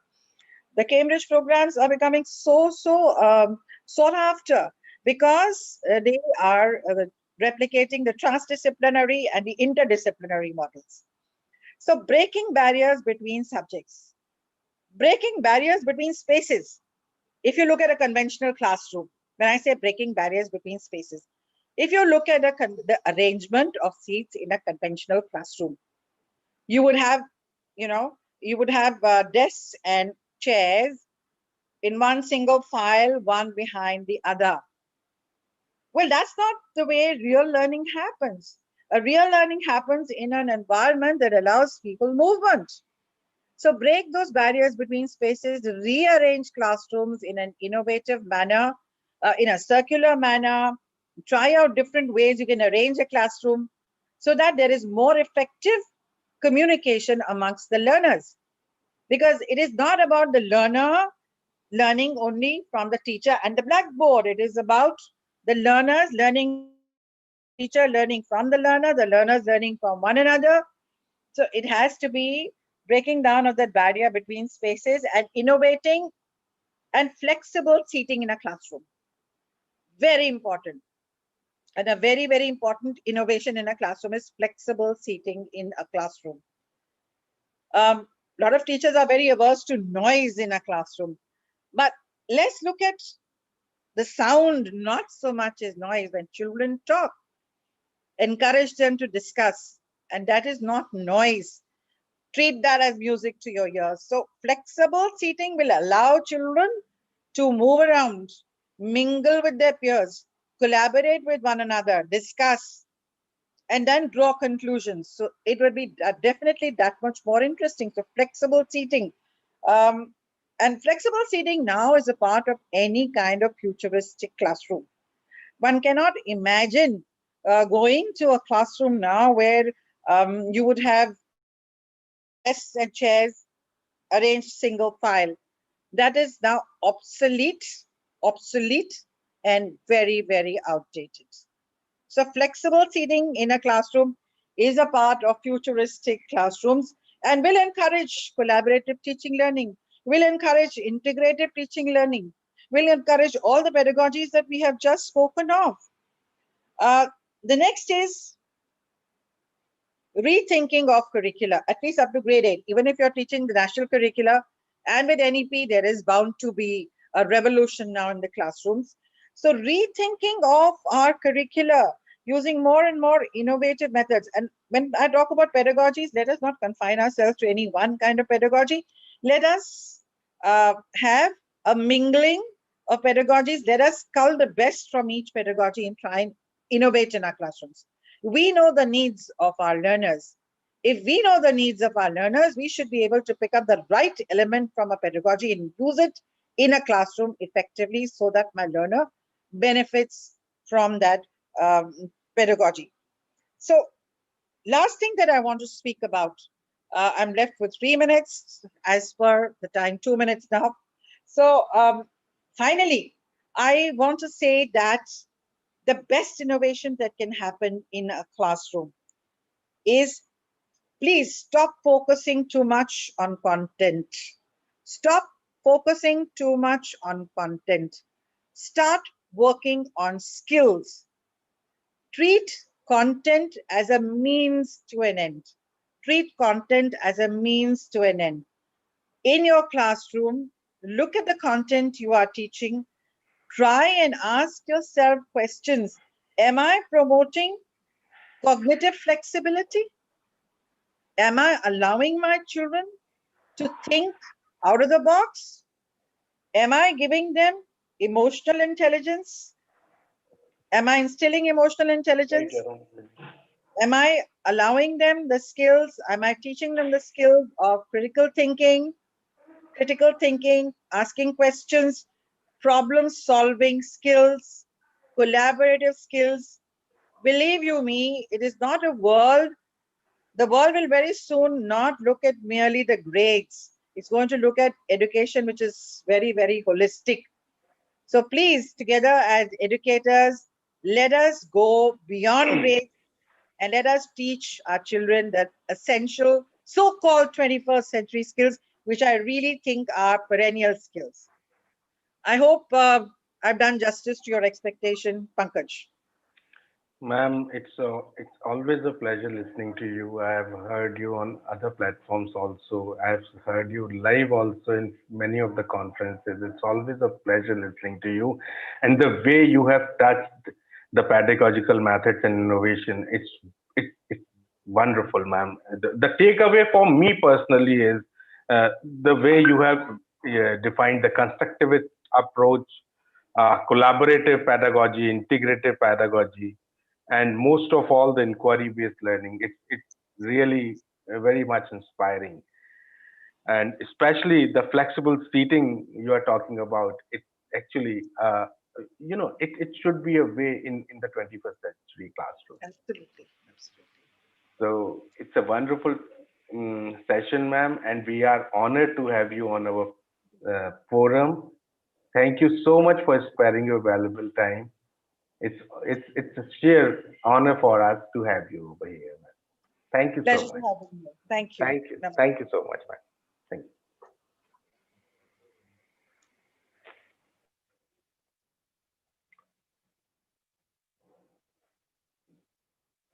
So, my dear educationists, those who are available on the different platforms and those who are watching us live. Before moving to the other session, before moving to the next session of the day, I would just like, Vibhu, with your permission, I would like to take just 5 minutes and I would like to introduce Ms. Sunanda Rao, who is running a magazine by the name of Career Beacon, and Career Beacon happens to be the media partner with GSLC. Yes, yes. Thank you so much. Thank you so much. Sunanda ji, it's over to you.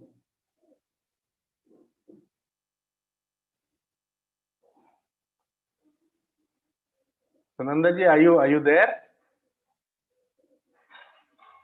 Ma'am, you have to unmute yourself. You are muted. I hope I'm visible to everyone. Yeah, good afternoon, everyone. Good afternoon, everyone, and thank you so much, Pankaj ji, for giving a short opportunity to introduce Career Beacon. First of all, a very awesome event altogether, because after hearing this morning to Mr. Gandhi, and then yesterday to Mr. Ashok Pandey, now to Neeta Wali, and I'm sure Mr. Shriram and others have also done a very wonderful thing. So first of all, congratulations for such a beautiful show. Thank you so much. So to introduce Career Beacon is a bi-monthly career magazine which we have initiated last year in September. And due to COVID, we actually stopped after 2 prints because, as you know, everything is transmitting, and we do not want any of the student or faculty to be, suffering due to our magazine. Well, all I can say, Career Beacon is all about careers. So whatever you have done as an event manager, as a magazine editor, as a entrepreneur, if you want to share your inspirational story with our audience, which is a base of almost 9,500 people in the print media. And digitally, we have crossed over 10,000 plus people who are already digitally connected with us, who are downloading our magazine. And plus, we are have also very much present in YouTube with our webinars that we keep on doing, or any of the seminars that we do. So we would all request you that please share your editorials with us, and we would be happy to carry it in our magazine, as our magazine is catering to the schools and to the colleges, to the B schools, and most of them are the students. Apart from that, for any of the career guidance activities, if you feel that yes, we can be of any help, we will surely put our efforts forward to ensure that we are reaching to our mission, which is impacting 1.3 million students by end of 2022. So we would like to honor your presence, your editorial. If you want us to take up with the career guidance activities in your school or in your institute, we would be more than happy to do that. Our recent endeavor was with SV College Delhi, which happened on 5th of November, and you can see our Career Beacon YouTube channel, that how successful was the venture. So that is all from Career Beacon. Lovely hearing all of you. I am tuned with your channel right now. Actually, I'm watching you all on the YouTube instead of coming to the Zoom to that. Thank you so much, Pankaj ji, for such a wonderful opportunity and organizing this event. If anyone has any questions, I would be more than happy to answer them. Thank you so much, Sunanda ji, for your generous support. Uh, I would request my speakers to, to publish a few of the articles in your magazine, as well as I'll also request my partners, those who are there in my journey of these 2 days as a sponsor. I would also ask them to contact you for their product information through your magazine. In fact, I was hearing Devashi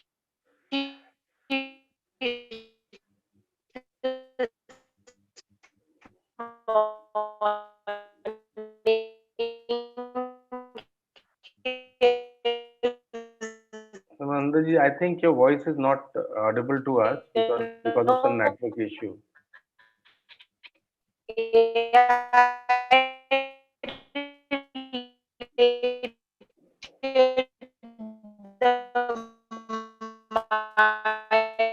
own product was really awesome, the kind of books and everything, because yes, today everyone need to read the books without hindering with the I.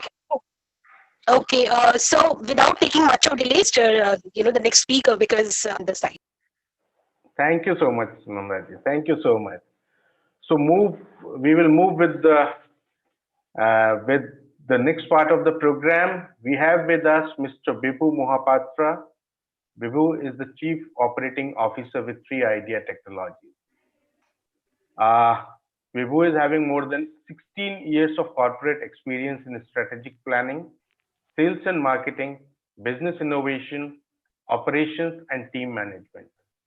Currently, Vibhu is associated with 3idea Technology Mumbai since 2015, handling 3D printing business. Vibhu has conducted more than 50 plus seminars, workshops at colleges and institutions. As well as he has conducted the webinars for the students also. So over to you, Vibhu. Next half an hour is yours. Thank you, Pankaj. Can I share my PPT? Yeah, you can. I think the share screen option is already shared with you. And otherwise, Neha, can you please help him out? Yes, sir. The screening option is already available with him. Okay. Can you see my PPT? Is it showing? Or no, it is not showing right now. Just you have to, you'll have to share the screen with us. So that is just below your, below the screen. At the top, down bottom. Just a moment. There will be an option like chat, and just write that chat. There is a sharing option.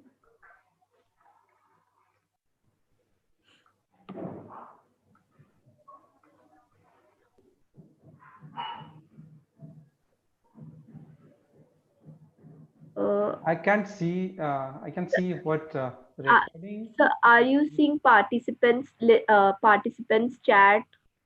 Okay, that is a different one. Okay, I'm in a Zoom meeting. Yeah, participants chat. Just beside that we have share screen. Just a moment.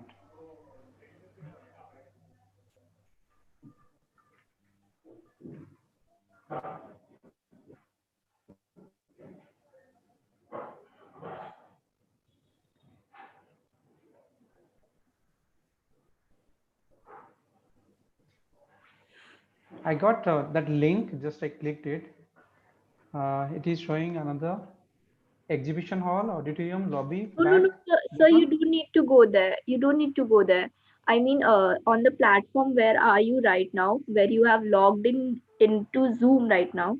Yes, now it is showing one is a mute, stop videos, more, live. And on that I can see another view. No, so there will be options like security, participants, chat, share screen, reactions. That is, Yes, got it, chat. I got it. yeah, share screen. You can do that from there. Okay, I got it. Thank you, sir. Yes, thank you.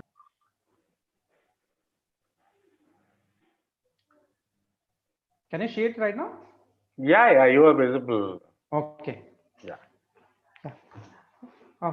Let me introduce about our company, and also the topic is emerging technologies, that I'll brief about those things and what solutions we provide. Everything I'll cover in this presentation. About the 3-idea technology, we provide mostly the emerging technology solutions to educational sectors across India. We provide solutions like 3D printing labs, STEM labs, ATL labs. We have already established more than 200 plus labs in schools and 30 plus labs in engineering colleges and a lot of higher education institutions. And we always encourage young innovators to understand the STEAM concepts in a practical way by using specific tools and equipments. Most of the speakers already, they have covered a lot of things in terms of technologies. I'll be giving like topics, covering the topics of the emerging technologies. Like in current scenario, most of the students as well as teachers, they are using technologies like camera, projectors, internets, webinars, how to enhance the teaching process between students and the teachers. In this emerging technologies, we'll be covering mostly the STEM educations, as well as how it enhances the experiential learning and what type of solutions we are giving. Before that, I just want to share this what is the passive and active learning model. Like if you see, mostly in passive learning, like suppose in lectures, readings, audiovisuals, demonstration, what is the retention level? Only lectures, it is 5%. If somebody is going for this only reading, it is 20%. Audiovisual, it is 20%. Demonstration, it is 30%. When you go for the active learning, where engagement is there, we are doing by experiential learning, discussion is there. So the retention power is more and application is also more. Up to we can retain 90%. So mostly the improve the skill set depends on the active learning. Already a lot of speakers, they talked about active learning. We also focus on mostly active learning. And what are the benefits when you like the technology? That also I'll cover in this topic. Mostly two basic methods of learning. One is rote learning, where already the traditional method, memorizing the information based on repetition. Other way, how to learn by doing, that is STEAM learning, where science, technology, engineering, arts, and mathematics covered. In rote learning, if you see the applications, it's not up to mark. Somebody can score good marks by memorizing things, but in terms of application, it has very less impact. But when somebody go for this STEM learning, where the science, technology, engineering, arts, and mathematics is covered, it is all about experiential learning. Application is much more as compared to the rote learning, and which is the real requirement of present scenario. How to enhance the skill set of students through this STEM learning. Again, one can students can improve their learning skills like problem solving skills, creative thinking, logical reasoning, experimental learning, and also they can improve their observation power.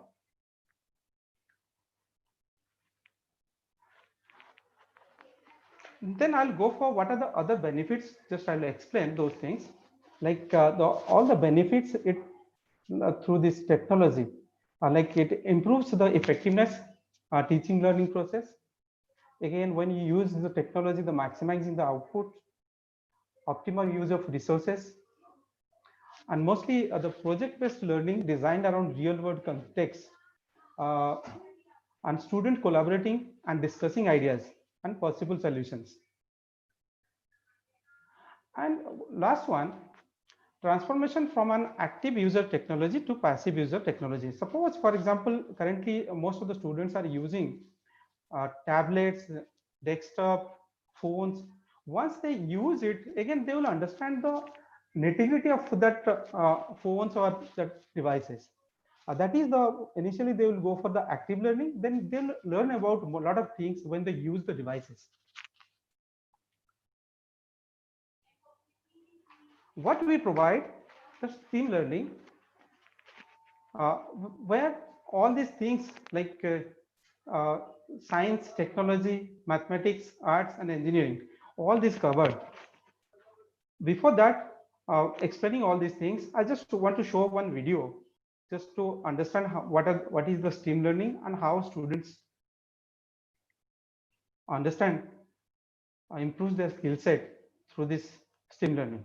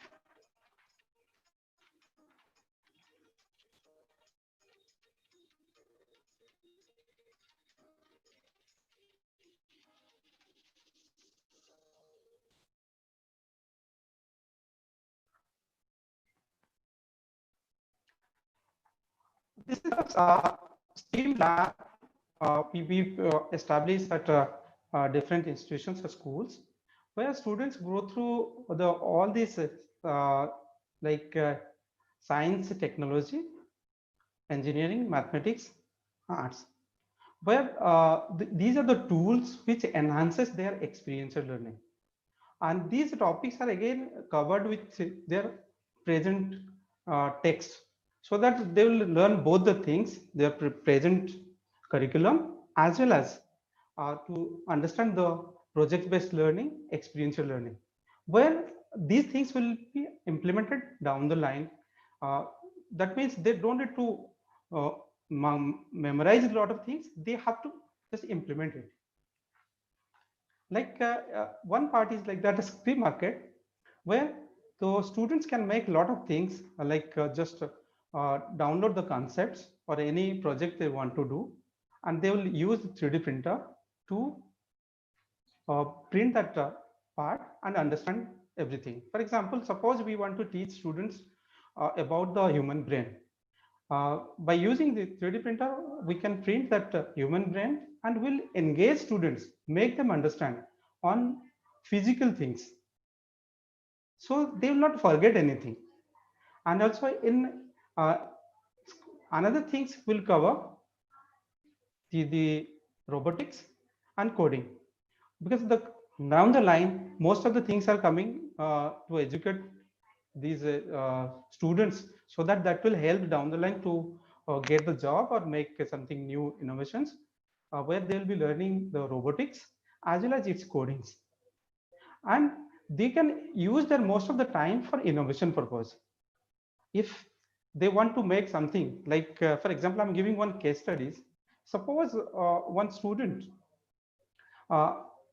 is finding one problem, for example, to keep all uh, the pen, pencil, eraser on the table, and suppose she has or he has a lot of things and she's not keeping on the right manner. The problem is that every morning when he or she is going to school, she's not keeping everything on her bag. What is the solution? Solution is that if make a one customize that you can say stand box, where she can design it and print it and keep everything in that box. Every day when she wants to go school, she can carry everything. And another practical example I'm giving, one student, like this, she's from like 6th standard student. She found one problem that when her mother goes to market, uh, when she's coming back, she's carrying 4-5 carry bags. Problem is that to carry all these carry bags is difficult. So what is the solution? Solution is that how to make one thing which will give solution to her mother. What she did, she designed one carry bag holder and used the 3D printer and printed it and gave it to her mother. While coming back from that like market to home, she uses that carry bag, which is easy and convenient to carry those carry bags. This is something you have to identify the problems and ask them to think about it and get the solutions out of it. These are the practical things, and they always be about what is the solution about the problem. They will not be part of a problem, they will always be the part of the solution.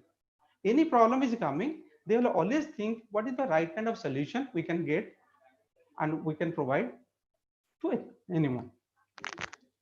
So STEAM education has a very importance in the current scenario. And even if we think the STEAM education cannot be taught during the current current curriculum, that is again wrong. We can make both the things side by side so that their skill set will improve and they will understand the curriculum and get a good score. And what are the things we are covering in this Scriber educational tools, like 3D printers, database? In 3D printers, like it is a machine where you can the manufacturing machine, you can make whatever you want to do. Suppose you want to print human skeleton, one can print it. You can anything is coming to your mind that can be printed. But first thing, you need to improve the skill set. What are the skill set to use these things? And it is very easy to use it. There are a lot of like database available online where one can download those files and give command to the printer to print it. A lot of free libraries are available where one can just select their files, just give command to the printer to print it, so that they will be part of the experiential learning. Another, like in this Scriber educational tools that we provide these robots. One can use the robot, and also they will understand by doing their own hand step by step, and they can do their own programming, whatever application they want to do. It will help them improve their programming language and to make best out of it. Another is the Scree kit set, where they can use these sets to make different types of structures, independent structures. And also The programming tools, they can learn about C++ and MicroPython. What I'm talking about, if it seems something like very difficult, but it's very easy because it is one can go through or understand this through the online. There is a database where just log in and understand all these things, and it is very interactive and easy to implement. Like benefits, these products and solutions, like very intriguing lessons, increased students engagement, opportunities to increase the knowledge skills in accordance with the STEAM methodology. But these are the tools, but the way we are teaching or we are implementing, that is the main thing. And you'll be getting the very easy solutions by using these STEAM Academy solutions. A lot of materials are there for students as well as for teachers. The lessons are completely defined and easy to understand, and easy way to give the presentation to students. Students can learn it from their home, and they make, again, there is a, once they do the all the project, there is a, also one can measure, because measure is another thing. We can understand whether they understood it or not. So everything is there. First is plans, outlines, presentation, and scoring. Apart from that, we also establish ATL labs. There is a government schemes. They have taken initiative to establish a lot of adult tinkering labs, like more than 10,000 adult tinkering labs across India, and the government is funding a lot of like international schools as well as private schools or government schools. They have already established the ATL labs, where there is a the main objective is that to improve again the STEAM education. All these things we provide, and like it is, adult tinkering lab will encourage creative minds to combine the creativity and logic by offering them DIY kits, robotics, electronics, and 3D printing equipments. Mostly when students work on DIY kit, it enhances their logical thinking, their ability to do the programming. They always think about a lot of solutions. Just I'm giving one example of ATL lab, how it enhances their creativity, how they come up with new ideas when they work on with these ATL labs. One example is that like when we go for the rural area, electricity problem. So, and again, poverty is there. So they cannot use the refrigerator in their home. What is the solution? Solution that one student came with one idea, that if we can make one refrigerator that where we do not want to use electricity, and it can preserve the food for at least 24 hours. There is an idea came, what type of how to make it. The solution is that they think about how to make it. That means we can make use the mud to make that refrigerator, and with the mud they have made one refrigerator where food can preserve more than 24 hours.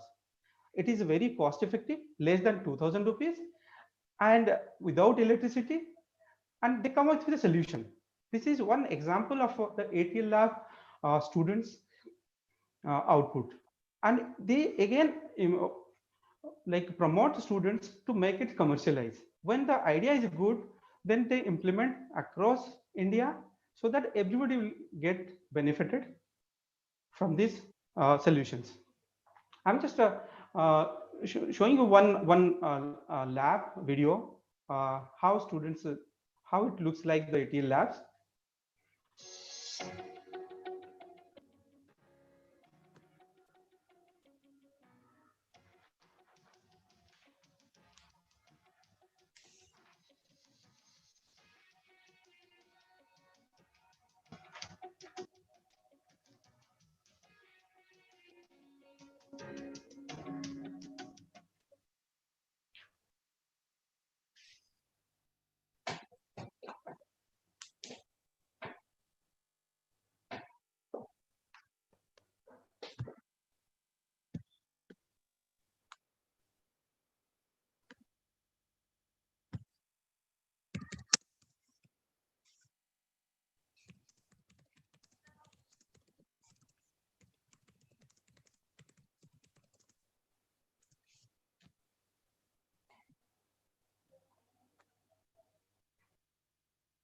Mostly, AT lab covers electronics, electricals, robotics, IoT, as well as 3D printing.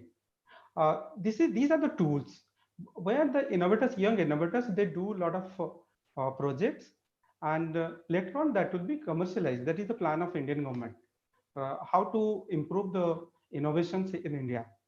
And it's a very big project, and most of the schools who have applied for it, they have got the funding from the government. If anybody has any questions, I can give answers about these ATL labs, how to establish those labs at their schools later on. Also, we established the 3D printing center of excellence. One of the application of the 3D printer, already I have shown you a lot of videos. This is about 3D printing will give solution to every teaching process. Like if somebody wants to learn about a critical structure, like anything about chemistry or science, for example, the graphite structure, it is very difficult to understand. But with the help of 3D printer, one can print it and see it. So they can visualize, they can understand. So that student will keep it in their mind for long term. Also, in terms of geographies, suppose we want to show them any topological area of Earth, we can print it and show them. Also, anything like designs they want to make, anything like, for example, one stadium or any traffic structure or any building they want to make.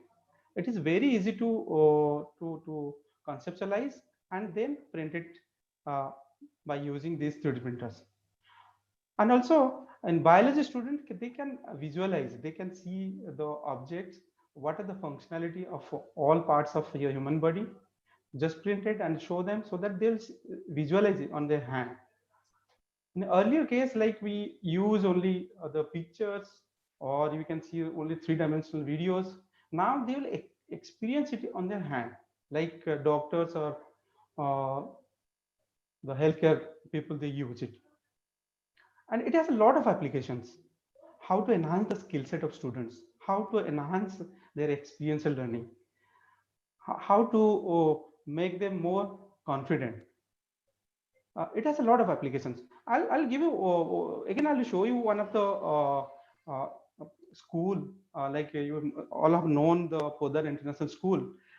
They have implemented this 3D printing curriculum in their school, and the students are doing fantastic jobs. I just want to show you that video. Just see it, how the students are doing it.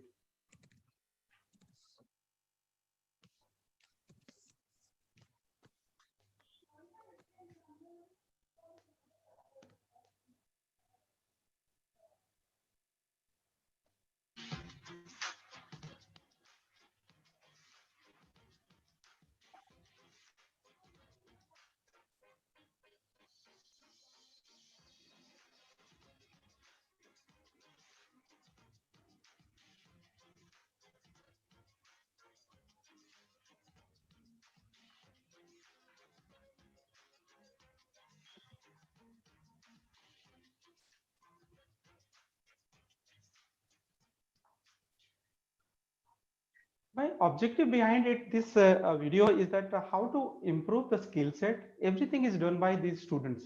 When we think about like designing, how to make new things, it's not so difficult.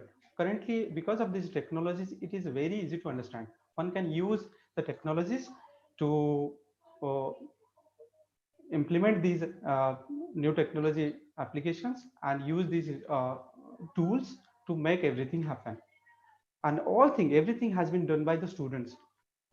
Only teachers are the part of that process to make them understand. We are also part of them, how to use the tools, make everything happen perfectly. And what about why 3idea?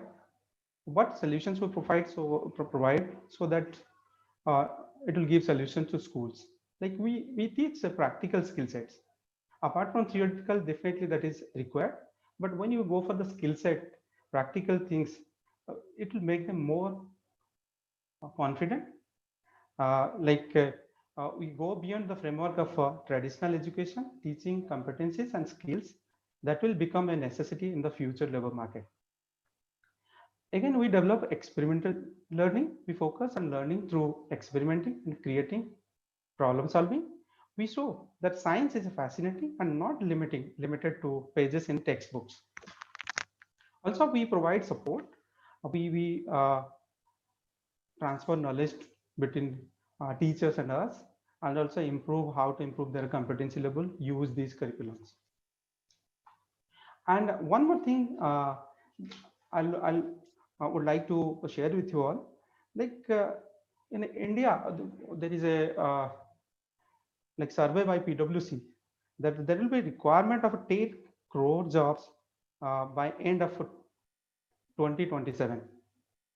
And most of the new jobs where the STEM skill set is highly appreciated. So if you see, if STEM has a lot of importance, so and government is pushing it. So what I think practical way to improve the skill set of students is need of hour. And that's all my presentation. If anybody has any questions, you can ask. Thank you. Yeah. Thank you. Thank you so much, Vibhu. Yeah. It's a wonderful presentation, and the product you are having is indeed a future product, and it will help the teaching learning process in the coming future. Yes. So, Anybody has thank any you so questions? much. Yeah.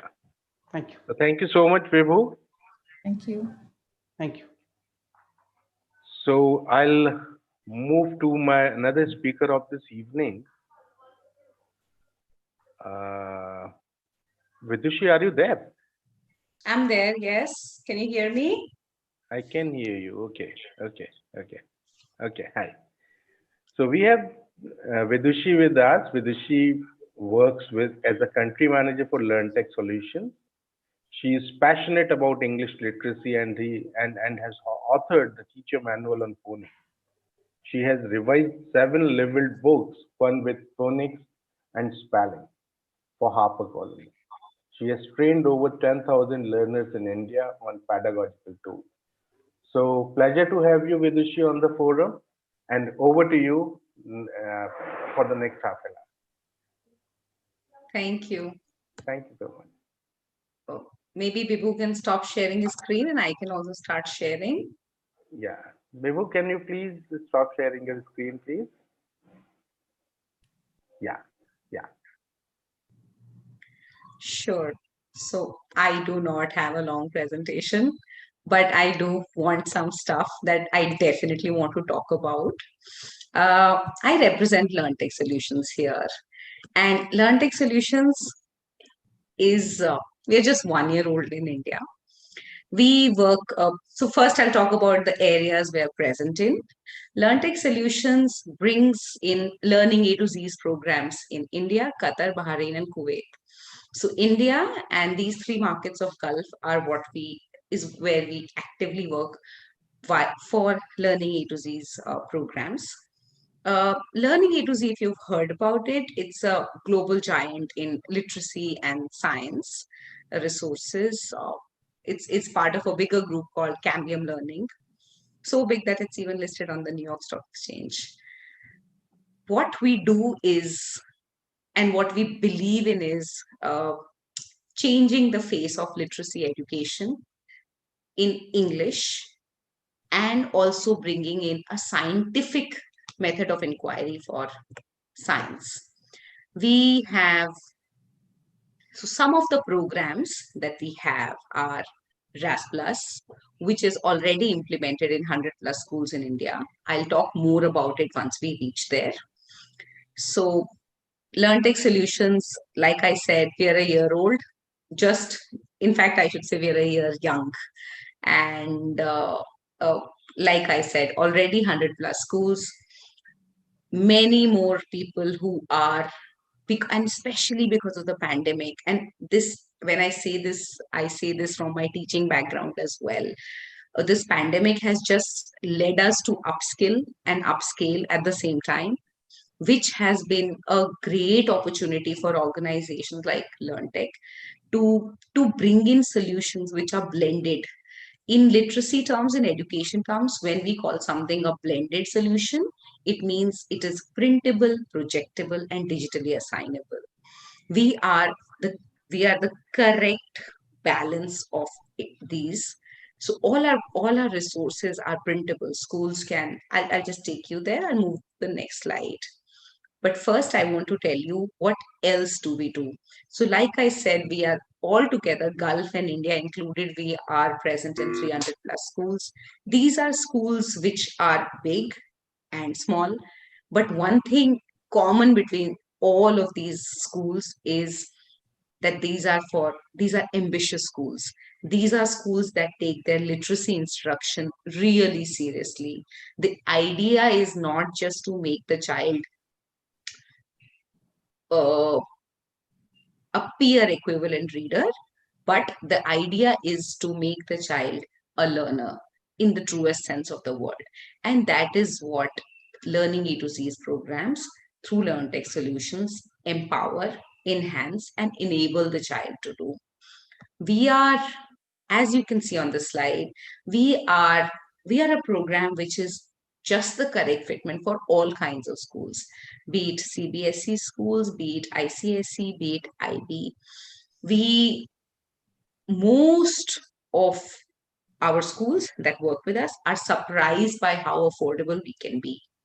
We are a classroom subscription program, and schools subscribe us, like the name suggests, classroom subscription program. Schools subscribe us for their classrooms, which in turn take in their learners.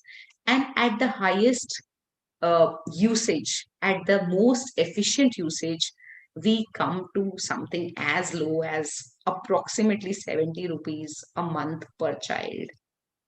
Anybody who can afford to eat 2 Maggies a month can definitely afford our program. And the program is incredibly high in quality. The system is flawless. Because we are present in Learning A to Z's programs are present in 175 countries across the globe. In US, we have statewide implementations. In the UAE, we have statewide implementations. The program is run on such a huge scale all over the world. In fact, just for you guys to check out, if you have any relatives, cousins, children, nephews, grandchildren studying in the US, Japan, and if you said the word kids A to Z, it would ring a very familiar bell with them. That is where their leveled reading is happening from Kids A to Z. So Kids A to Z is one name that parents know us by. That is our child interface. We are also very suitable for governments. LearnTech Solutions personally has had implementations of their programs in Sikkim, Mizoram, and Nagaland. We are also into CSR. If we feel that we found an intent in an organization to run a literacy program with whichever way they can, we even go to this. We are a very young company. We don't have a lot of money to spare, yet we ensure that if our programs can help somebody, and just because they're not able to afford it, if we have that intent from somebody, we are ready to support them. And of course, individuals also use our programs. Earlier, I was an individual user. As an individual also, somebody can subscribe to our programs. So we are basically suitable for everybody. We are a K-5 program. For somebody whose English is the first language, we would be suitable for in the K-5 segment. So kindergartens, which are our early emergent readers, till grade 5. And however, we have seen this, that universities use this as a bridge program for learners who were not exposed to English. My mother, 56, uses this program to develop her English literacy. We've seen this in state governments, we've seen the implementations till grade 10 as well. So in an absolute sense, for somebody, like I said, English as the first language, the program is still K-5. However, we see it implemented in different ways in different countries that we work in. And in India, when most of us still reside in tier 2 cities, and our program through NGOs like Teach for India, Aid at Action, Sarthi Foundation, Akansha Foundation, which is trying to help the ones who actually have no access to any resources, they use our programs. These are some NGOs which are not only run, but executed by the highest minds of academics. And they love our programs. Teach for India has been using it for close to 10 years now. So I'm also going to give you a bit of background about the kind of schools use our programs, and I'll also give some examples. We'll come to it. So till now, what we've learned is that LearnTech Solutions sells or brings to you Learning A to Z's superior, high quality, blended resources. And these programs are centered towards literacy and science. The idea is first to develop a reader, then to develop a fluent reader, and then to develop a reader who thinks critically about reading. You can ask yourself, how many of us actually read for leisure? Most of us read because we are handed down some literature. This could be in the form of textbook. If we are working, this could be in the form of a memo, a work that I need to do because it's my job profile. Not very many, just, I don't know, even 1% would be an exaggeration of people who read for leisure. And we all know, I mean, if you just open a random survey of successful people and their habits, one of the top habits is reading, that I take out time to read. How does this habit gets cultivated? This habit gets cultivated when children have access to the resources. And access to the resources, and by that I mean their kind of resources. If I'm a 4-year-old and I'm given a big fat book, which I cannot read, then what is the point of that book? I cannot read it. My attention span is 2 minutes. I want to see something which I can finish in 2, maybe 3 minutes. The vocabulary that is being used for me should be age appropriate. I should not be given words which are just too fantastic in nature, but hold no meaning for me. So the idea with Learning A to Z books, and I'm going to show you some examples of our printed books already as well, that our resources are not only, now I'm going to give you one word for the sake of this presentation, which is leveled.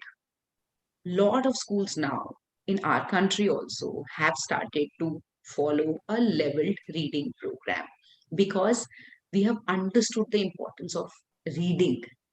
We have understood the importance of why our learners need to be given distinct material over different years so that they can not only develop a reading habit, but also a habit of constantly learning and absorbing. And that assimilation of skills is easily facilitated by Learning A to Z. And we cannot deny today that, we don't live in a digital environment. Our meeting today is an example of a digital environment in enhancement. That it is the digital environment which has enabled us to come together from various parts of the country. So our books are also digitally assignable. Our resources are also full of teacher resources, because as a teacher trainer, when Pankaj was introducing me, he said 10,000 learners, and that learners is a very carefully used term. Yes, somebody's trying to say something. Carry on with. Okay. I just thought somebody was trying to say something. If you want to say something, you can just, say, excuse me, and your questions, your feedback, your thoughts are very welcome. Sorry, ma'am. Actually, there was someone's mic which was not mute, so I think there was some disturbance. So sorry for No that. problem. These are not disturbances. These are funny anecdotes. That's fine. So, like I was saying, that when Pankajji was talking about 10,000 learners, and because teachers are also learners in a way, it is our constant endeavor to learn new skills. The world is, I mean, if I just said that the world is moving at a fast pace, I would sound like a stereotypical cliched dialogue, but it couldn't be more true. We are all moving at such a fast pace. Everything is which is expected from a teacher, which is expected from a student, is way different from what it was expected 10 years ago. So teachers have to learn. And this is my experience with teachers all over the country. The 10,000 number that we talked about. We want to learn, but we don't have enough resources to learn. We want to learn. We can do anything. Anybody sitting in any part of the country is capable of doing anything, but we are not able to do it because we don't have enough resources. We are not told in the correct way what to do. And this is another area that we want to, and we aspire to, and we also are constantly working towards, which is a successful implementation. Our implementation includes our training, which is the first step. We train the schools to use our program, and also support. By support, we do not just mean technical support. By support, we mean technical support, humanitarian support, humane support, and even parental support. Personally, I have done a lot of parent teacher meetings for schools. So we go to the extent of helping schools with whatever it is that they need. We send reports to schools. We send them some best practices which are happening all over the world in the fields of literacy and science, and we inform our schools that this is what you could be doing now. In its essential sales process, if a school has started using our program, we could very well sit back, relax, and focus on the next. However, we do not do that. Training is something that we take really seriously. And by seriously, I mean serious with a lot of fun. We end up developing very humane connections with all the schools that we work with, all the individuals. Individuals, and we all know this, that B2B is always bigger than B2C.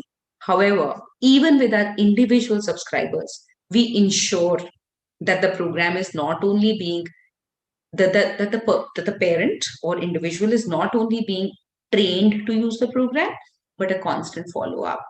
That is something that we take really seriously. Data privacy is also something that we hold dear. Uh, we all know what happens when you lose your privacy, and all learning A to Z programs support data privacy, even foster data privacy. Whatever information you put on, because these are children that we are working with, whatever data you put in, even we as a service provider do not get it. So rest assured that your data is safe. Nobody gets it. You generate your own password as well. It's secure to that extent. And like I was taking personalized interventions whenever schools need it, whenever tutors need it. We do not just teach them on the platform, but we also teach them, or what is a better word for teaching? We partner with them in this process of learning, because we truly believe that a school has two sets of learners. One is the students and one is the educators. That's one. These are some of the schools that we already work with. You can see that there's some known names, some names you may not have heard of, but one thing stands out with these schools, that they are all, like I said, ambitious schools. They want to cultivate that reading habits in the children. when, I'll just talk about our science also for a little bit. Our science program, it is not just science books and quizzes. There are diagrams, there are videos, there are focus books. So I try to read one learning literacy book a day, and I was reading a book about the solar system. And you know how it was explained to me? It was explained to me like this, that if your fist is the size of Jupiter, then the pea is the size of Earth. And that connection was so real to me. As a child, I do not understand diameter in miles. After all, I'm a grade 1 child. I do not even know what miles are. So the vocabulary being used is child friendly. I'll show you some books that are printed, and I'll just show you, and we'll talk about it. My showing you these books is a purposeful activity. So these are some of the books. Now, this book is The Force of Water. Can you see the thickness of the book? It is obviously a very thin book. All books are supported with relevant amount of text, relevant amount of figures, relevant amount of diagrams, relevant amount of captions. Not only is the vocab age it is like giving a thick. So imagine going to a library. You would find books of all kinds, right? Now imagine going to a library which is made for you, which has books for you, which has books that they know that you can sustain the interest in. And if you're interested in more books, then there are books which are more complex in nature, wherein the content area also increases and the context also increases as per age. So that's one. So it is like going to the gym and the instructor giving you exercises which are perfect for your body. That is the idea behind learning A to Z's books. Till now, and we are willing to give demonstrations to schools and also just this challenge. Till now, there is no topic that is not covered in learning A to Z books. Just yesterday, I was with a school and they asked me to search a book on clouds. You know how many resources I found on clouds? 29. I found 29 books on clouds, which are right from nursery till grade 5. So at nursery level, it would just talk about what clouds do. A cloud, a rain, the mist. And at a grade 3 level, it would talk about the kinds of clouds, the cirrus cloud. So it just keeps on changing. And that is why the schools that love our programs, they love it so much because they are able to, if I'm interested in fashion, I have a book on nail art, I have a book on braiding, I have a book on hair color, I have a book on fashion leaders of the country, of the world. If I'm interested in humanities, I have books on humanities. We have books on across genre, fiction, non-fiction, folk tales, fables, folklore tales. Just about everything is covered. And we take a lot of pride in that fact. Our program is developed by educators, for educators. Everything comes with a lesson plan. Everything comes with worksheets. There are, just in RAS Plus, one of our most loved programs, just in RAS Plus, there are 50,000 resources. And, if you just knew where to look, which we will obviously tell you how to use, you would never have to make a single worksheet again. And whenever I say that, teachers love it. They never have to make a worksheet again just because of the virtue that everything has been thoughtfully covered, thoughtfully curated, and thoughtfully placed within the system. Educators in the Gulf, a lot of them, as per my experience, they come from countries which are developed. So there are a lot of American educators. A Spanish teacher would most likely be a Spanish educator. And with the Spanish and the French educators we've seen, we are also a multilingual program. So the books that you see in English, very likely you would see that book in Spanish too. So we are not just a reading program for English, we are also a reading program for Spanish, French. Now, sometimes schools ask this question. They say, our children can't read. These books are so beautiful. Everything is perfect, but my child still can't read. How do you help that? It is helped by two ways. One is audiobooks. These are electronic books. Even at the smallest level, our books are audiobooks. These audiobooks speak in the tone which the learner at that level would enjoy. So for example, if I'm say a grade kindergarten child, the book will be read very, very slowly. If I'm an older child, the book would be read fast. And just by listening to the audiobook, I will be able to develop fluency, intonation. When the books are being read, they are highlighted.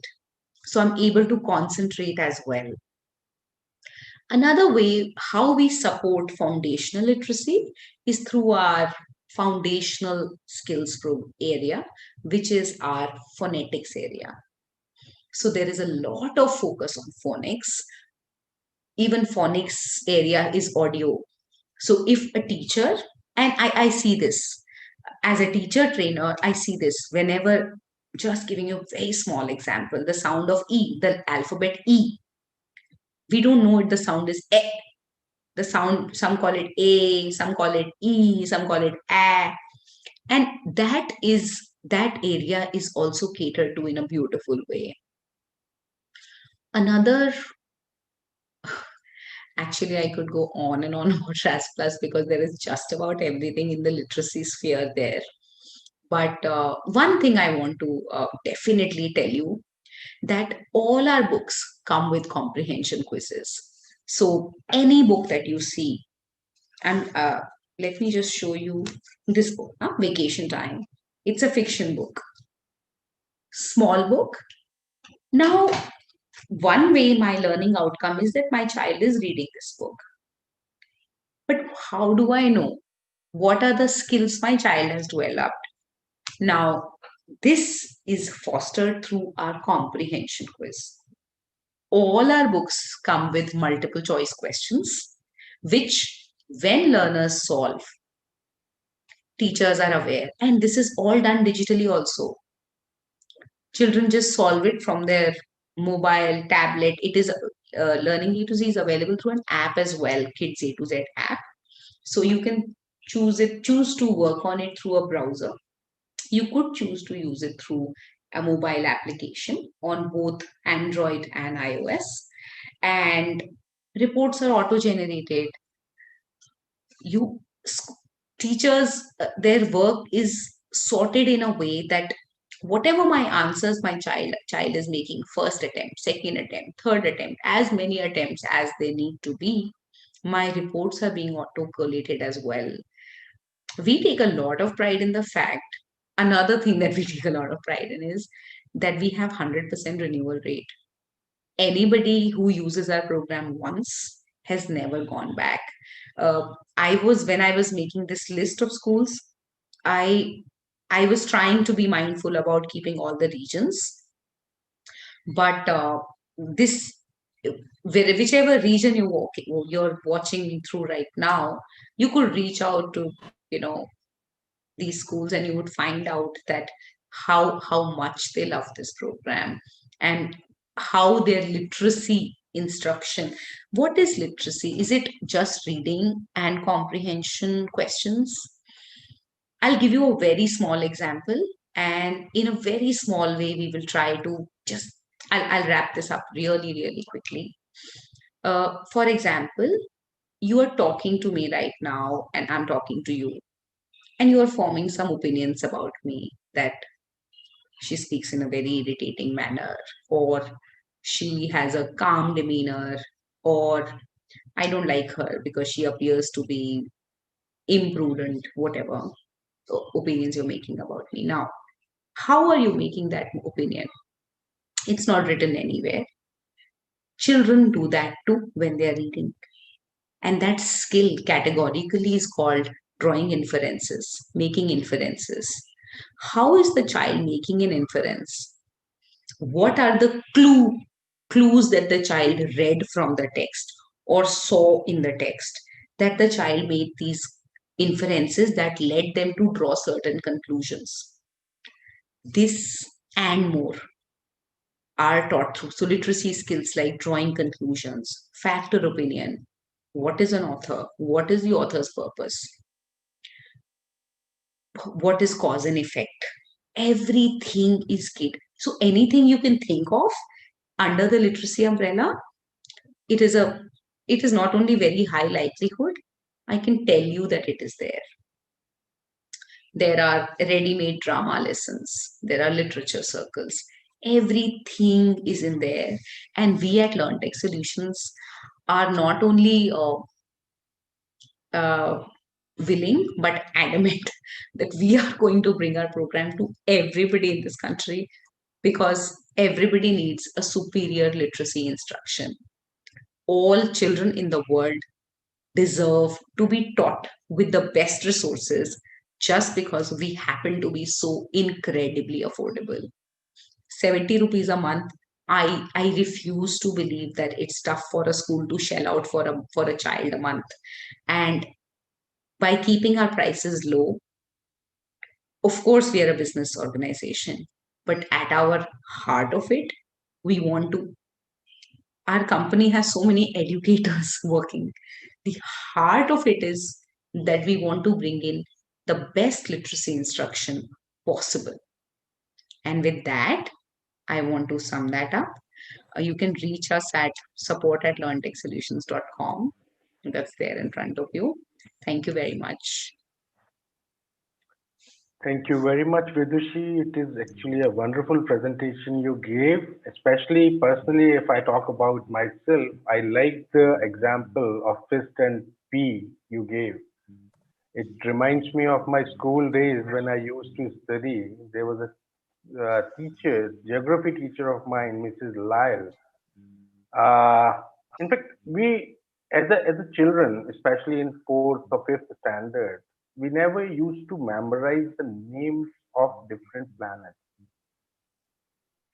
So she connected, as she gave an example at that point in time, and that was a quote basically that was like, my very educated mother just shown us 9 planets. So each and every word, or the first word of this sentence is the starting word of the planet name. At that point in Yes. time, at that point in time, Pluto was also a planet. Pluto was a planet. And you know, Pankajji, I want to tell you one thing that I learned from learning E to Z. Yeah. When you create something from the first letter of the thing, it's called an acrostic framework. Okay. It has a name for it. It is Okay. called acrostic. So if I were to make a poem with Pankaj, P, so perfect man sitting, A, and has a chair, something like that. So I would be making an acrostic poem. I did not cover this because covering RAS Plus is like you could go hours and hours and hours and not finish it. But we have a huge focus on poetry as well, which is a very, very, very neglected strata of literature, especially in our country. Right, right. So thank you for bringing that up. Thank you so much, Vidushi. In fact, with your presentation, I can make out one thing, that if the learning is is attached with, or you can say the abstract examples in the class, if they could be connected with the real life examples, then the learning could be more concrete for the student. Yes, yes, absolutely. I agree with you. So thank you very much for such a wonderful presentation, Vidushi. It's a pleasure having you here. Thank you so much. Thank you. Pleasure for me too. Thank you. Thank you. Thanks, Vidushi. Thank you, Jaya. So with this, we have come to the last 1 hour of our conclave.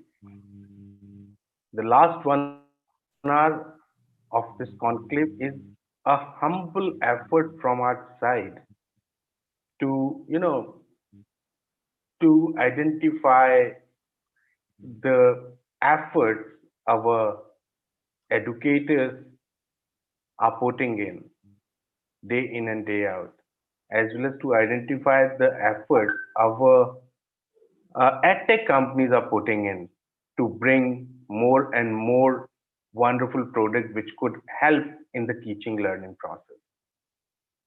So without wasting a minute, I would start calling the names of the winner for this evening.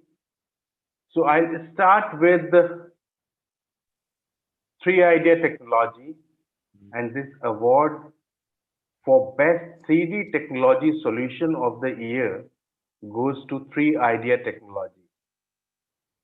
Is anybody there from 3 Idea Technology? I think Mr. Gupta is there. Mr. Pankaj, thank you so much. This is really, it's a really good appreciation, and our journey towards spreading knowledge about 3D printer will continue, and this gives more boost up to it. Thank you so much, Mr. Pankaj. Thank you so much, Mr. Gupta. Thank you so much. With this, I'll move on to another winner for today's evening. She is Mrs. Binita Sarkar for the best in global collaborative learning. Are you there, Mrs. Sarkar?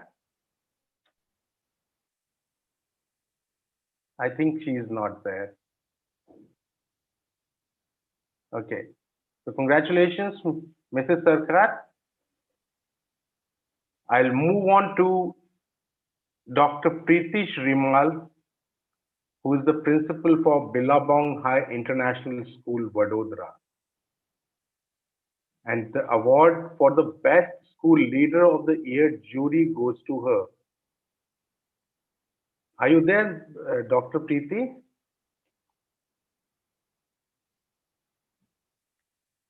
I think she's also not there. She's also not there. Okay. So the next award for the evening, it's a sort of a different sort of award. It's best emerging HR strategy for the green energy. And this award goes to Dr. Sachin A. Verma from Goldie Solar Private Limited. Do we have Dr. Verma with us? Yes. Hi, Pankaj, how are you doing? I am good, Dr. Verma. How are you? Very good, very good. Thank you so much for appreciating us. And I am the head of human resources working for Goldie Solar Private Limited. We are taking the word learning and development very seriously. We develop people, we empower people. And if I talk about our legacy of training the people is humongous. We always hire the strategy of learning and development in-house. We are taking the people from the tribal areas or from the backyard areas of India. We train them, we educate them, and we are applying them at work. And we are making them capable enough to be in the market and having some market value. Moreover, we are making them a very, very performance driven in terms of their own scripts, their own competencies. And we at Goldie are famous and we are mean for quality and giving the wonderful, wonderful manpower, not only for our own operations, but the world also. So thank you so much for appreciating our efforts and giving us the award for the emerging HR strategy. Thank you so much, Dr. Sachin. And we are expecting few green schools from your side in the coming future. Definitely. It's a green energy what we follow, and many of the schools are there. They're following up the green energy tools right now, and many of the schools have been already associated with us for the green energy. And moreover, Going forward, it would be a subject in many of the colleges and the schools to make the students aware about the green energy education. Exactly. And what I personally feel is that the future is the non-conventional energy. Absolutely. Absolutely. Right. So we are ahead of this and many more things to come. And we as Goldie are committed not only for our own green energy, but for the country as well. So thank you so much, Pankaj, for your efforts. Thank you so much. Thank you so much, Dr. Satyan. Thank you. The next winner of the evening is an educator. Personally, she is one of my favorite educators. And she is Dr. Seema Negi from from Sanjeevani World School, Mumbai. She is the principal of Sanjeevani World School, Mumbai. Ma'am, please accept the best school leader of the year award. Thank you so much, Pankaj. It means a lot, truly humbled, and it's actually goes to my entire team because I always say I'm just the face and the efforts are put in by the entire team. So I am humbly taking it on behalf of my team, and thank you so much to your entire team. From yesterday, I have seen how meticulously the entire event is planned and the kind of speakers that you have got. I think hats off to your efforts. Each and every session was so empowering. Thank you so much. Thank you so much, Thank you Pankaj. so much, ma'am. And please don't go anywhere. We need the closing remarks from you all as well. Yes, sir. Yes, sir. Thank you so much.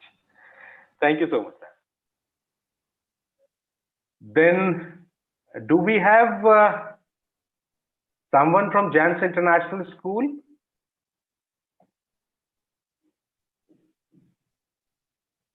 Mrs. Seema Prabhakar?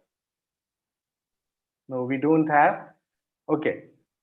So the next award goes to GEMS International School, Gurugram, for the Best Skill Development School of the Year.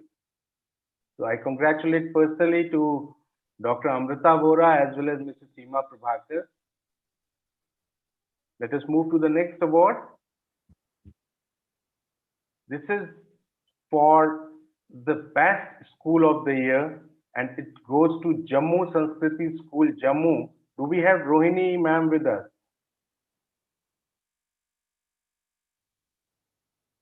Okay, she's not there. Okay, so the Best School of the Year goes to Jammu Sanskriti School, Jammu. The next award goes to LearnTech Solutions for the Best Blended Learning Solution of the Year. Can we have Jaya on the video, please?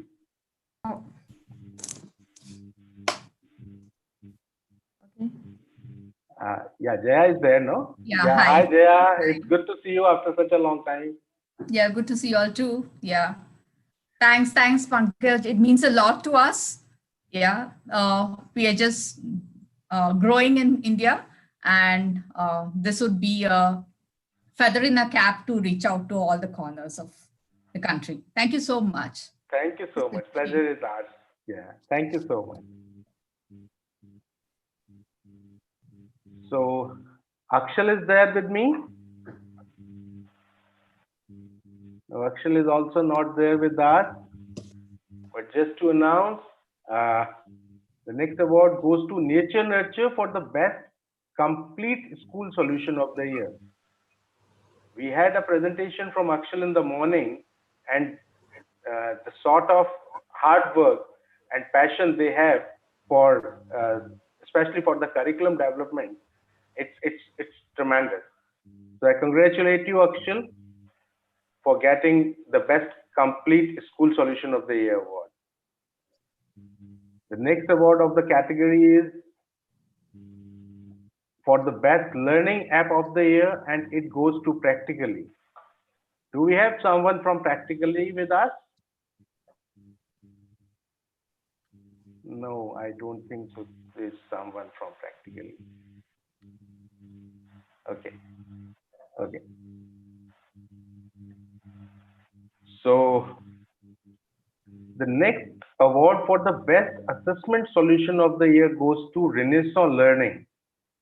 Renaissance Learning Do we have Mr. Gandhi with us?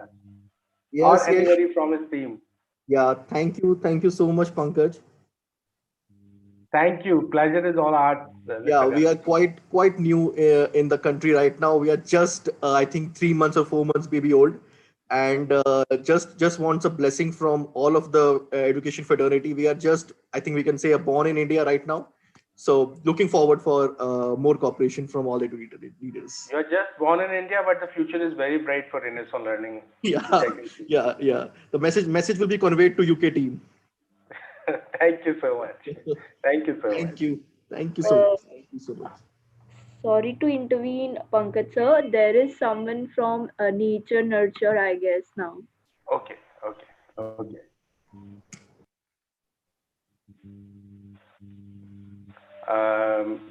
May I have someone from Nature Nurture?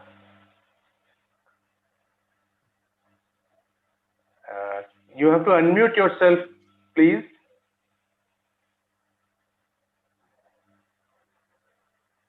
Can we have someone from Nature Nurture? I think it is showing over there, but you need to unmute yourself first.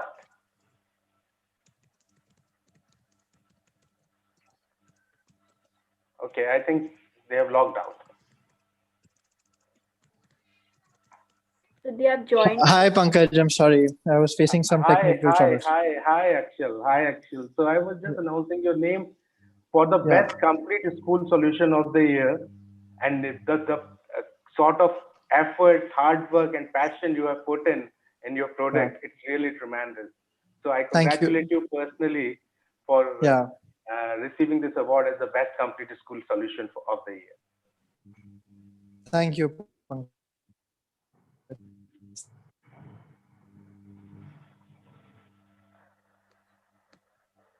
Actually, you are not audible to us. It's a privilege. Try to look at. Can you hear me now? Yeah, we can hear you. Yes. So, rightly put, but we like to see less of ourselves as a product, more of ourselves as a solution for schools. So I think getting acknowledged like that is always good. Thank you, Pankaj. Thank you so much, Akshal. Thank you so much.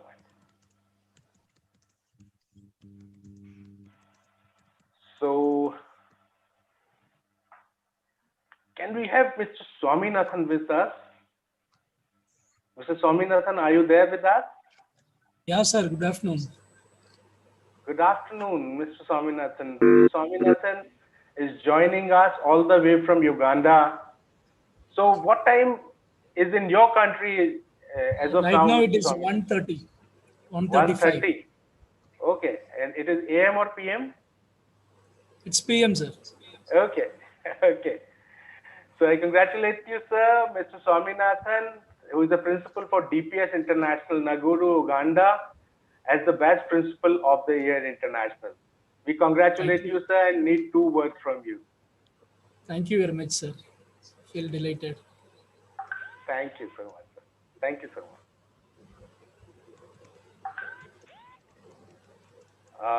The next award for the best emerging school of the year regional goes to the Icon Public School, Ahmednagar. Do we have Deepika ji with us? Yes, sir. I'm right here. Congratulations, ma'am, and thank you very much for sparing your valuable time. Thank you, Mr. Pankaj. It's really an honor to receive this award. We come from a very, very small town called Ahmednagar, which is in Maharashtra. And we are relatively a very new institution. So to be getting this award from you is, a huge privilege for us. And thank you so much. Thank you so much, ma'am. Thank you so much. So with this, we have come to the end of this particular section. I think I'm left. Nobody is left out. Yeah.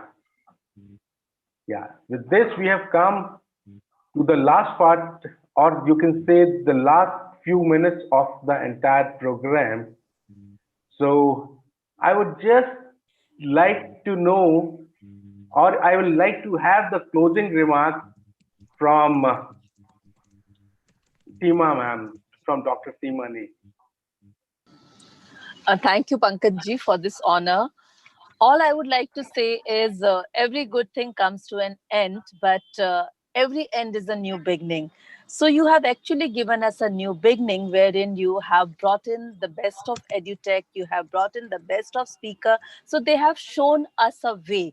And as we always say, there is light at the end of the tunnel. So we have reached there, we have reached the light, and now what we have to do is we have to guide our teams, we have to take our schools forward, we have to embrace technology, we have to also open our doors for the best of edutech, and then together, definitely we'll work out for the best of our students. As I was listening to, I think, Vidushi ma'am also, ultimately our end goal is our students are learners, and all of us are connected with that invisible thread, but ultimately we will do everything for our learners. So thank you so much for providing us this opportunity to do something for our next generation who is right now in our school. Exactly, ma'am. And how And will you together we have summarize built. these 2 days, ma'am? We started the session yesterday with Dr. Iskan Bali, then after Dr. Ashok Pandey was there, and of course Major General G.D. Bakshi was there. How you will summarize the entire 2 days So in I few will words? say, sir, I think again I'm using the same thing. There's an invisible thread, and you have got the best of pearls. So today, I think when we are saying the final goodbye, we have the beautiful garland of you have the beautiful string of pearls, so that each one of us can relish that and see that how much knowledge and wisdom we have gained from the pearls of wisdom that we have got from each and everyone who was associated from last 2 days. Thank you so much, ma'am. Thank you so much for your kind words. Uh, Himish is my counterpart. He's the co-founder for GSLC. Himish, are you there?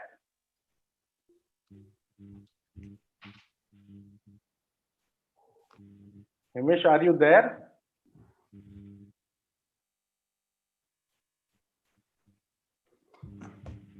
Okay. So I think Mr. Sriram is there with us. As I can see, he is logged in. So Mr. Sriram, can we have a few words from you?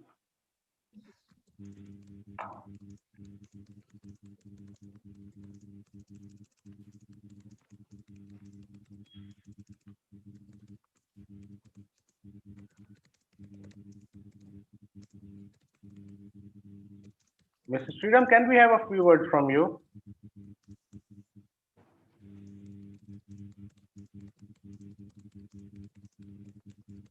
Now working, they are all the softwares from the different companies. It means the employees of these companies are. Okay, I think Mr. Sriram is not there. Neha is the youngest member of my team. Neha, would you like to say something? She is the one who is approaching the school leaders day in and day out.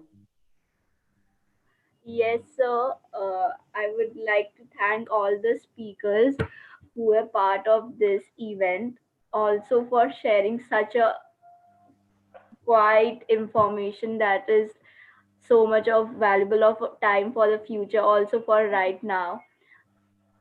And also I would like to congratulate everyone who has had a special reward for this session, who has received a special award.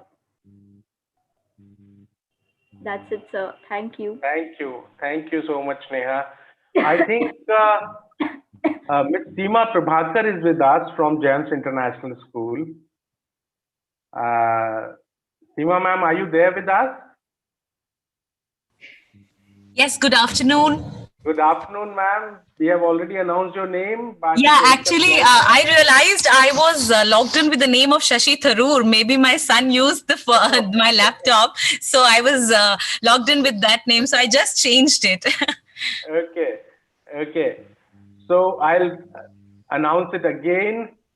that the best skill development school of the year goes to GEMS International School, Gurugram.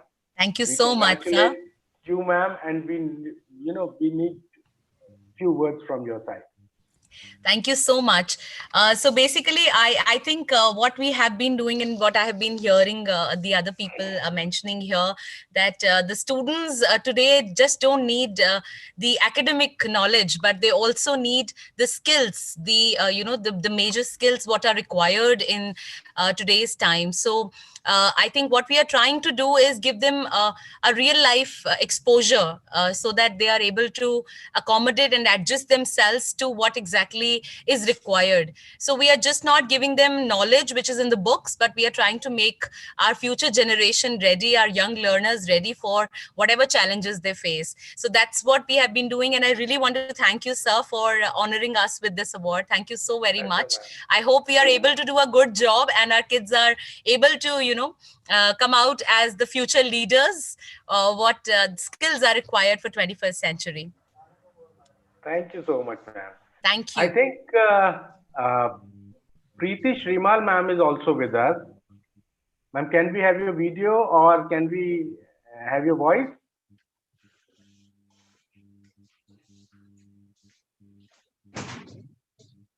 Yeah, hi, hi. Hi, Yes. Dr. Shrimal. It's a pleasure to have you in the forum. In fact, we have already announced your name, Dr. Okay, Preeti I think I Shrimal. missed it because I was, I think, in the middle of something else. So, Okay, no problem, ma'am. Uh, so this award for the best school leader of the year jury goes to Dr. Preeti Shrimal.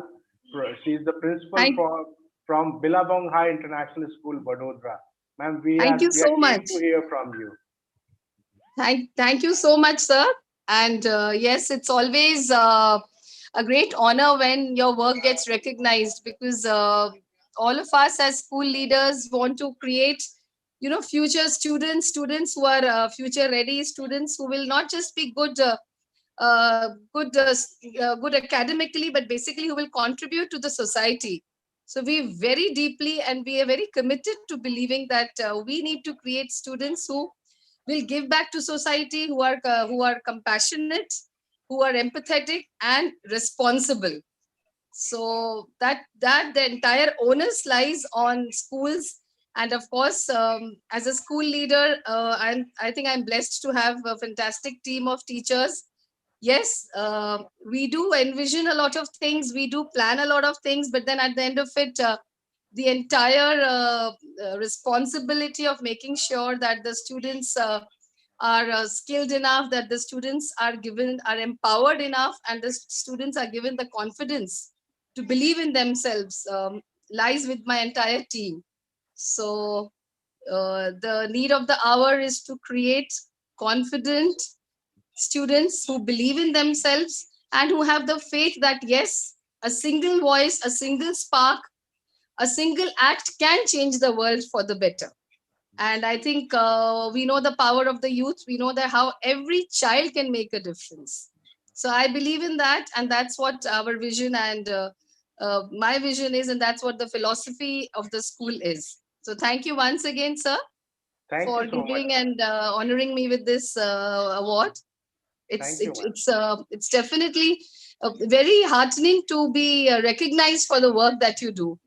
Yes, something which we of course are, as leaders, it comes to us naturally. We are not there for acknowledgements and we are not there for awards, but like they say, appreciation does go a long way in boosting our morale also. And Ma'am, you all have done a wonderful initiative by boosting our morale, and thank you once again for everything, Mr. thank you Pankaj. so much, ma'am. The kind of work you people are doing, it should be recognized at every point in time. Thank you so much, ma'am. We have with us few others, like somebody has joined us by the name SU. May I know who is he or she? Uh, if I missed out someone,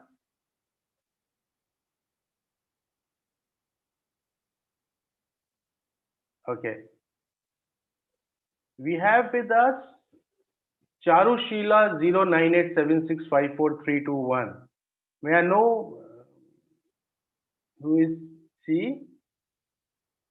Is she one of the recipient of the award?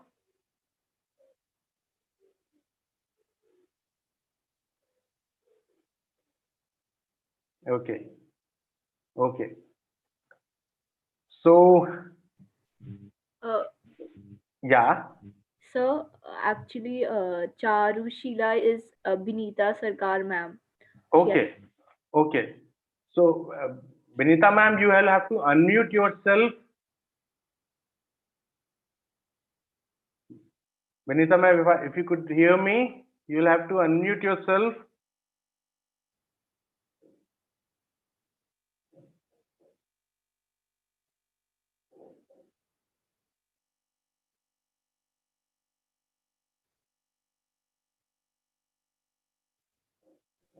Yes. Good Yeah. evening. Good evening, ma'am. A very good evening to you. We already announced your name, Thank but you so much. I'll take this honor to announce once again that the best in global uh, collaborative learning award goes to Mrs. Binita Sarkar, ma'am. We need few words from you, Binita, ma'am. Yes, it is indeed a pleasure to be on such an August gathering, and I'm really happy and I feel honored that and humbled that I have been awarded this prestigious award. This is in recognition of the work that I am carrying on for last few months in the wake of the pandemic for the children, for the teachers who were technologically challenged across the country. And this is my 10th award, which includes one international, one national award. And I'm grateful to all the teachers and all the educators across the country and abroad who have helped me to achieve this great feat. And I remain again humbled, and I thank all the organizers for an excellent program. The webinar was really invigorating, and I bless the organization to continue the good work ahead. Thank you. Thank you so much, ma'am. Thank you so much. Sunanda ji, are you there? Can you please unmute yourself?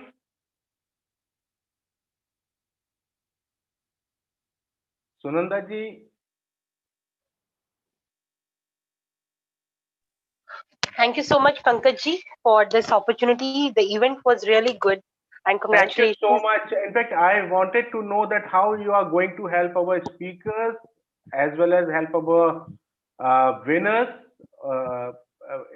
through how you are going to cover them. Okay. To give you an insight about Career Beacon is a bi-monthly magazine which covers every area of inspirational story. Who can be the beacon for our students or the people who are having readership.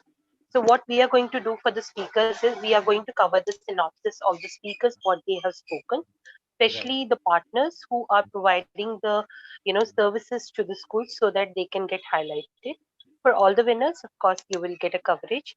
So I'll be connecting with Mr. Pankaj with all the database so that I can have a brief questionnaire given to you so that the complete coverage can be done in the Career Beacon magazine, which should be out by after Diwali. Oh, great. Okay. Thank you so much. Thank you. So with this, we have come to an end of this 2-day session, highly inspirational one. There were lot many deliverables in the last 2 days. There were lot many talks during last 2 days. There were lot many things happen in the last 2 days. There were lot many insights in the last 2 days. And I thank to all my speakers, those who have come on the platform and spoke about the global education challenges and solutions in the new normal. With a promise that next year with Inspire version 2, we'll again meet in a physical manner, not in a virtual way. With the same hope, I, I, with a very heavy heart, I announce the end of this session, and I thank you personally, each and everyone, those who have attended our program on our virtual platform, webinar one. Thank you so much, and have a very good day and a very nice year ahead, and wishing you a very happy Diwali also. Thank you so much. Yeah, thank you, Mr. Pankaj. Thank you. And Thank you, thanks Pankaj. for all of them on this platform. It was enriching, and it has kept me glued to my chair since yesterday. It was amazing session. Thank you so much. Thank you so much. Thank you so much. Have a very good day. Thank you. Thank you.